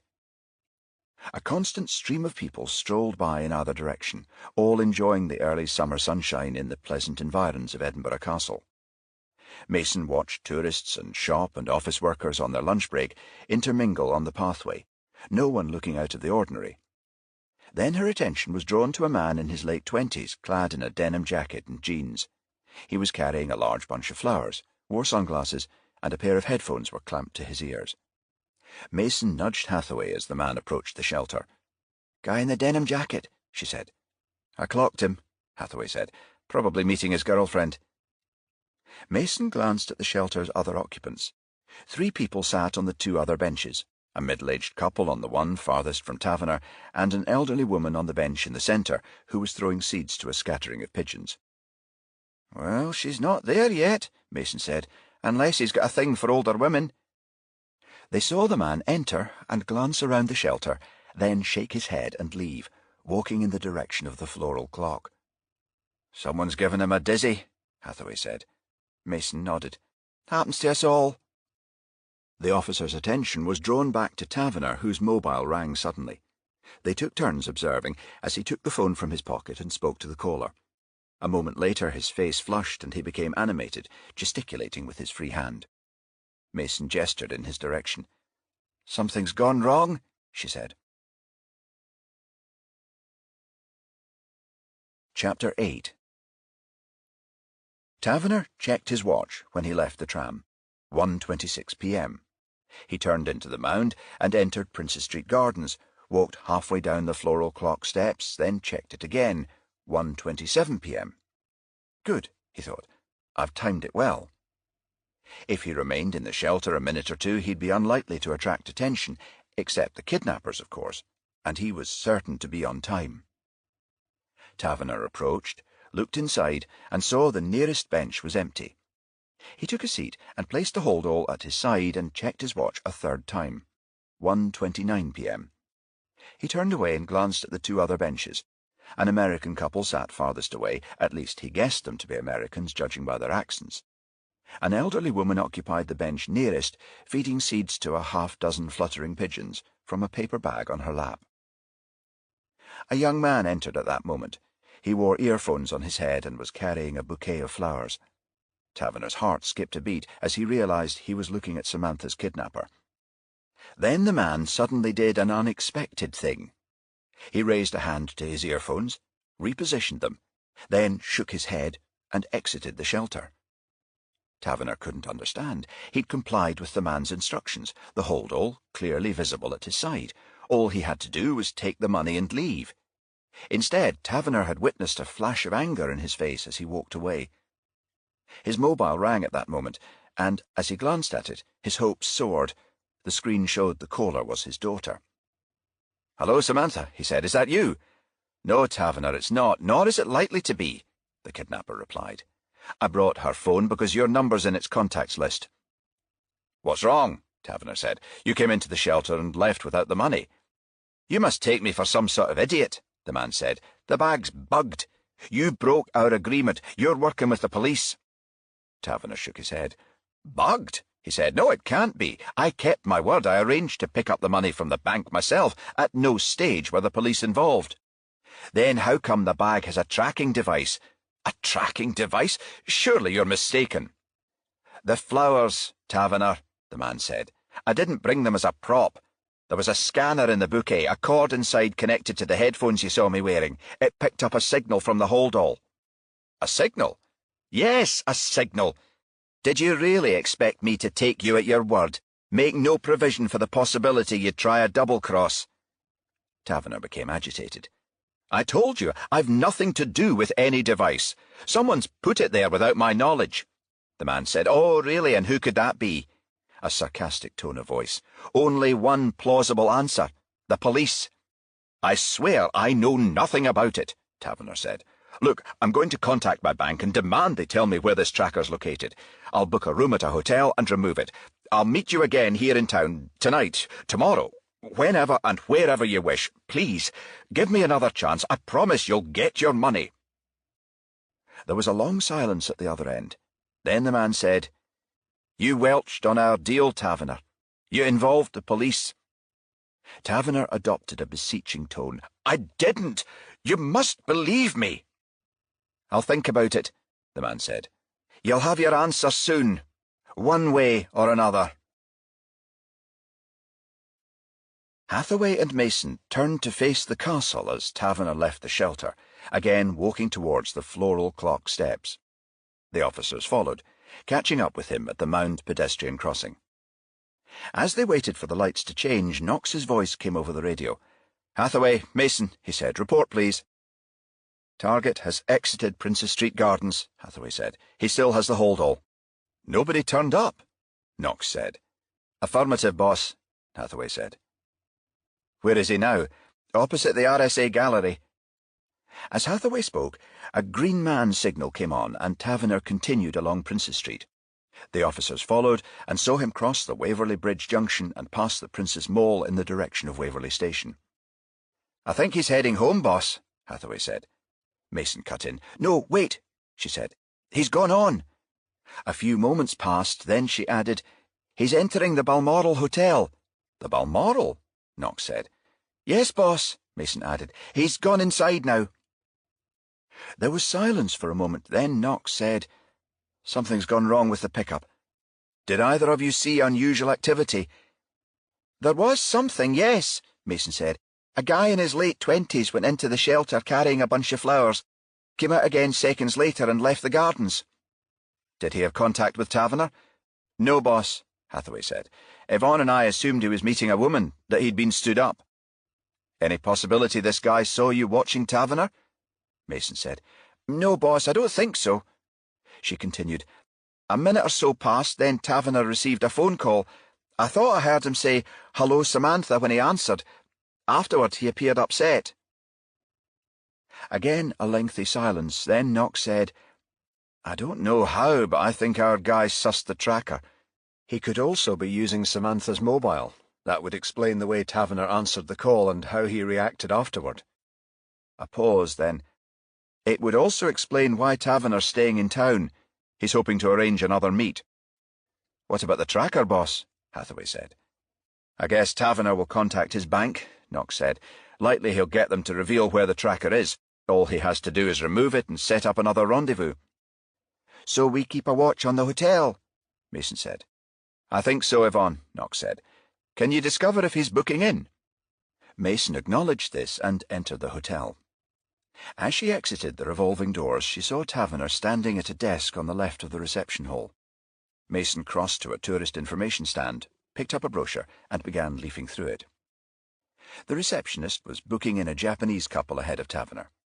She smiled as she handed them their key. "Thank you, Mrs. and Mrs. Kanabe," she said, motioning to a uniformed member of staff standing nearby. "The porter will see you to your room. Enjoy your stay." The couple gave a little bow, then moved off with the porter. The receptionist turned to Taverner. "How may I help you, sir?" she said. Taverner said, "I'd like a single room for one night, please." "Certainly, sir," the woman replied. "Let me check the register." She glanced at the computer screen in front of her, clicked a few keys, then said, "There's a south-facing room on the second floor, sir. Would that suit you?" "Yes," Taverner said. "That'll do fine."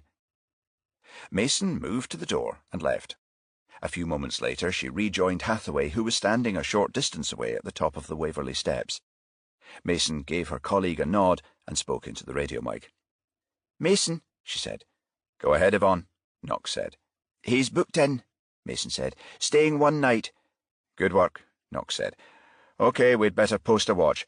Yvonne, Mark, you both take the first shift. I'll ask the Tully Allen boys to relieve you at 6.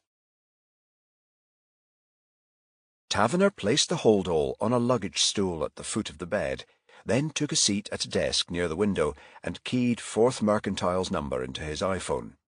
He asked to speak to the manager handling his account, and, after a short wait, a voice said, "Hello, Sir Nigel. Liam Dallow, head of accounts. How can I help?" "I made a large withdrawal today, Mr. Dallow. I'd like to know who handled the transaction." "Hold on a moment, sir," Dallow said. "I'll check your account." A short pause, then, yes, the transaction was overseen by one of our junior managers, Mr. Colin Early." "May I speak with him, please?" "Certainly, Sir Nigel," Dallow said. "Just a moment, and I'll have your call transferred." After a short interval, there was a click on the line. Then Taverner heard, "Early." "Mr. Early, Sir Nigel Taverner. I believe you were in charge of fulfilling a withdrawal for me, the sum of £100,000. I had a bag delivered to hold the money. I picked it up from one of your tellers after 12 today." "Yes, Sir Nigel," Early said. "I oversaw the transaction." Taverner said. "Did you also oversee the placement of a device in a bundle of notes? I believe it's known as a tracker." A short silence, then Early said, "Yes, I did, Sir Nigel. It was carried out at the behest of the police, sir. I received a sanction order from a senior officer instructing me to do so." "This officer, Mr. Early, I'd like to know his name." Early cleared his throat. Detective Chief Inspector Ronald Warburton at Gayfield Square Police Station. I see, Taverner said. One more thing, Mr. Early. Will you tell me exactly where in the hold-all the tracker's located? Yes, Sir Nigel, Early said. It's inside a bundle near the bottom of the bag. Taverner ended the call and sat in silence for a few minutes, then called room service and asked for a pot of tea and a round of ham sandwiches. He switched on the television, and within seconds a picture flickered onto the screen. Taverner's face drained of colour as he read the banner at the bottom. Breaking news: girl's body found in Figget Park, Edinburgh. A woman reporter faced the camera. Visible behind her was a group of police officers who stood near a tent which had been erected near a stream. Taverner took the remote and increased the volume. "News just in from Figget Park near Portobello in Edinburgh," the reporter was saying. "The body of a young woman has been found partly submerged in a burn which flows through the park. Police aren't releasing anything further at this time, but will bring you more as we receive it. Moira Howell reporting for Lowland Television News, Edinburgh." Chapter 9. The call came in soon after Knox and Fulton returned to Gayfield Square. By the time they arrived at the scene, D.I. Murray was already on site with Alexander Turley, the pathologist. The detectives arrived in Knox's car, which he parked nearby. The pair took disposable overalls and shoe covers from the boot, which they donned before joining the others. D.I. Murray was the first to greet them as they approached. "It's not Samantha Taverner, Jack," he said. Knox gave a visible sigh of relief. "I knew that would be uppermost in your mind," Murray continued. "I just heard from Gayfield the girl's not been released yet." "No, things haven't gone to plan," Knox said. "The kidnapper appears to have gotten wind of the tracker." He nodded to the tent. "I'm ashamed to say I'm relieved it's not Samantha. Do we know who she is?" "A handbag was found with the body," Murray said. "The victim is Patty McCormack, a couple of months short of 19. Stayed with foster parents in Dock Square, Leith." Knox nodded. "We have a cause of death?" Murray pointed to the tent. "The body's with Alex Turley. He's doing a preliminary examination."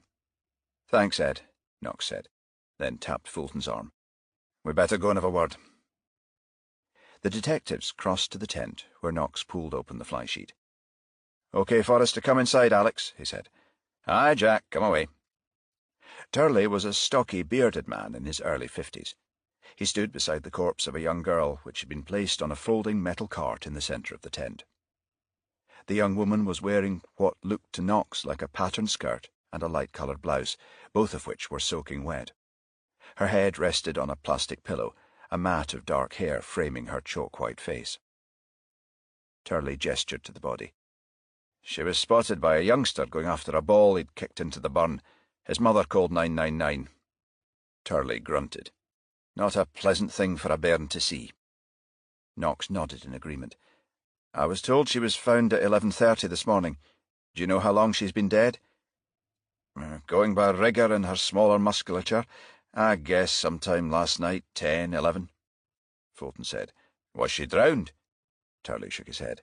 "There's some fluid in the lungs, obviously. She's been half submerged for a dozen or more hours, but no, she was strangled." "Sexual assault?" Knox said.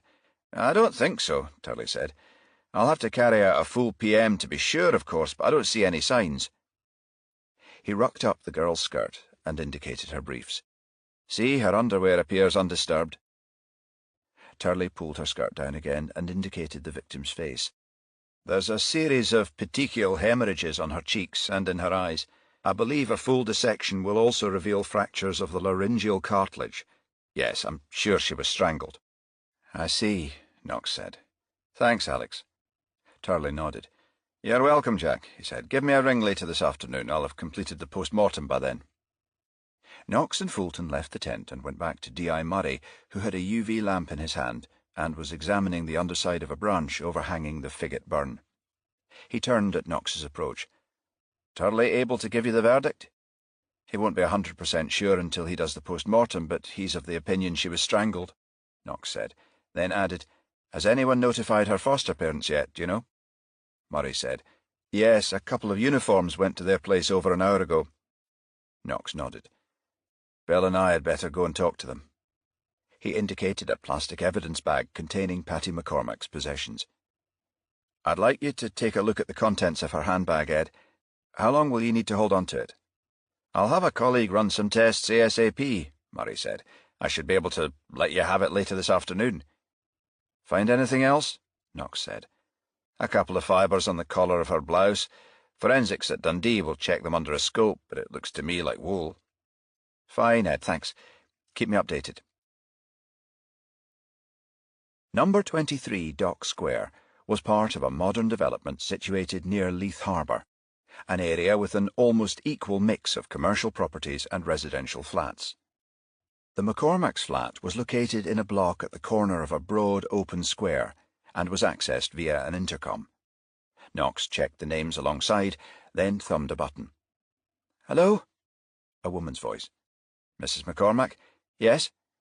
"Detective Inspector Knox and Detective Sergeant Fulton, do you mind if we speak to you for a moment?" A buzzer sounded, and the door opened. "No, come up. We're on the first floor." As the detectives reached the top of the stairs, Mrs. McCormack stood on the landing waiting for them. She was a buxom woman, her dark hair heavily streaked with grey. Knox saw her eyes were red and her cheeks tear-stained. Her husband stood behind her, a stocky, balding man wearing horn-rimmed glasses. Knox guessed the couple to be about the same age, mid to late 50s. Mrs. McCormack waved to a door on her right, which was open. She gestured to a room leading off a short hallway. "The sitting room is on your left," she said. When Knox and Fulton went into the room, she indicated a leather settee. "Please, take a seat." The detectives complied. Then the couple sat on a pair of matching armchairs. Mrs. McCormack took a hanky from inside her sleeve and dabbed her eyes. "You'll have to excuse me," she said. "This has come as such a shock." Knox nodded. "I realise this is a difficult time," he said. "We only need to ask a few questions, then we'll leave you in peace." Mr. McCormack gave a little nod. "I understand," he said. "It's your job. We'll do what we can to help." "OK, just to confirm," Knox said, "you were Patty's foster parents?" "Yes," Mrs. McCormack said. "She's been with us since she was 14. Before that, she lived at the Allenbreck care home at Fairmile Head." "Could you tell us anything about her history, before you fostered her?" "Yes," Mrs. McCormack said. "Her father left her mother before she was born. The woman was an alcoholic, frequently left Patty at home on her own. One night when Patty was 2, her mother went out drinking. The toddler swallowed some of the contents of a bleach bottle and was rushed to hospital. Social services got involved and Patty was taken into care." "The Allenbreck home," Knox said. "That was the only place she stayed?" "I think so," Mr. McCormack said. Knox said, "How did you come to foster her?" "Although she was an infant when she was taken into care," Mrs. McCormack said, "the circumstances must have had an effect. Patty had a very troubled childhood. A care worker told us she suffered nightmares and had frequent temper tantrums. She was forever getting into fights with other children, staff too. This continued into early adolescence." Mr. McCormack gestured to his wife. "You see, Ellen and I have experience with difficult kids. We fostered 2 before Patty. A few years ago we completed a course in behavioural counselling." Knox nodded, then said, "Did Patty ever see her mother again?" Mrs. McCormack shook her head. "No," she said. "She died when Patty was 5. Cirrhosis of the liver." "Did Patty's behaviour improve after she came to you?" Knox said. "The temper tantrums, I mean." "By and large, yes," Mr. McCormack said. "We've had occasional rows, and she could be difficult," he shrugged. "But that's how it is with teenagers." Knox nodded and said, "She had a job?" "Not since January," Mrs. McCormack said. "She worked at one of those fast food places in Princess Street." Mr. McCormack said, "You see, Patty was a bright kid, but she never really shone at school. Left at 16 without qualifications. I think she found it difficult to settle." Mrs. McCormack nodded. "The burger place was her 3rd job." Fulton said, "Who did she pal around with? She had a boyfriend?" "As far as I know, she didn't have any real friends," Mr. McCormack said. A pause, then, "A boyfriend? I don't think so." He turned to his wife. "Ellen?" "Not since Allenbreck," Mrs. McCormack said. She told me once she and one of the boys at the home had been really close, but I don't think she's been seeing anyone else. Knox said, "Strange for a young girl not to have any social interests." Mr. McCormack said, "Patty wasn't all that gregarious. She was quiet, withdrawn, even introverted. It took her a while to open up to anyone new." "Didn't she like music, movies, that sort of thing?" Knox said. "Reading," Mrs. McCormack said. "Patty was a proper bookworm, always had her head in a novel, supernatural stuff mostly." Knox said, "She didn't go out much?" "Not all that much," Mr. McCormack said. "Did she drink, smoke?" Fulton asked. Mrs. McCormack shook her head. "Neither." Knox nodded. "Can you think of any reason she'd be in the Portobello area?" Mr. McCormack shook his head. "You mean Figget Park, where she was found?" "Yes." Mrs. McCormack said, "One of our neighbours, Mrs. Allen, at 23-3, the flat above, has a black Labrador dog called Louis. Patty loved taking him for a walk. She'd spend a good hour or more up at Leith Links with him." She paused and shook her head. "I can't think why she'd be at Portobello. No." Knox closed his notebook and rose. "OK, I appreciate you seeing us," he said. He handed Mr. McCormack a card. "We'll be in touch, but if you think of anything else in the meantime, no matter how irrelevant it might seem, please give us a ring." The McCormacks escorted Knox and Fulton to the door. Then Mrs. McCormack said, "I can't think why anyone would want to do this to poor Patty. I wouldn't have thought she had an enemy in the world." Taverner drained the whisky and placed the glass back on the drinks cabinet. The sandwiches lay on a plate on the table untouched, the tea cold in the pot. He sat on the edge of the bed, ran his fingers through his hair, then reached for the television remote and muted the sound. When he returned the remote to the bedside stand, he glanced at his hands and saw they were shaking. Only moments earlier, Lowland Television had broadcast a news update. The girl found at Portobello had been named, and Taverner had wept when he discovered it wasn't Samantha. Nonetheless, the kidnapper's words still haunted him. The police must not be involved. If they are, be advised you will not see Samantha alive again. Taverner rose and went back to the drinks cabinet, poured another whisky, the threat to his daughter still uppermost in his mind. His frayed nerves caused him to spill the drink when the sudden ringing of his phone gave him a jolt.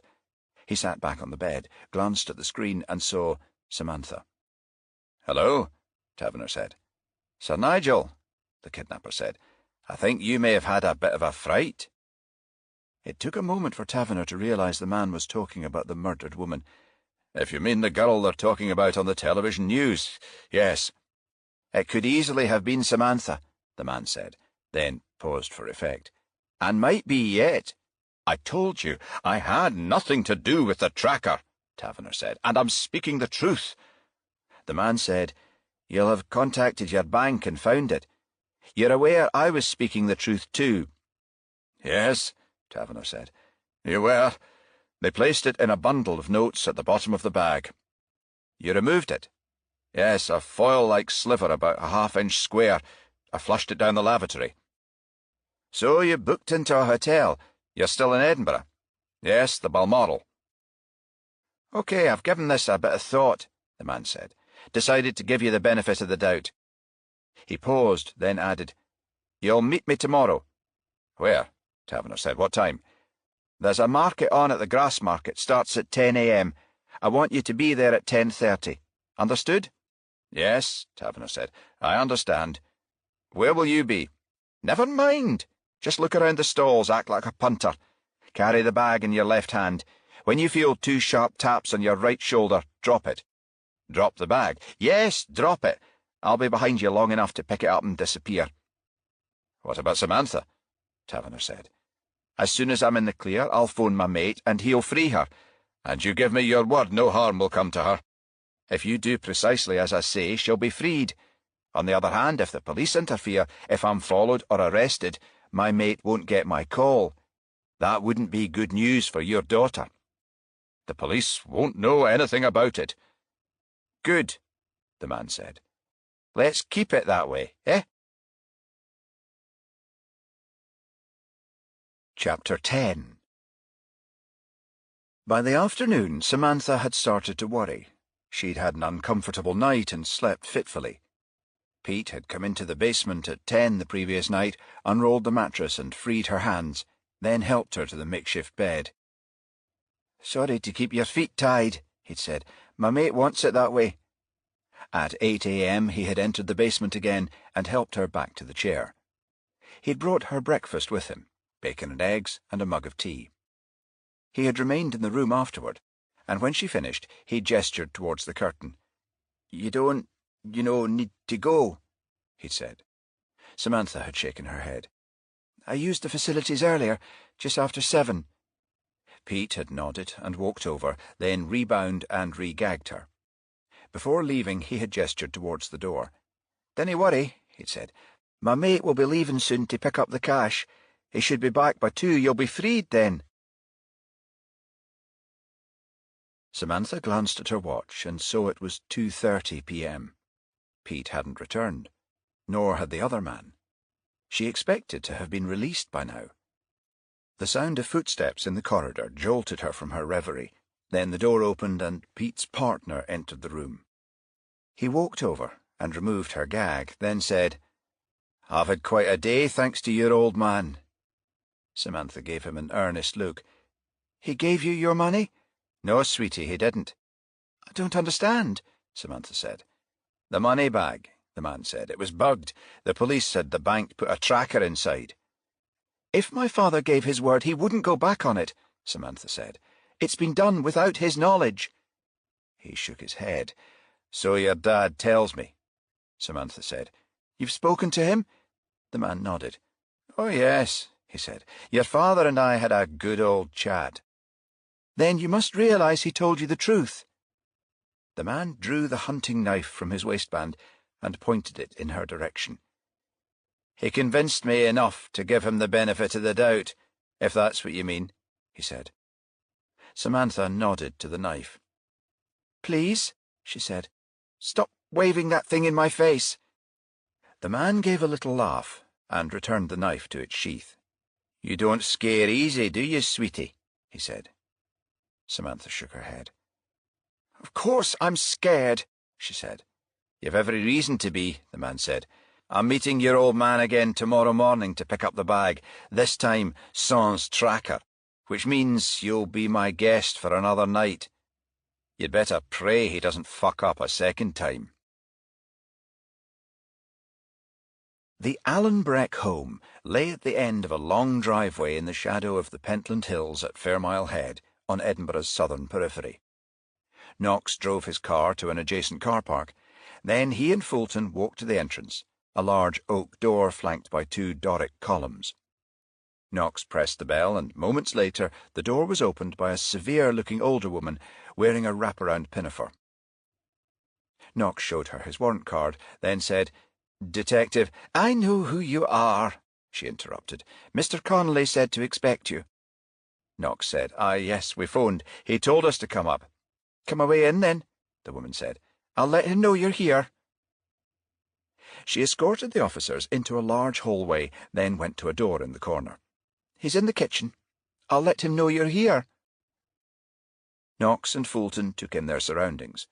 The walls were wood-panelled, the floor marbled, and a balustraded stairway led to the floors above. "This place reminds me of Shaw's," Fulton said. "You know, the house in Robert Louis Stevenson's Kidnapped belonged to Davy Balfour's uncle." "Not quite as dilapidated, I hope," a voice said. "It's late Scottish baronial, actually, 1891. You're right about the Stevenson connection, though. The house was named for Alan Breck, one of the novel's main characters." Knox and Fulton turned and saw the speaker was a ruddy-faced man in his early 50s. He had entered the hallway by the door the woman had exited moments before. He walked over and extended his hand. "Gavin Connolly," he said. "I'm superintendent of Alan Breck Home." They shook hands. Then Connolly gestured a door on their right. "This is my office," he said, then showed them inside and nodded at a couple of chairs at the front of a desk. When Knox and Fulton were seated, Connolly took a chair behind the desk and said, "I saw the report of Patty McCormack's murder on television. Terrible business." He tapped a folder in front of him and added, I took the liberty of looking at her file. You were superintendent when Patty stayed here? Yes, I've held the post since 2010, Connolly said. He opened the folder, glanced at the first page, and continued, She arrived in 2002. Patty Butler, then. Took her foster parents' name when she left in 2013. You remember her well? Knox said. Connolly nodded. Yes, quite well. The McCormacks told us she had a difficult childhood, Knox said. Connolly glanced at the file, then turned a few pages. Yes, he said. Patty was a bit of a problem child, particularly when she first arrived. Temper tantrums, fighting with other kids, disobeying staff, that sort of thing. He tapped the folder again. Before my time, of course, but it's all in here. She'd be, 11 or so when you took over? Knox said. What was she like then? I think she'd improved, Connolly said. Less fractious, more settled. Knox nodded. What was your own relationship with her like? Okay, for the most part, Connolly said. If anything, I found her a bit shy, quiet. She wasn't a great mixer, didn't get involved much in group activities and such. What about friends? Knox said. Was there anyone she was close to? Now that you mention it, yes, there was a boy. A year older, that would be nearer to the time she left, when she was 13. This boy, Fulton said. You have his name?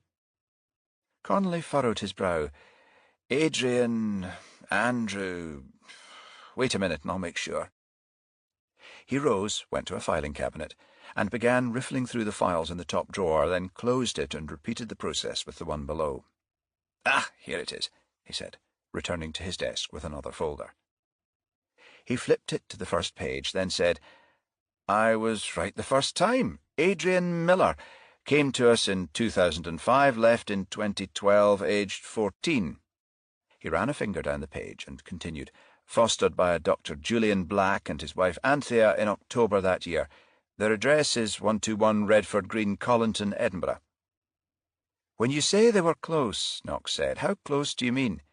Well, I'm not sure, Connolly said, but she did appear smitten by him, and he with her. They were always friendly, Knox said. They never argued. Connolly pursed his lips, then said, I see what you mean. You think their relationship may have continued beyond the home, that Miller may be implicated in her murder?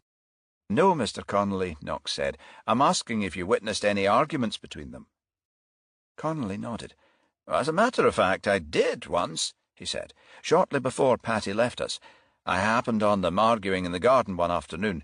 It appeared quite heated. I heard Adrian say to her, if you tell anyone about this, I'll kill you. Do you know what he was referring to? Knox said. Connolly shook his head. I don't, he said, but it was apparent from the look on his face he was deadly serious. Chapter 11. Mason and Hathaway were relieved at 6 by D.S. Aidan Edwards and D.C. Roy Cummings. Edwards gestured to the Balmoral. Anything happening? He said. Taverner hasn't moved? No, Mason said. I don't think he intends going anywhere tonight. The hotel, Cummings said, pointing to the main entrance. This is the only exit. For guests, yes, Mason replied. D.C. Hathaway had a discreet word with the doorman. There are 2 others, one on the Waverley Steps and one on the North Bridge. Both are used by staff. You know, I've been thinking, Hathaway said on the drive back to Gayfield Square. If the kidnapper used Samantha's phone to call Taverner this afternoon, we could get direct phone to tell us where the calls originate. Doesn't help us much now, Mason said. Yeah, Hathaway said. But what if he sets up another meet for tomorrow, then calls from where she's being held? Mason nodded. It's possible, she said. But if he had enough nous to suss the tracker, wouldn't he realise we might run a trace? Hathaway said. Well, he's already used it once, might do so again. Villains get careless. Mason said. Could be worth a try. Her mobile phone rang. Then she glanced at the screen and saw it was Knox. Hello, boss, she said. Yvonne, Knox said. The Tully Allen boys relieve you on time. Yes, boss, 6 on the nail. Taverner stayed at the hotel? Yes, never moved. I thought as much, Knox said. I think it likely another meet will be set up for tomorrow. You're both back at the station. "Just driving down Leith Street. We'll be there in a minute," she said. "Any joy with the McCormack case?" "Not yet," Knox said. "We've interviewed the girl's foster parents, the supervisor of the home where she was brought up, and a young lad who knew her." "Nothing?" "Not so far. There's still some possessions that were found with her, of course, and some DNA. Knox paused and added, "Oh, Yvonne." "Boss?" "D.I. Murray was going to stop by the station this afternoon with her handbag. Will you see if it's there when you get back? Give me a ring to confirm." "Sure, boss." "Thanks," Knox said. "You and Mark can knock off then. I'd like you both back at the Balmoral at 6 a.m. to take over from the second pair of Tullyallen men who are working midnight to 6. I think Taverner will have arranged an early rendezvous." "OK, boss," Mason said, then added, "Oh, before you go, "Aye?" Mark reckons there's a possibility the kidnapper will continue using Samantha's mobile, that we might get a lead on where she's being held. He'd like to ask direct phone to monitor." "Good idea, Yvonne," Knox said. "Tell him to go ahead." Knox had driven from Fairmile Head to Colinton in just under 10 minutes. 121 Redford Green was a large, pebble-dashed bungalow at the far end of a quiet cul-de-sac. As Knox and Fulton left the car, they were met at the gate by Dr. Julian Black, a patrician-looking man in his early 40s. Knox extended his hand. "Thanks for seeing us at such short notice, Dr. Black," he said, then nodded to Fulton. "My colleague and I were up at Fairmile Head when I rang." Dr. Black had a rake in his hand. "I was doing a bit of gardening when you phoned," he said. "Didn't expect you quite so soon." He escorted the detectives to the house and entered the sitting room, where a slim, attractive woman was waiting. "This is my wife, Anthea," Black said, then gestured to the officers. "Anthea, this is Detective Inspector Knox, and—" He glanced at Fulton and hesitated. "Sorry, I've forgotten your name." "Detective Sergeant Fulton," Knox said. "Ah, yes." "Pleased to meet you both," Mrs. Black said. "Julian tells me you want to see us about Adrian." "Yes, Mrs. Black," Knox said. "We'd like to ask him about Patty McCormack. They were domiciled at the Allenbreck home around the same time." "McCormack?" Mrs. Black said. "The girl found at Portobello?" "Yes," Knox said. "I see," Mrs. Black said, then turned to her husband. "You explained to the policeman Adrian wasn't at home?" Dr. Black nodded, then looked at his watch. "I told the officers he should be back shortly. He phoned when he left college half an hour ago." "Oh," Mrs. Black said. Then, turning to Knox, she added, "He's studying architecture at Edinburgh University." "I see," Knox said. "The superintendent at Allenbreck told you we adopted Adrian?" Dr. Black said. Knox shook his head. "No, he told me you were his foster parents." "Initially we were," Mrs. Black said. "We adopted him a year later in 2013. Fulton said, "Mr. Connolly needs to update his records." "Perhaps I'd better ask if we've our facts straight," Knox said. "Connolly told us you fostered Adrian in 2012, that he came to live with you then." "Yes," Mrs. Black said. "In September." "What was he like then?" Knox asked. "I'm not sure I understand," Mrs. Black said. "What sort of personality, I mean," Knox said. "Oh, I see," Mrs. Black said. "He was very reserved to begin with, introspective. It took us a while to gain his trust." Knox said, "Did he say anything about his experiences at the home?" "No," Dr. Black said, "but I know for a fact he wasn't happy there." "Oh," Knox said, "what makes you say that?" "He's never discussed it with us." "We've tried to get him to," Mrs. Black said, "but even thinking about it appears to have a negative effect on him, so we never bring it up now." "Mr. Connolly told us at one point Adrian was close to Miss McCormack," Knox said. "He never speaks of her either?" "No, I wasn't aware of that," Mrs. Black said. "That's why you want to talk to him? Mr. Connolly told you Miss McCormack and Adrian had some sort of relationship?" "Yes," Knox said. "He said they were very close at one point." "Really?" Mrs. Black said. "How close? Did he elaborate?" "No," Knox said, "just that they spent a lot of time together." Knox had just spoken when they heard a car door closing, and moments later a young man entered the room. He was tall, fair-haired, and had acne. He glanced at the detectives, and Knox saw a hint of panic in his face. "Adrian, dear," Mrs. Black said, indicating Knox and Fulton. "These men are police officers. They'd like to ask you about the girl found at Portobello. She was at Allenbreck at the same time you were." Adrian's face turned sullen. "What girl?" he said. "Patty McCormack," Knox said. "Mr. Connolly said you knew her." "Yes, I remember her," Adrian replied. "What about it?" "I'm sorry to say she's been found dead in Figget Park in Portobello," Knox said. "We've reason to believe she was murdered." Adrian appeared shocked. "Patty?" he said. Knox said, "Yes, Connolly told us you and she were close friends at Allenbreck." Adrian remained silent for a long time, then said, "We were close friends, yes. I got on with Patty more than anyone else." "Did you ever fall out with her at any point?" Knox said. "Have an argument?" Adrian gave Knox an angry look. "You've spoken to Connolly," he said. "He told you that?" Knox nodded. As a matter of fact, he did. "He says he witnessed you threatening Patty." "Wait a moment, Detective Inspector," Dr. Black said. "Are you suggesting Adrian has something to do with Miss McCormack's murder?" Knox shook his head. "No, sir, I'm not," he said. "Mr. Connolly made a statement to us that he witnessed Adrian making a threat during an argument with Patty in 2012. I'm just asking if the superintendent's statement is true." "Surely that's preposterous," Mrs. Black said. "How can a couple of teenagers having a difference of opinion 6 years ago have any bearing on what's happened to Miss McCormack today?" "I'm sorry, Mrs. Black," Knox said, "but I have to ask.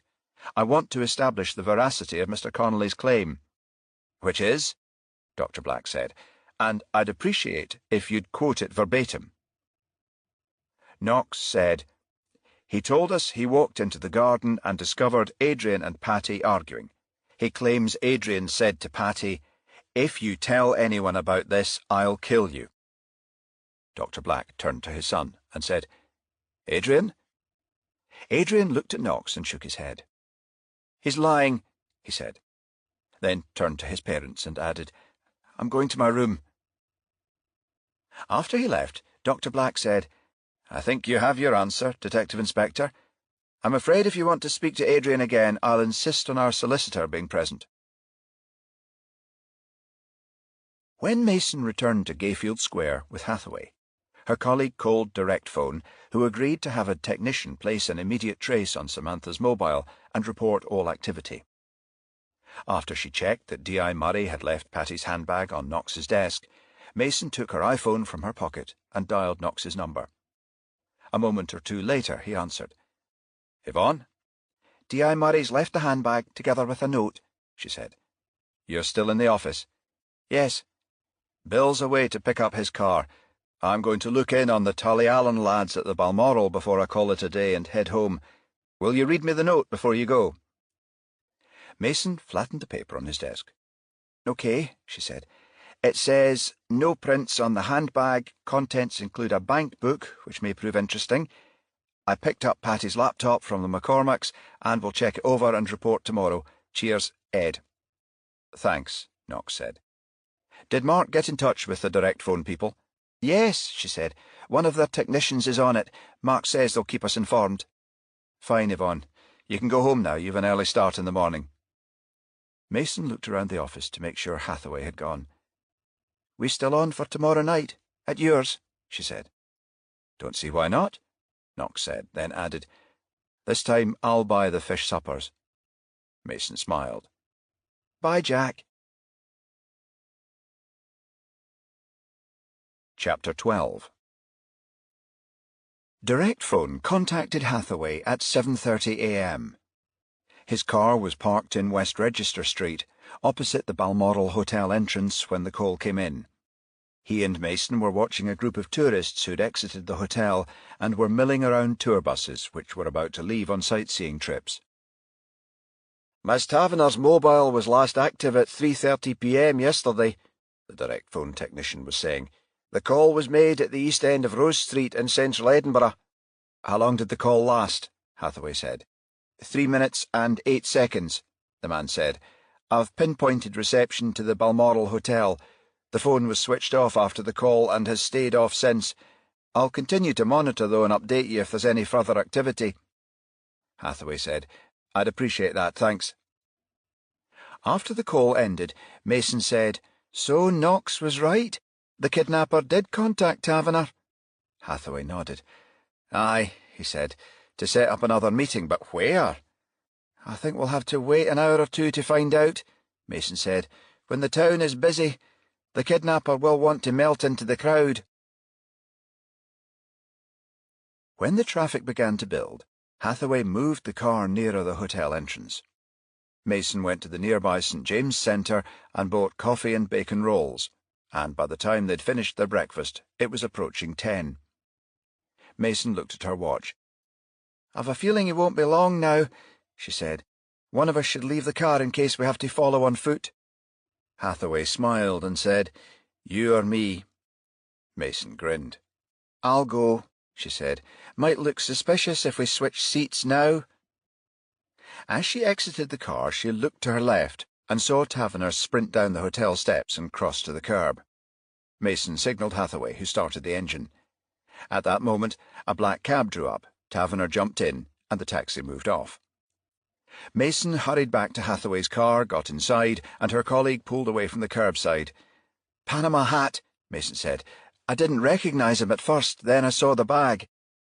Hathaway pointed to the taxi, which stood at traffic lights 3 vehicles ahead, with its left indicator blinking. He's turning onto Waverley Bridge, he said. He turned left in pursuit, following the taxi up Market Street, over the ridge of the Old Town to George IV Bridge.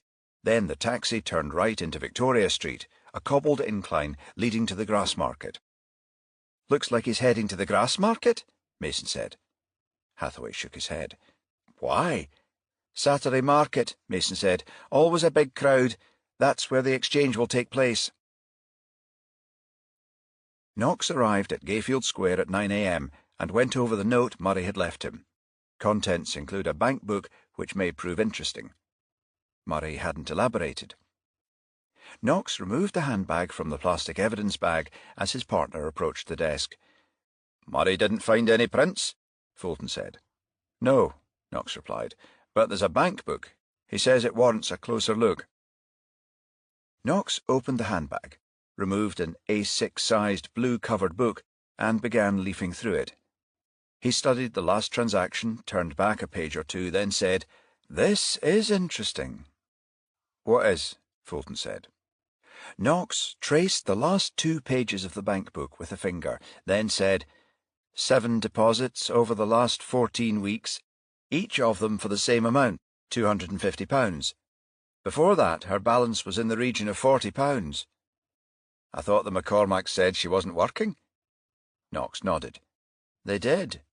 Fulton said, Then where did she get the money? Good question, Knox said. The deposits, Fulton said, cash or cheque. Only one way to find that out, Knox said. The phone on Knox's desk rang at that moment, and he picked up. Knox? Jack, it's Ed Murray. You've seen the bank book? Yes, Knox replied. As you say, it makes interesting reading. I thought you'd think so, Murray said. But there's something else. I just checked Patty's laptop. A mix of the usual music websites, movie and book reviews, Amazon and the like. But there's one website of specific interest. Patty visited it a lot. CAT. CAT? Yes, Murray said. The acronym stands for Counselling for Abused Teens. As it says, advice, counselling, but it also has a very active forum. Patty contributed to it on a few occasions. Did she post anything specific? Knox said. Not really. Asked advice from other youngsters who'd suffered sexual abuse and found it difficult to cope. Knox said. Any mention of her own experiences? No, Murray said. I'm about to email you a screenshot of the site and a link to her posts. OK, Knox said. I'll take a look at them. Meantime, I'm going to give her bank a ring to see if the deposits were made by cheque. Might give us a clue to where the money came from. Right, Murray said, then added, Oh, by the way, Jack, Dundee reckons the fibres found on Patty's blouse were wool, dark grey, most likely from a glove. I've asked Uniform to scour Frigate Park to see if they can find one. Thanks, Ed, Knox said. Let me know if they do. After he ended the call, Knox rang the branch of National Scot Savers where Patty McCormack had her account, and the manager verified her deposits had been made in cash. When he put down the phone, he turned to Fulton. "The payments were made by Patty herself." Fulton said. "Do you think—" He was interrupted by the sudden ringing of Knox's mobile. Knox took his iPhone from his pocket and glanced at the screen. "Yvonne," he said. "Taverner's at the Grassmarket, boss," Mason said. "I think the kidnapper's about to pick up the money." Edinburgh's Grassmarket cuts a swathe through the southwestern edge of the old town. Roughly a half-mile from end to end, and more than 100 yards wide, it had once been a gathering place for cattle drovers and horse traders. Over the years, the market became confined to the northern half, leaving a strip for traffic on its southern edge. The taxi dropped Taverner at the market's eastern entrance, where he made for the stalls, already thronged with shoppers. As Mason exited the car and began following, Hathaway drove a short distance to the nearby Cowgate and found a parking space. There he activated the remote locking and rang Mason. "I've just parked," he said. "Where are you?" "At a tartan gift stall opposite the Beehive pub," she answered. "You see Taverner?" "Yes, he's at an antique stall 30 feet from me." "Any sign of the guy he's meeting?" "Not yet," Mason said.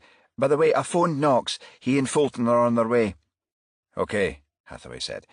"Be with you in a sec." Mason continued to watch Taverner.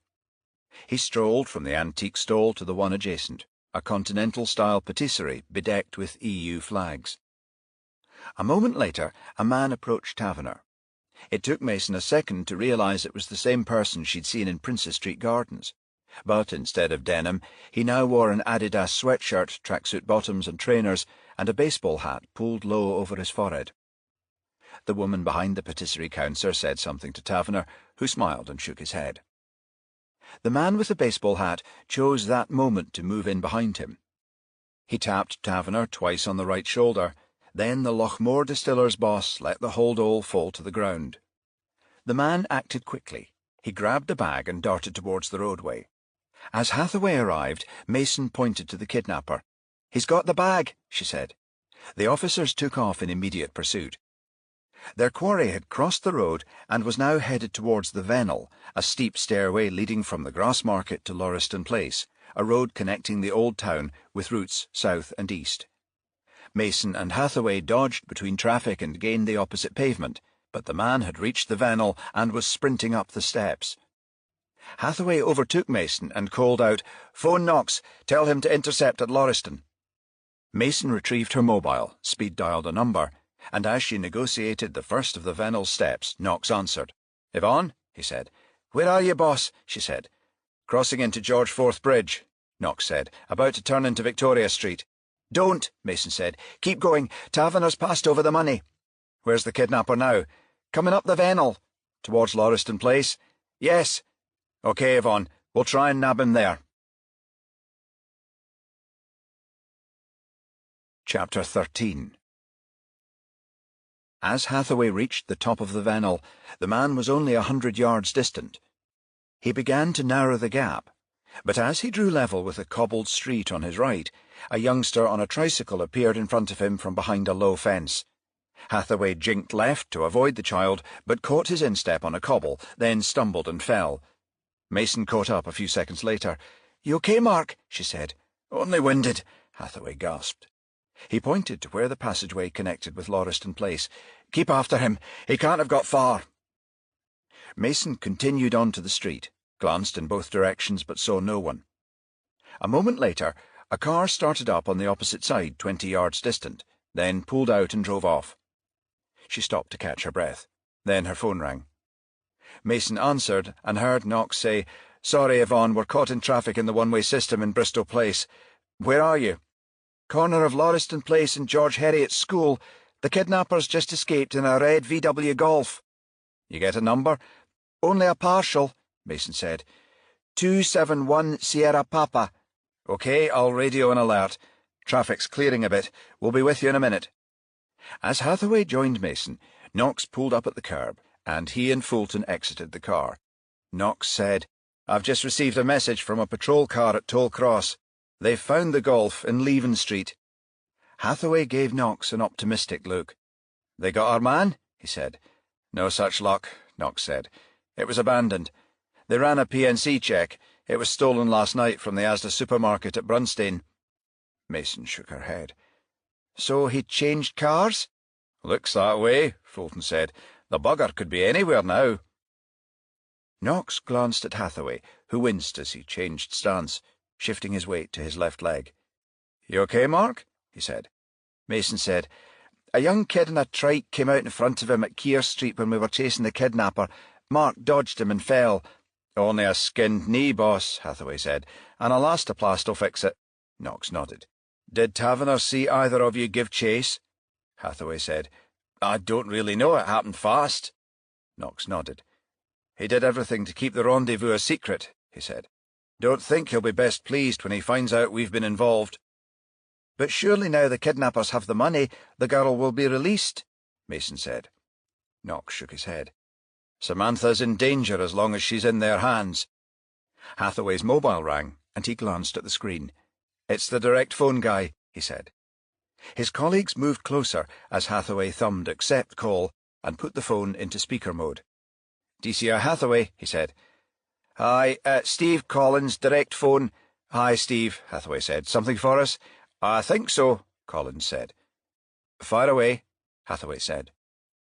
Miss Taverner's phone was switched on again 15 minutes ago, Collins said. At Toll Cross in Edinburgh. A 10-second call was made to an address in Joppa. Her phone was switched off again and has remained off since. The address in Joppa, Hathaway said. You've got it? Yes, Collins said. 121 Seaview Court. I took the liberty of checking Google Maps. It's on the seafront in Eastfield. The call was received at the back of the house. Steve, when this investigation's over, I'd like to buy you a drink, Hathaway said. Collins laughed.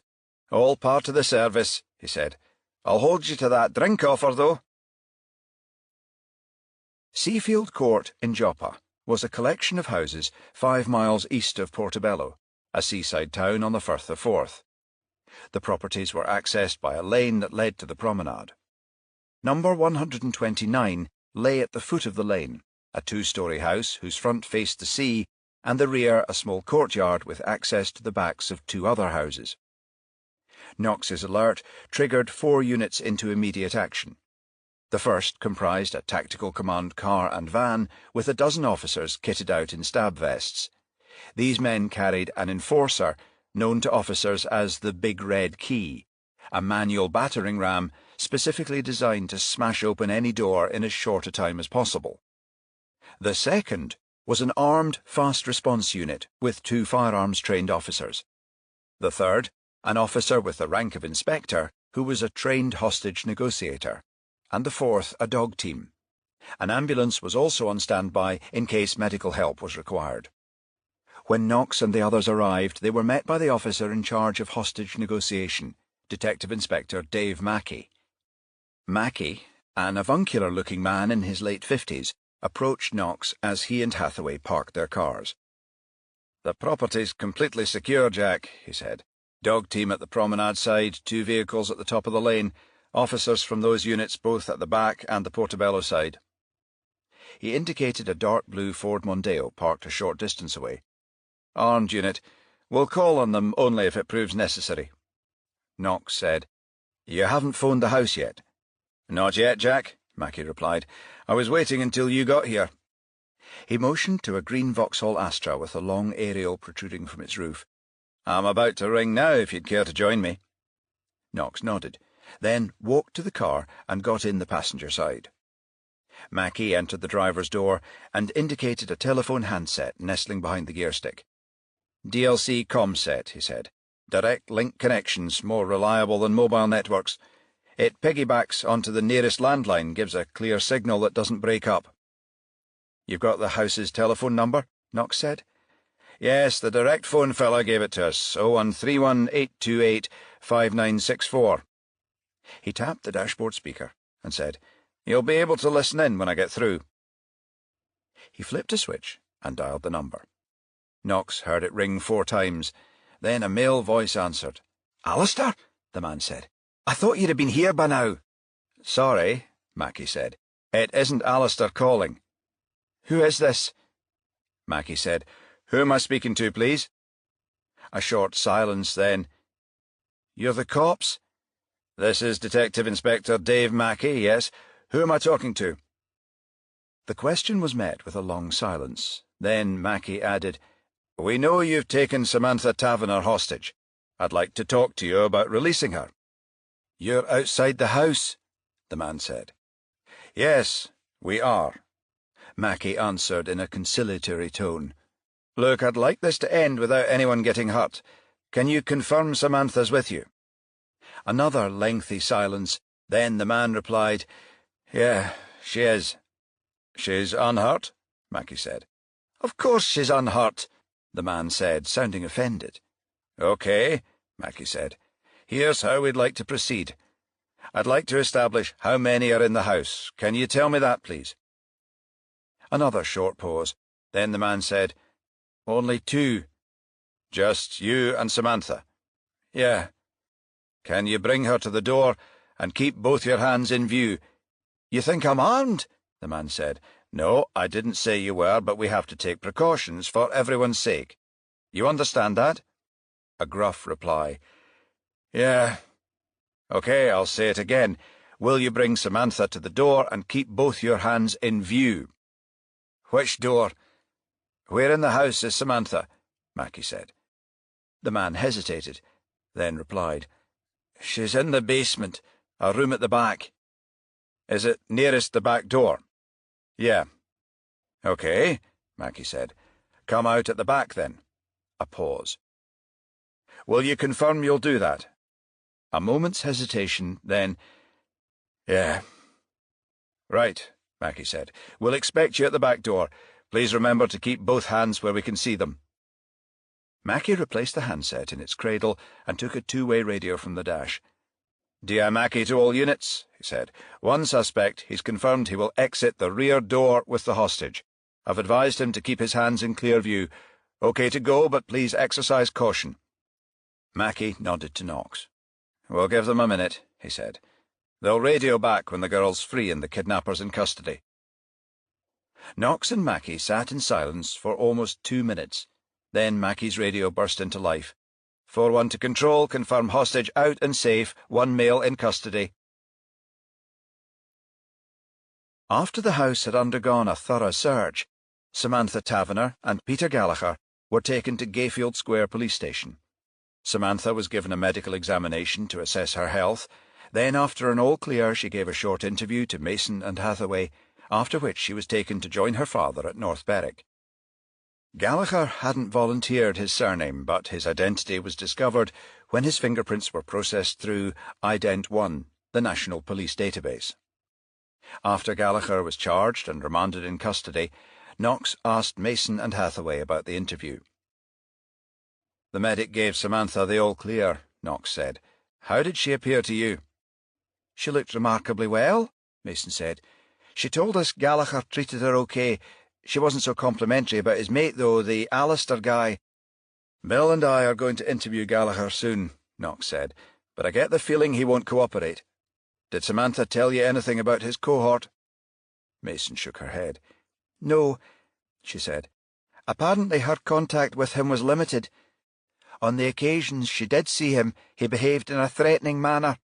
She told us he waved a large knife in her face, said she feared for her life. Knox said, Did she see him before the kidnapping? She doesn't think so, Mason said, but she did get a good look at him on the cycleway. She could identify him and he knew that. It worried her. Knox said, He'd threatened to kill her. Hathaway nodded. Yes, he said, on more than one occasion. Knox shook his head. OK, he said, then nodded to the door. I suppose we better have a word with Gallagher. Mason said, Why do you think the Alistair guy rang Gallagher? I think he always intended a double-cross to keep the ransom for himself, Knox said. When D.I. Mackie phoned the house, Gallagher thought it was Alistair. He said, I thought you'd have been here by now. The earlier call was probably to reassure Gallagher everything had gone to plan. In fact, Alistair was getting ready to skedaddle. I think he'd an idea we might trace the call. Make sure of Gallagher's arrest while he had Samantha. making him the fall guy. Knox's hunch that Gallagher would be unforthcoming proved true. When he and Fulton took their places in the interview room, the would-be kidnapper sat with his arms folded and his head back, staring at the ceiling. Knox switched on the tape machine and said, "Interview with Peter Gallagher in connection with the kidnap of Samantha Taverner on Tuesday, 15th May 2018. Officers present are D.I. Knox and D.S. Fulton. Mr. Gallagher is represented by his solicitor, Mr. Rupert Bryant, also present." Knox cleared his throat and continued. "Mr. Gallagher, Miss Samantha Taverner identifies you as one of two men who waylaid her on the Innocent Cycleway in Holyrood Park on 15th May. Can you tell us the name of your accomplice?" Gallagher took his eyes from the ceiling and gave Knox a cursory glance. "No comment," he said. "We know his Christian name is Alistair, Mr. Gallagher. We've a recording of you saying his name when answering the phone. You realise this is a serious charge, and might be more serious if you remain uncooperative." Gallagher scowled and said, "No comment." Knox shook his head and tried a third time. "Mr. Gallagher, has it occurred to you that Alistair's fled with £100,000, leaving you to face the music? You're aware you've been double-crossed?" "No comment," Gallagher said. Knox sighed. "OK, have it your own way." He looked at his watch and added, "Interview terminated at 12:05 p.m. When Knox arrived back at his desk, Hathaway came over. "About the McCormack case, boss," he said. "You just got a call from Alex Turley. He asked you to ring back when you got back to the office." Knox nodded, then picked up the phone and called the Cowgate mortuary. A few moments later the pathologist answered. "Turley?" "Afternoon, Alex," Knox said. "You wanted a word?" "Aye, Jack," Turley said. "It's about the girl found in Figget Park." "Patty McCormack?" "Yes," Turley said. "I found something unusual." "Unusual?" "Aye," Turley said. "There's a number of wheals, scars, on her buttocks." "Do they look recent?" Knox said. "No," Turley said. "From a brief examination of the scar tissue, I'd say she's had them for quite some time. From the pattern of wheals, I'd say she was beaten more than once." "Strange," Knox said. "The McCormacks, that's her foster parents, made no mention of them." "What year did they foster her?" Turley asked. 2013, Knox said. "Huh," Turley said. "She would have been 14 years old then. I'm sure the beatings took place when she was younger. If I had to make a guess, I'd say when she was 11 or 12. "Uh-huh," Knox said. "That would explain why the McCormacks never mentioned it. She most likely hid it from them." "This sort of physical harm might suggest abuse in other areas. Your inquiries haven't turned up such a possibility." "As a matter of fact, they have," Knox replied. D.I. Murray discovered that Patty frequently visited a website for abused teens. She also posted messages seeking advice. "Well, there's your answer, Jack," Turley said. "Who was she with before the McCormacks?" Knox said, "The Allenbreck home at Fairmile Head, under the care of a man called Connolly." Chapter 14. When Knox replaced the receiver, he glanced up and saw Warburton approach. "Can I have a word, Jack?" the DCI said. Knox stood and followed Warburton to his office, where his boss indicated a chair in front of his desk. Warburton walked around and sat opposite, then nodded to his phone. "I've just taken a call from the Chief Constable," he said. "He's received an official complaint about my handling of the Taverner kidnap case." Knox was taken aback. "Taverner complained?" Warburton nodded. "Yes," he said. "He blames me for going over his head in authorising his bank to put a trace in with the money. He says his daughter could have been spared the trauma of spending Friday night in the kidnapper's custody. That Gallagher would have freed her if the tracker hadn't been there." Knox shook his head. "Doesn't Taverner realise it was the only way we could establish where his daughter was being held?" Warburton waved his hands in a gesture of exasperation. "He's had a member of his legal team onto us in the last half hour. It's been discovered that this Alistair chap had no intention of sharing the ransom with his accomplice. The feeling is the outcome would have been the same if the money had been handed over yesterday. But that's not necessarily true, sir, Knox said. It was the direct phone trace that discovered where Samantha was being held. That wouldn't have happened yesterday. The kidnapper would have had no reason to use Samantha's phone. I'm afraid Taverner's lawyer doesn't agree, Jack. His view is that Gallagher's accomplice intended to use her mobile once he had the cash. We would have carried out a trace and the outcome would have been the same. But surely no one can say that with any degree of certainty, sir. The fact is that Samantha's safe and back at home. Isn't that the important thing? Warburton waved to the phone. I thought so too, Jack, he said. Until 5 minutes ago, that is. I'm sorry, sir, Knox said. It's my fault. I persuaded you the tracker was a good idea. The DCI shook his head. I'm not blaming you, Jack, he said. I believed, as you did, it was our best course of action, given the circumstances. Warburton sighed. The only reason I'm telling you is that it's likely HQ will have public relations people breathing down our necks in the next few days. Warburton shrugged his shoulders. Par for the course, I expect. How's the McCormick case coming along? There's a couple of reasons to suggest the victim suffered abuse, sir, Knox said. D.I. Murray checked her laptop. It reveals she visited a website for the victims of sexual abuse. He also found strands of wool on her blouse, which he thinks came from a glove. We're checking Figget Park to see if we can find anything that matches. Warburton said. Gloves may have been used in the strangulation. A possibility, sir, yes, Knox said. For the moment, though, I'm going to concentrate on our evidence of abuse. Alex Turley just rang from the city mortuary. He found scars on the victim's buttocks. Warburton shook his head. When did this occur? Does he know? He reckons when Patty was 11 or 12, before she was fostered. Warburton said. She was in the care of the Alan Breck home, then? Yes, sir. You've interviewed the superintendent? Yes, sir, Mr. Gavin Connolly. I intend paying him another visit to discuss this new evidence. Warburton nodded. Good.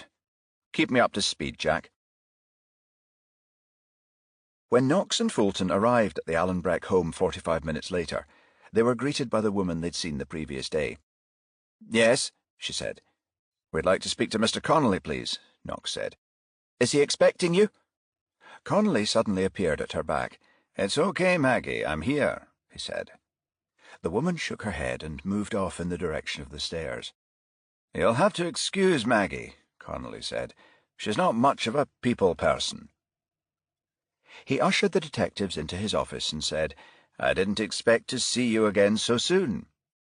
Some new information regarding Patty has come to hand, Knox said, which we'd like to ask you about. New information? Connolly said. Knox nodded. We believe Patty suffered abuse while she was here at Alan Breck. Connolly's brow furrowed. Really? What kind of abuse? Knox looked Connolly directly in the eye. The autopsy indicates she was severely beaten on more than one occasion when she was 11 or 12. We've also reason to believe she was subjected to sexual abuse. He paused, then added, I'd like to ask about the beatings first. Do you know anything about these? Connolly suddenly appeared flustered. No, I don't. You told us yesterday you took the post of superintendent in 2010, Knox said. Patty would have been 11 years old then. Yes, Connolly said. I came here in August of 2010. Knox changed tack. How often do the children in your care receive medical examinations? He asked. You mean if they become ill? No, not just if they're ill, Knox said. I mean general health assessments. Connolly shook his head. If any of the children are ill, we call a doctor, or if they're able, we take them to a surgery in Collington Mains Road. Knox said. So there are no routine medical examinations. Connolly waved to the door. You met our housekeeper, Maggie Ledbetter. She's also a state-registered nurse. She takes care of minor ailments. But no checks are carried out on a regular basis? Fulton asked. Connolly shook his head. No. You do keep records of the children in your care, Knox said. Connolly motioned to a filing cabinet. Of course, he said. You saw me take out a file on Adrian Black yesterday. Knox nodded. So if a child becomes ill or has received an injury, it would be on record? Yes, Connolly said. Knox indicated the cabinet. Will you take a look at Patty McCormack's folder? Connolly said, Sure, then rose and went to the cabinet. He opened and closed the second drawer, then said, I forgot the file we want is under her birth name, Butler. He went to the top drawer, riffled through a number of folders, and found the one he was looking for. Here we are, Butler. He returned to his desk and opened the file, then began leafing through the pages. Medical notes, he said, then studied the papers for a few moments and continued, 6-in-1 jab, pneumococcal jab, rotavirus jab, children's flu jab, 4-in-1 preschool booster. He shook his head. No, the only visit to a doctor was when she was 8, tonsillitis. She had a tonsillectomy the same year, 2007. No record of any medical attention in 2010 or 2011, Knox asked. Connolly shook his head. No. She must have been lashed with something like a whip, Fulton said. Injuries, which would have required bandaging. No mention of anything like that? Connolly shook his head. No, nothing. Knox pointed to the folder and said, Who's responsible for updating that file? The superintendent is, Connolly said. That means you are, Knox said. Yes, Connolly said. Knox said, If a child has a minor accident that doesn't require a doctor, a cut knee, say, or a sprained wrist, who would attend to it? Mrs. Ledbetter would, Connolly said. Like I said, she's a state-registered nurse. Knox nodded. And are all such ailments entered into the file? Yes, Connolly said. Who's responsible for making a record of that sort of thing? I am, Connolly said. Does Mrs. Ledbetter report everything of that nature to you? She's supposed to, yes. Knox said, Is it possible there have been occasions when she's forgotten to tell you if she's treated a child? Connolly shrugged. I suppose so. Could you call her in, please? Connolly rose. She's probably upstairs, he said. I'll go and get her. When he left the room, Knox reached over the desk and picked up Patty McCormack's file. He found the page Connolly had been looking at, then turned to Fulton. The tonsillectomy's the last entry, he said. Fulton shook his head. Unusual for a kid to go from 8 to 14 without seeing a doctor. Knox nodded. My thoughts exactly. At that moment they heard footsteps in the corridor, and Knox returned the folder to the desk.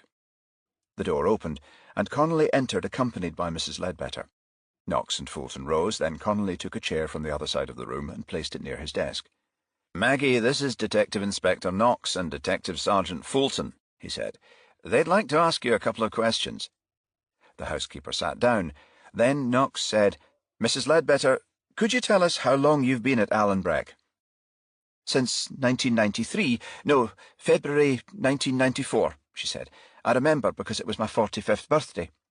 Uh-huh, Knox said. Mr. Connolly tells us you're a state-registered nurse. Ledbetter said, Yes. The post was advertised for a housekeeper who had nursing experience. My previous job was at an old people's home. I see, Knox said. In the course of the last 24 years, you'll have looked after many children. You'll remember most of them.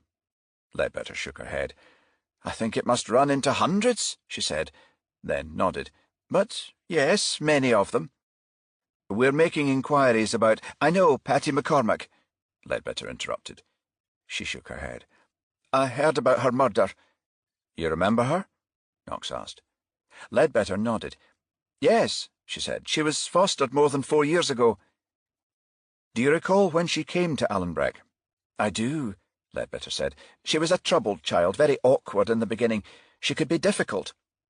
Knox said, We're making inquiries about a series of beatings she received when she was 11 or 12. Do you recall treating any such injuries? Beatings? Ledbetter said. Yes, Knox said. To her buttocks, specifically. Ledbetter shifted in her chair, then shook her head. I don't recall treating her for anything like that, she said. The injuries were quite severe, Knox said. It wouldn't have been something you'd forget. Ledbetter shook her head again.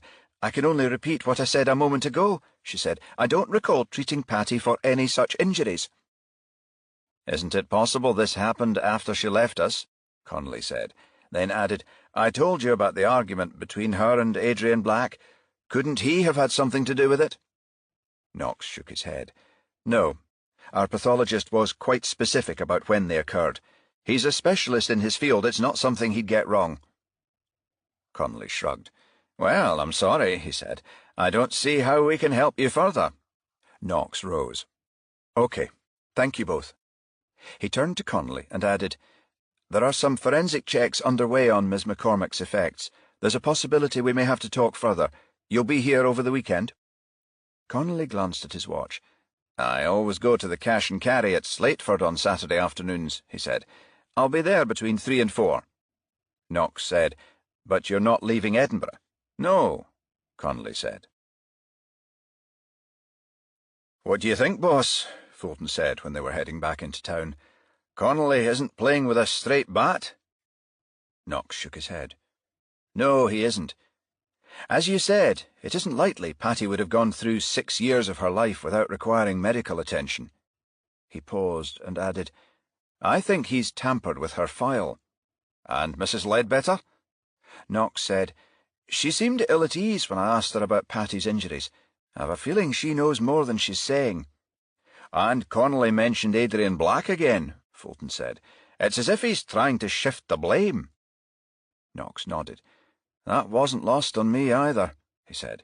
Trouble is, there's nothing yet to link Connolly with Patty's murder. Yet, Fulton said. But do you think he's behind the abuse? Definitely. Knox's phone rang at that moment, and he glanced at the screen and switched to hands-free. Ed, he said. Murray's voice came through the speakers. Jack, he said, last night my assistant received an evidence bag with an item found by a uniformed PC in Figget Park. He sent it to forensics in Dundee and forgot to mention it. What was found? Knox said. A pair of woolen gloves, dumped in one of the park's bins. Aye? Turns out there are traces of DNA on the gloves, inside and out. They're currently undergoing a more in-depth analysis, but the first thing they've discovered inside the gloves was acronitrile butadiene copolymer. Acro what? Knox said. NBR, main component of nitrile plastic gloves. Must have been worn underneath the woolen ones. Underneath? Yes, Murray said. I can only suppose it was to avoid leaving DNA. But you said DNA was found inside the gloves. Yes, that and NBR, and I'm guessing the DNA belongs to the original wearer. However, more recent DNA was found on the outside of one of the gloves. I'll have the results later today. But there's something else. Go on. A name tag sewn into one of the gloves, written with a felt-tip pen. My assistant took a picture with his mobile before sending the gloves. It reads, Adrian Miller. Chapter 15. Interview with Mr. Adrian Black, Knox said, for the recording machine. The time is 2:35 p.m., Saturday, 19th May 2018.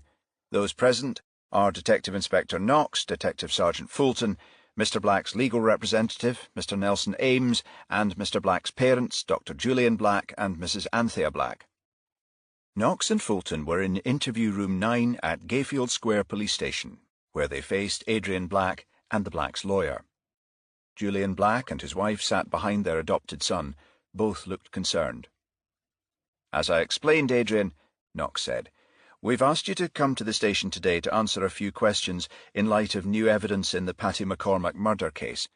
I should emphasize you are not a suspect and make it clear that your cooperation will very likely eliminate you from our investigation. You understand? Adrian nodded, his face betraying anxiety. Knox said, For the tape, Adrian, please.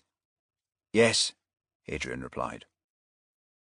Knox took an 8 by 10-inch photograph from a foolscap folder and slid it across the desk. A pair of woolen gloves was found dumped in a bin at Figget Park, Knox said. One has your birth name written in marker pen on the inside. Could you confirm the glove is yours? Adrian picked up the photograph and studied it for a few moments, then said, Yes, it's one of my gloves. When did you last see them? Knox said. Adrian gave Knox a hesitant look. At least 6 years ago, he said, when I was at the Allenbreck home. Knox and Fulton exchanged glances. Knox said, You didn't take them with you when you left? No, Adrian replied. May I see the photo, please? Dr. Black said. Of course, Knox said, then passed the picture over. Dr. Black examined the photograph for several seconds, then handed it to his wife. Adrian hasn't possessed a pair of gloves like this since he's been with us, has he, dear? Anthea Black took the print, glanced at it for a moment or two, then said, "Certainly not." Knox nodded. "Adrian," he said, "when I spoke to you yesterday you appeared upset. Patty's death would have been a surprise, and that's understandable, but I also had the impression you were unhappy at Allenbreck. Is that the case?" Adrian flushed. "What's that got to do with the gloves?" he said. "Nothing," Knox said. "When I said Mr. Connolly had accused you of having an argument with Patty and threatening to kill her, you said he was lying. You left the room and didn't elaborate. Would you do so now? How do you feel about Connolly?" Adrian looked at his adoptive parents, holding Anthea Black's eyes for a long moment. "Go on, Adrian," she said. "Tell him, darling, please." Adrian turned back and held Knox's gaze. "What Connolly told you I said to Patty," he said. "Those were the exact words he said to her himself." "You overheard Connolly say that to her?" Knox said. Adrian nodded. "Yes." "When was this?" "Just before I left," Adrian said. "In June 2012. I went into the garden one afternoon and heard him threaten her. She told me later that he—" Adrian hesitated, glancing at Mrs. Black. "that he had raped her in one of the upstairs rooms." "Did she mention this to anyone else?" Knox said. Adrian shook his head. "No, she was afraid to." "Did Connolly threaten you?" Knox asked. "Not then," Adrian said. "He didn't have to. I was afraid of him too. He beat me, often." Adrian's shoulders started shaking. Then he began to cry. "What I'm most ashamed of is that I said nothing," he said.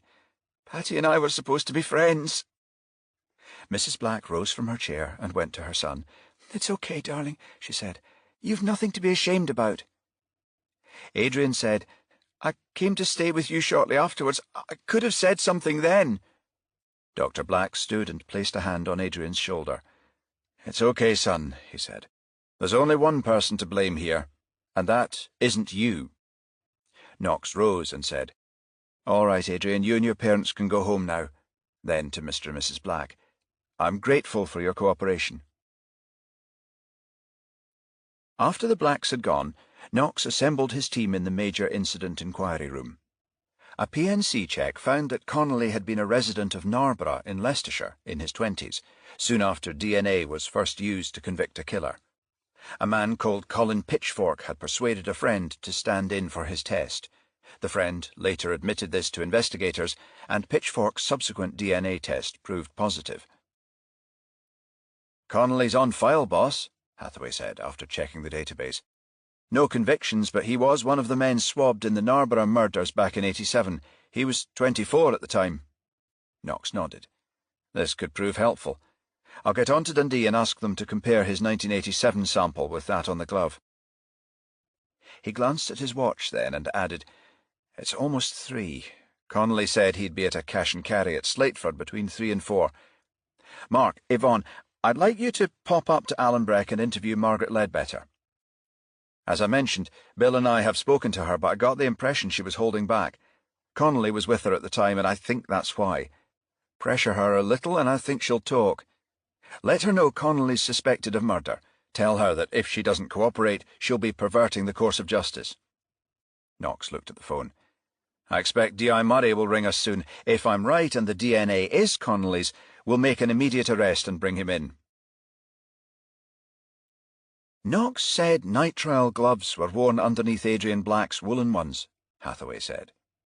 He and Mason were driving through Fairmile Head and approaching the Allenbreck home. "Yes," Mason said. "After Connolly murdered Patty, he tossed the gloves in a bin for us to find." "Adrian had left them at Allenbreck?" Hathaway said. "Uh-huh," Mason said, "complete with his DNA and name tag." "Connolly's probably guilty of sexual abuse, but why kill her?"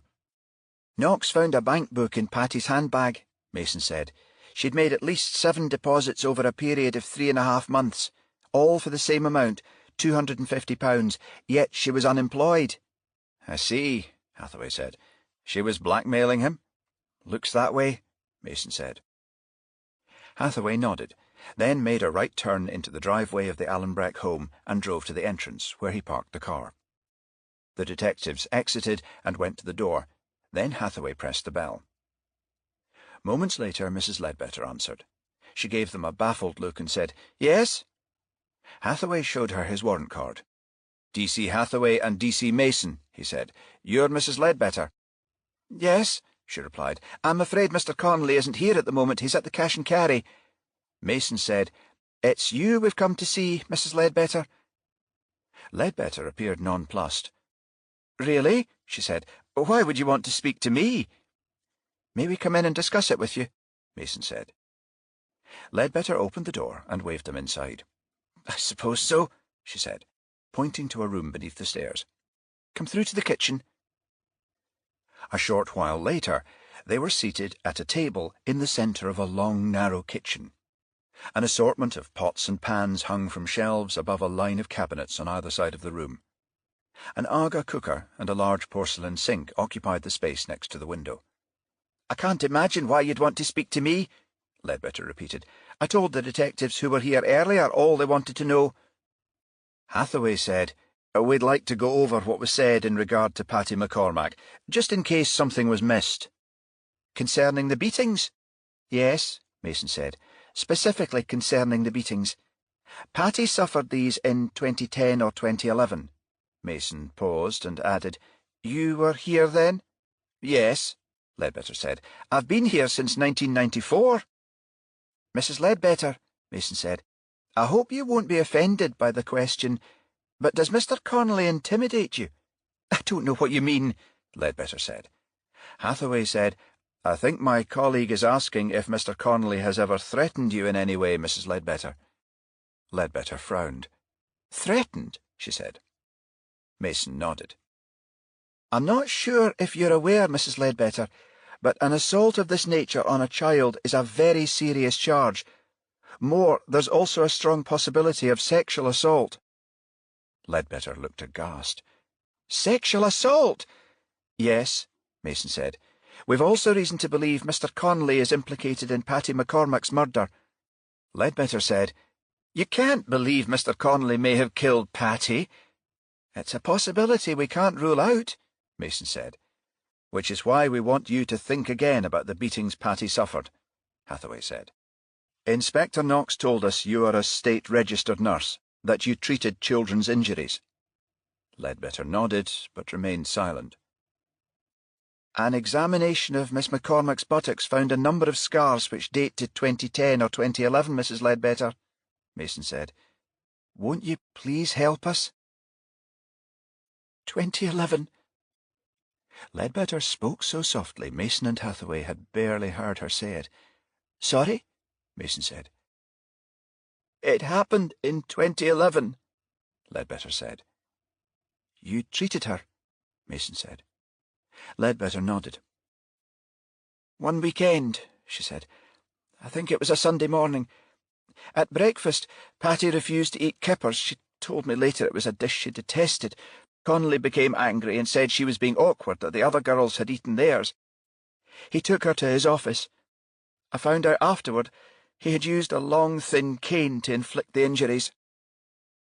When he brought her to me, her underwear was stained with blood. I used wound seal powder to stop the bleeding, then bandaged her.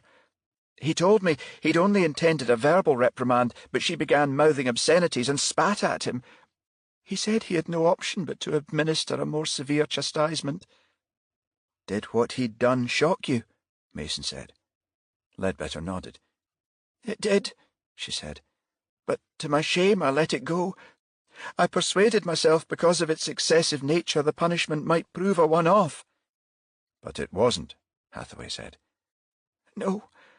I'm sorry to say it happened again on 2 occasions. I realised the second time it was wrong, but I'd remained silent the first time, and I thought if I spoke out I'd be sacked. So I said nothing." "Did you know Connolly raped Patty in 2012? Mason said. Ledbetter shook her head. "No, ma'am, I didn't," she said, "as God's my witness." She took a hanky from her pinny pocket and dabbed her eyes. "I'm almost 70 now, and will be retiring soon. The Holy Mother knows I've much to atone for. I'm truly sorry I kept quiet." Mason nodded. "Mrs. Ledbetter," she said, "it would be very helpful to us if you would make an official statement about this. Will you do that?" Ledbetter nodded. "Of course I will. Yes." Hathaway said, "The other children in your care, has Connolly mistreated them in any way?" Ledbetter shook her head. "No. There are only 6 young children staying here now, and they're in the junior wing, which is looked after by 2 female assistants. The last of the older children left this year. I don't know why," Ledbetter continued, "but I think Connolly took a dislike to a few of the older children at the time." She shook her head again. "But I can only say, if he's murdered Patty, may the Almighty forgive him." "Mrs. Ledbetter's agreed to give us a full statement, boss," Hathaway said, when Knox took his call. "She's admitted to treating Patty's injuries on 3 occasions, you say?" Knox asked. "Yes, she's given us a full confession and has said she'll attest to Connolly's guilt." "Good work," Knox said. "Where are you and Yvonne now?" "Comiston Road. Slateford isn't far from there, is it?" "No, boss," Hathaway said. "We can cut through at Morningside Station." "Just the job, Mark," Knox said. "Head for Mellor's Cash and Carry in Slateford Road. It's at the Ardmillan Terrace end. You know what Connolly looks like. We saw his Narborough photos. Bill told us he hadn't changed that much, a bit stockier, more ruddy-faced." "Exactly," Knox said. "OK, both of you wait in the car park. I'm expecting a call from D.I. Murray any minute. I'll get back to you." "Righto, boss," Hathaway said. Knox ended the call and turned to Fulton. "Ledbetter did treat Patty," he said. "I heard," Fulton said. "She's given us a statement." Knox said, All we need now is a positive on the DNA." As Fulton nodded acknowledgement, Knox's phone rang. Knox answered and gave Fulton a thumbs up. "It's Murray," he said. Then to the phone. "Ed?" "Good news, Jack," Murray said. "A trace sample of DNA found on the knuckle of one of the gloves is recent and matches the specimen taken from Connolly at Narborough. DNA inside both gloves isn't so recent, so I guess it's Adrian Black's." "Thanks, Ed. That's just what I hoped for." After he spoke to Murray, Knox phoned Mason and Hathaway and told them to proceed with the arrest. Connolly was brought to the station, charged, then his lawyer was contacted, and an interview set up. Again, this was held in room 9. "Before I ask you to speak, Mr. Connolly," Knox said, "I'd like to tell you the reasons for your being charged and ask you a few questions. Is that understood?" Connolly studied Knox for a long moment, then said, "Yes." "2 of my officers visited the Allenbreck home this afternoon and interviewed Mrs. Margaret Ledbetter. She's confirmed she attended Patty on 3 occasions in 2011 and treated her for injuries to her buttocks. But before I ask about that, I should also like to tell you we've a sample of DNA taken from a glove found in Figget Park, which yielded a match to your DNA." "My DNA?" Connolly said. Knox nodded. "Yes. You may recall you were asked in 1987 to give a specimen at the time of the Colin Pitchfork case.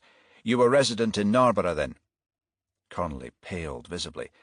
"You remember that?" Knox asked. Connolly frowned. "Yes, I do," he replied, and lapsed into silence. Knox and Fulton held his gaze. Then Connolly blurted out, "I must have handed the gloves to Black at Allenbreck." Knox and Fulton exchanged glances. Then Knox said, "I didn't mention who the gloves belonged to." You must have," Connolly said. "I mean—" He glanced at his lawyer, who said nothing. Knox nodded to the tape machine. "I can play it back if you like." Connolly's face took on a perplexed expression. "In any event," Knox said, "your DNA on the glove is recent. Our forensic team has dated it to within 3 weeks. In contrast, Adrian's DNA, you're correct, the gloves did belong to Mr. Black, has been dated to 2012 or earlier."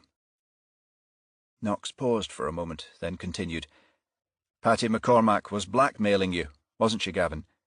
Her bank book is in our possession. It records a total of 7 deposits of £250 paid into her account over the last 14 weeks, yet she was unemployed. I'm sure if we checked your bank statements, we'd see withdrawals of the same amounts on the same dates." Connolly said nothing for a moment, then shrugged. Butler threatened to tell the Scottish government about me, he said. Said she'd send an email to the First Minister herself. He shook his head. Not about the beatings, though. She was a pure little swine. She knew they were deserved. No, it was about the sex. She liked to flaunt herself, you see, even though she was 13. She was in the room of one of her friends when I came in. Her mate had gone to the shops at Fairmile Head, and Butler was lying on the bed, skirt pulled to her knees. She tried to scream when I went over and covered her mouth. Connolly shrugged again. It was a come-on. How was I supposed to react? Like a responsible adult, Knox said. But it was her fault, Connolly said. She was taunting me. She was 13, Fulton said, anger evident in his face. Knox placed a restraining hand on his partner's arm. When did she start blackmailing you? He said. Early March this year, Connolly said. She'd phoned out of the blue. I hadn't seen her in 4 years. Said she'd made up her mind I should pay. Either that or... Well, I told you what she was going to do. My mother's 91 and lives in Mountcastle. She's had a couple of strokes. I was worried if she found out it would be the end of her. Why Figget Park? Knox said. Usually I met her at Leith Links and paid her there, but this last week my mother's health has become worse. She's got a home help, of course, but I've needed to be there more often. When Butler, McCormack, phoned, I asked her to meet me at Figget Park since it's near where my mother lives. She agreed to meet you there? Knox said. Connolly nodded. I told her I'd give her the taxi fare, but she said from this time on the payment would be £500. He shook his head. I tried to reason with her, told her I was already dipping deep into my savings, but she'd have none of it. It was a case of pay the £500 or... Connolly let it hang. It was then you decided to kill her, Fulton said. Connolly waved his hands in a gesture of exasperation. She was bleeding me dry, he said. It wouldn't have been long before I was unable to pay her, and she might have carried out her threat anyway. You thought it was a good idea to set up Adrian Black? Knox said. Connolly shook his head. I really didn't have time to think it through. I remembered I'd seen his gloves at Allenbreck, then... He shrugged. Was Patty waiting for you as arranged? Knox asked. Connolly nodded and said, Yes, at 8:30 p.m. The park was almost empty. I persuaded her to go down to a spot near the burn where there's trees and bushes so no one would see me hand over the cash. Which is where you strangled her, Fulton said. I was in two minds, Connolly said. I didn't know if I could go through with it or not. He shook his head and continued. She became abusive then, saying, You're pathetic. You know that, Connolly. Fucking children, putting them through hell. I really should shop you. She spat in my face, and at that point, I lost it. Chapter 16. Knox rose at 10:30 a.m. After a drink with his colleagues on Saturday evening, he had driven home and was later joined by Mason, who spent the night with him. When he'd showered and shaved and went back to the bedroom, Mason was still underneath the covers. She heard him enter, then stretched her arms and yawned. What time is it? 10 to 11, Knox said, grinning. My, aren't you a sleepyhead? Mason sat up, adjusted the pillows at her back, then said, You don't suffer from hangovers, do you? Not if you stick to whiskey and water, Knox said, then shook his head. Ah, but vodka and beer, now there's a taboo. Mason scowled. There speaks Mr. Perfect, she said. As I recall, you were drinking beer at the Windsor. Only 1 pint, Knox said. I was driving, don't forget. Mason nodded. Yes, I stayed with Mark and Bill and had a couple more, then I got a taxi up, she said, making sure our little trysts remain a secret. Knox threw the bath towel on the floor and put on a robe. I'm pretty sure the others know about us, he said. They're just too diplomatic to say. Mason got out of bed and headed to the bathroom. You think so? She said. I do, he replied, and I think you do too. After Mason had showered, and they both had dressed. They had breakfast in the kitchen. When they finished, Knox looked at his watch. "It's almost 12, he said. "Fancy a jog around Arthur's Seat?" "You're still keeping that up?" Knox grinned. "Once a week," he said. "Got to look after the old blood pressure. Take the path towards the summit, left along Hunter's Bog, back via the Radical Road. 3 miles. He gave her a teasing look, then added, "When you're my age, you've got to work at it." Mason rolled her eyes. "Listen to Methuselah." Knox pretended to give her ear a cuff. "Come on," he said. "It's a nice run. You'll enjoy it." A sudden ringing came from Mason's handbag, and she reached for it. "Aha," she said. "Saved by the bell." Mason took out the mobile and put it to her ear. "Hello, Yvonne Mason." "Hello, is that Detective Constable Mason?" Mason waved a finger to attract Knox's attention and switched to speaker mode. "Yes. Hi, it's Catherine Sinclair, Samantha Taverner's girlfriend. I met you at my office, Abercrombie and Lyle." "Yes," Mason said, "I remember you."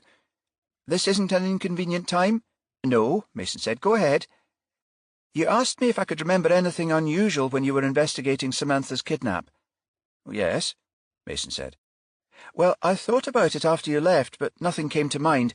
Then Samantha phoned yesterday to say she was okay. She mentioned the Christian name of the kidnapper, and it immediately rang a bell. I drove to my office at the college last night, checked our records, and found what I was looking for. A student was dismissed 5 months ago for defrauding his fellow students.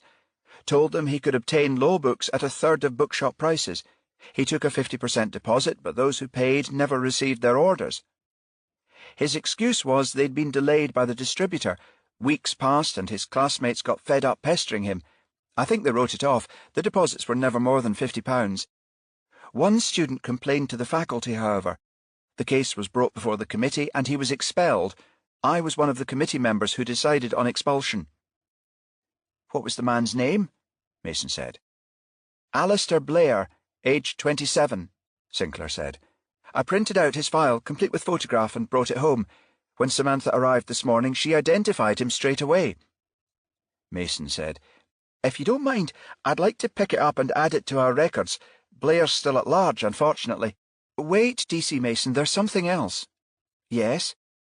"Samantha and I have just checked LinkFriend, the social media site." "And?" "Blair's circle of friends and family includes his sister, Claudia Blair." "Claudia Blair?" "Yes," Sinclair said. "Blair's her maiden name. Samantha was shocked to discover the woman is her flatmate, Claudia Wright." Knox motioned to the phone. "Is Samantha there?" he mouthed silently. "Is Samantha with you?" Mason asked. "Yes, she is."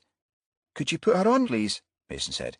"Detective Inspector Knox is with me now. He'd like to speak to her."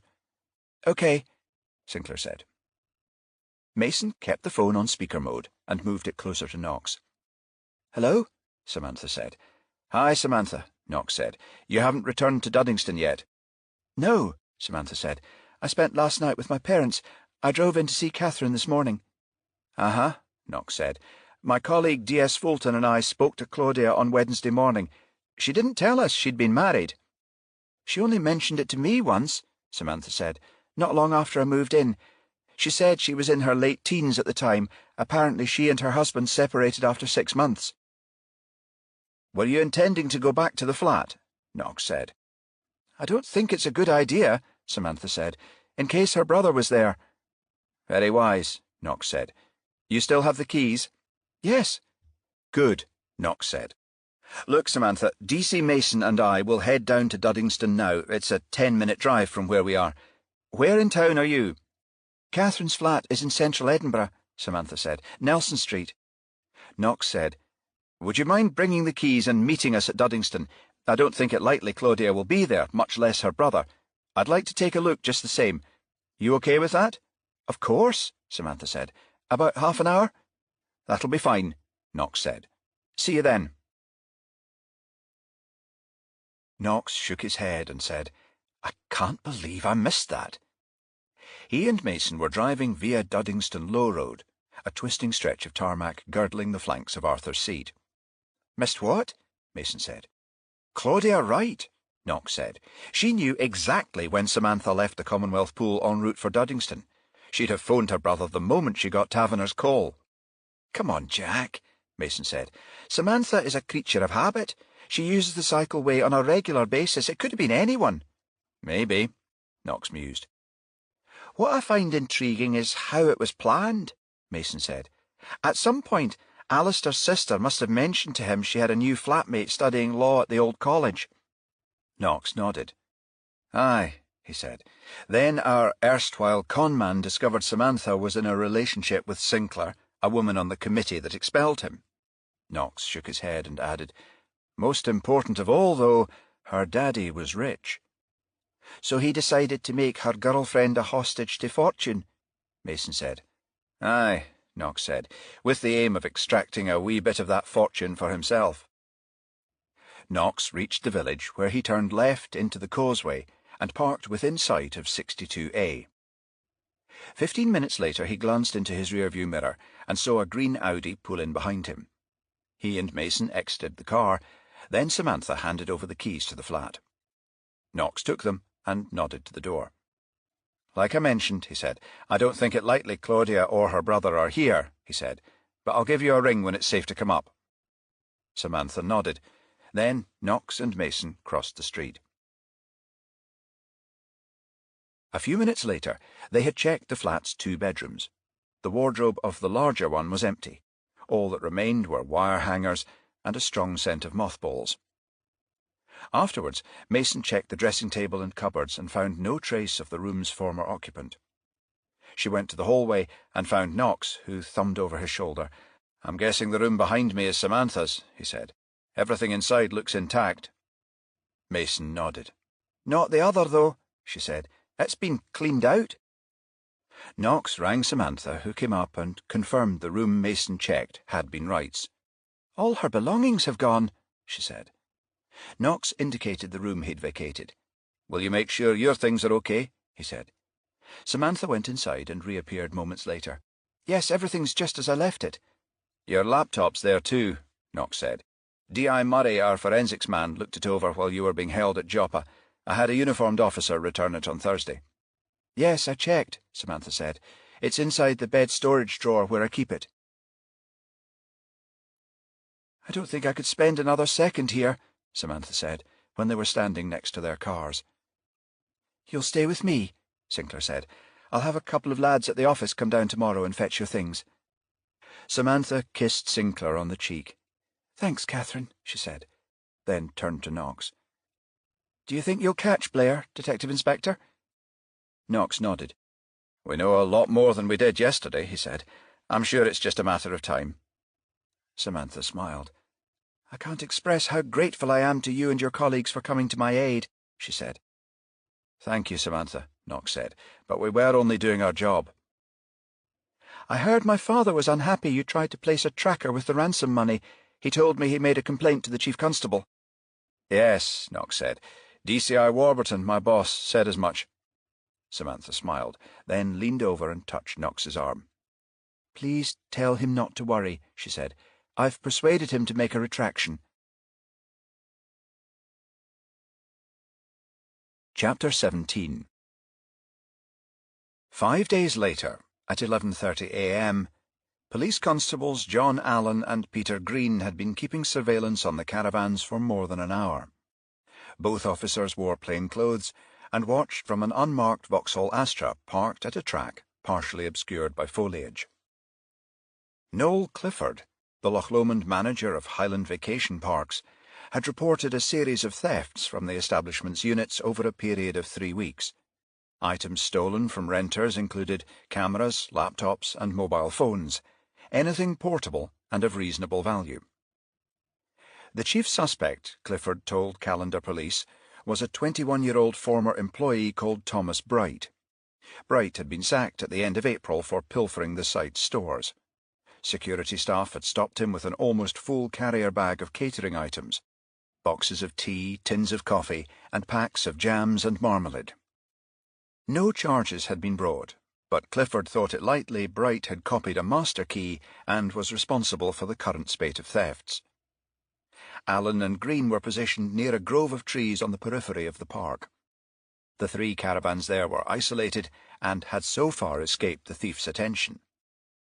Allen, sitting in the passenger seat, was using a pair of binoculars, and something caught his eye. He thumbed the focus wheel and said, "There." "Where?" Green said. Allen handed him the glasses. "The caravan on the right," he said. "Someone lurking in the bushes." Green took the binoculars and trained them in that direction. "You're right, John," he said. "A young guy fits Clifford's description of bright." The officers watched the man step forward. He looked around, then went to the first caravan and knocked on the door. When nobody answered, he took a key from his pocket, unlocked the caravan, and went inside. "Cheeky wee sod," Green said. "We'd better give him a minute or two," said Allen, gesturing to the other caravans. "It's likely he'll do the 3. We'll collar him then." Green nodded, and a short while later the officers saw Bright leave the first caravan carrying a large supermarket carrier bag. He approached the unit in the middle and repeated the process, knocking first, then, when no one answered, using his key to gain access. A minute or two later, Bright reappeared at the door and moved on to the third. Allen indicated the bag he was carrying. "That carrier looks pretty full," he said. A few minutes passed, then Green said, "He's taking a bit longer with this one." Allen grinned. "Maybe he's found a cache of jewels." Allen had just finished speaking when Bright emerged. As he inched down a short flight of steps outside the caravan, the officers saw he carried the supermarket bag in one hand and a large canvas holdall in the other. "What the hell's he got there?" Green said. Allen shook his head. "God knows," he said, "but it seems to have a bit of a heft to it." Green and Allen exchanged glances. Then Green said, "Time to move in." He started the engine and floored the accelerator.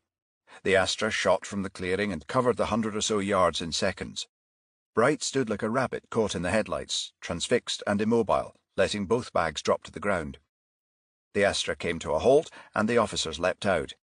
Allen pinioned Bright's hands, while Green snapped on a pair of handcuffs. "You're Thomas Bright?" Allen said. Bright gave his captors a bewildered look. I am," he said. Allen said, "You're under arrest, son," he said. Then walked Bright to the rear of the car and bundled him inside.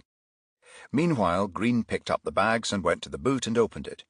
He lifted the bags inside, checking the supermarket carrier first. As he expected, it contained an assortment of high-tech gadgets, iPads, cameras, laptops, and mobile phones. He then turned his attention to the holdall, which was secured by a zipper. He unfastened it, opened the flaps, then had a sharp intake of breath. "Jesus Christ," he said. Knox spent a greater part of the week tracking Blair's movements. He discovered the kidnapper had leased the house at Joppa 4 months earlier, paying 6 months' rent in advance. He had given a false name and address to the property's owners, but a check of the old college records found his actual address had been a boarding house in Leith. A further check revealed he had been born in Linlithgow, where his parents still lived.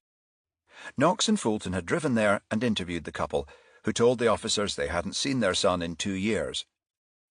Knox inputted the last of this information into the police database before lunch and had just returned to his desk when the telephone rang. "Knox," he said. The switchboard operator, Sergeant Dave Knowles, answered. "Call for you from D.I. Bert Fraser at Callendar, Jack." Knox frowned. "Callendar?" he said. "OK, Dave, put him through." A moment later, a voice said, "Hello, is that D.I. Jack Knox?" "Aye," Knox said, speaking. "It's about the Taverner kidnap case, Jack," Fraser said. "We've found the ransom money." "The ransom money?" Knox said. "Where?" "A couple of my officers were keeping tabs on a man called Bright this morning," Fraser said. "He's been nicking stuff from a caravan park at Loch Lomond. They caught him leaving a caravan with a holdall stuffed with used 20s, £97,620 to be exact. I ran a check on the PNC. It flagged up your case." "The holdall was inside the caravan?" Knox said. "Aye. Bright says he found it stuffed under one of the beds." "The occupants," Knox said. "They're still there?" "Yes," Fraser said. "I've had a word with Noel Clifford, the site manager. The renters are a man and woman. Arrived on Saturday 19th May, booked until tomorrow. He tells me they're in the habit of leaving around 9 a.m, not usually back till 5. Apparently the guy's into fishing. Staff have seen him load his car with rods, waders and the like. Knox glanced at his watch and saw it was just after 2. So they're not back yet? No, Fraser said. I've posted officers with instructions to let me know if they come back earlier. Sounds like the pair we're looking for, Knox said. Look, Bert, I'd like to come up. I'm not sure about officers watching the caravan, though. I don't want to scare them off. Don't worry, Jack, Fraser said. My men are in civvies. We're keeping the surveillance discreet. Good, Knox said. What's the name of the site? Highland Vacation Parks, Fraser said. But don't concern yourself with the location. Give me a bell when you're approaching. I'll give you an escort. Thanks, Bert, Knox said. Be with you in a couple of hours. OK, Fraser said. See you then. Knox replaced the receiver, then tapped Fulton on the shoulder. Come on, Bill, he said. We're taking a wee drive. Traffic on the M9 was light, and Knox covered the 54 miles in an hour and 20 minutes. Knox rang Fraser on approach and found the officer's blue Mondeo waiting for him as he drove into Callander. Another 25-minute drive brought them to Highland Vacation Parks, situated on the shores of Loch Lomond. Knox followed Fraser into the site, who drove to the spot where Allen and Green had parked earlier. Knox drove alongside the Mondeo, then Fraser wound down the window and indicated the caravan on the left of the clearing. "I've a dozen plainclothes men situated nearby," he said. "If Blair tries to make a run for it, he won't get far." Knox nodded. "What make of car is he driving, do you know?" "The staff told us it was a beige Volvo," Fraser said. Knox checked his watch when Blair's Volvo drove into the site and stopped alongside the caravan, 4:35 p.m. The officers in both cars waited until Blair and his sister got out of the Volvo and went inside, then started their vehicles and drove the short distance to the clearing. The detectives exited their cars, and Knox had reached the foot of the steps when the door opened and Blair faced him. The kidnapper looked beyond Knox and saw Fraser and Fulton, then heard his sister say, "Alistair, there are 4 men on the other side of the caravan." Blair gave the detectives a sardonic look, then said, "3 on this side too, sis. And I'm guessing there are others." "Alistair Blair?" Knox said. Blair stepped down and said, "You gonna read me my rights?" "No, not here," Knox said. "Suffice to say, though, you're under arrest." Claudia Wright appeared at his back. Then a woman PC stepped forward and took her into custody. "I see the money's been taken, then," Blair said to Knox. "Who tipped you off?" "A chap called Thomas Bright," Knox said.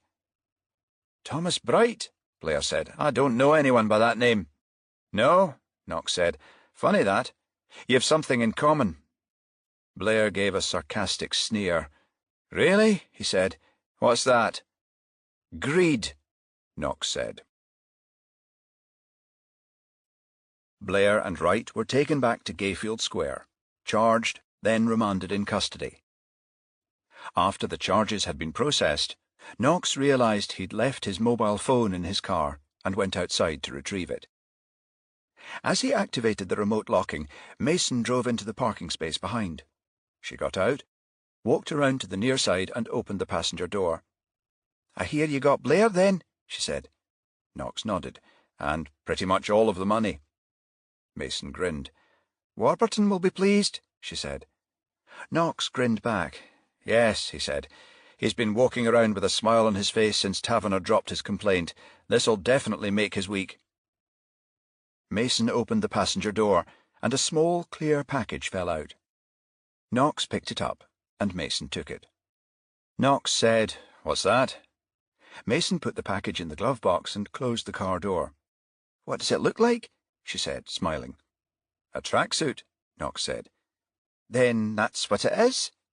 "A tracksuit? You? I thought you hated exercise." Mason shrugged. "Oh, I dunno," she said. "There's a fella I know who invited me for a run last weekend. I didn't get around to accepting, thought he might ask me again." "This fella," Knox said.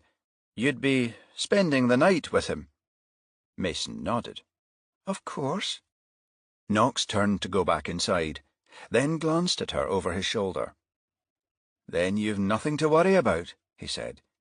He'd be daft not to ask you. The end. You've been listening to The Innocent and the Dead by Robert McNeill, narrated by David Monteith. Published by Whole Story Quest Audiobooks, an imprint of W.F. Howes Limited. This work is copyrighted 2019, Robert McNeill. This recording is copyrighted 2020, W.F. Howes Limited.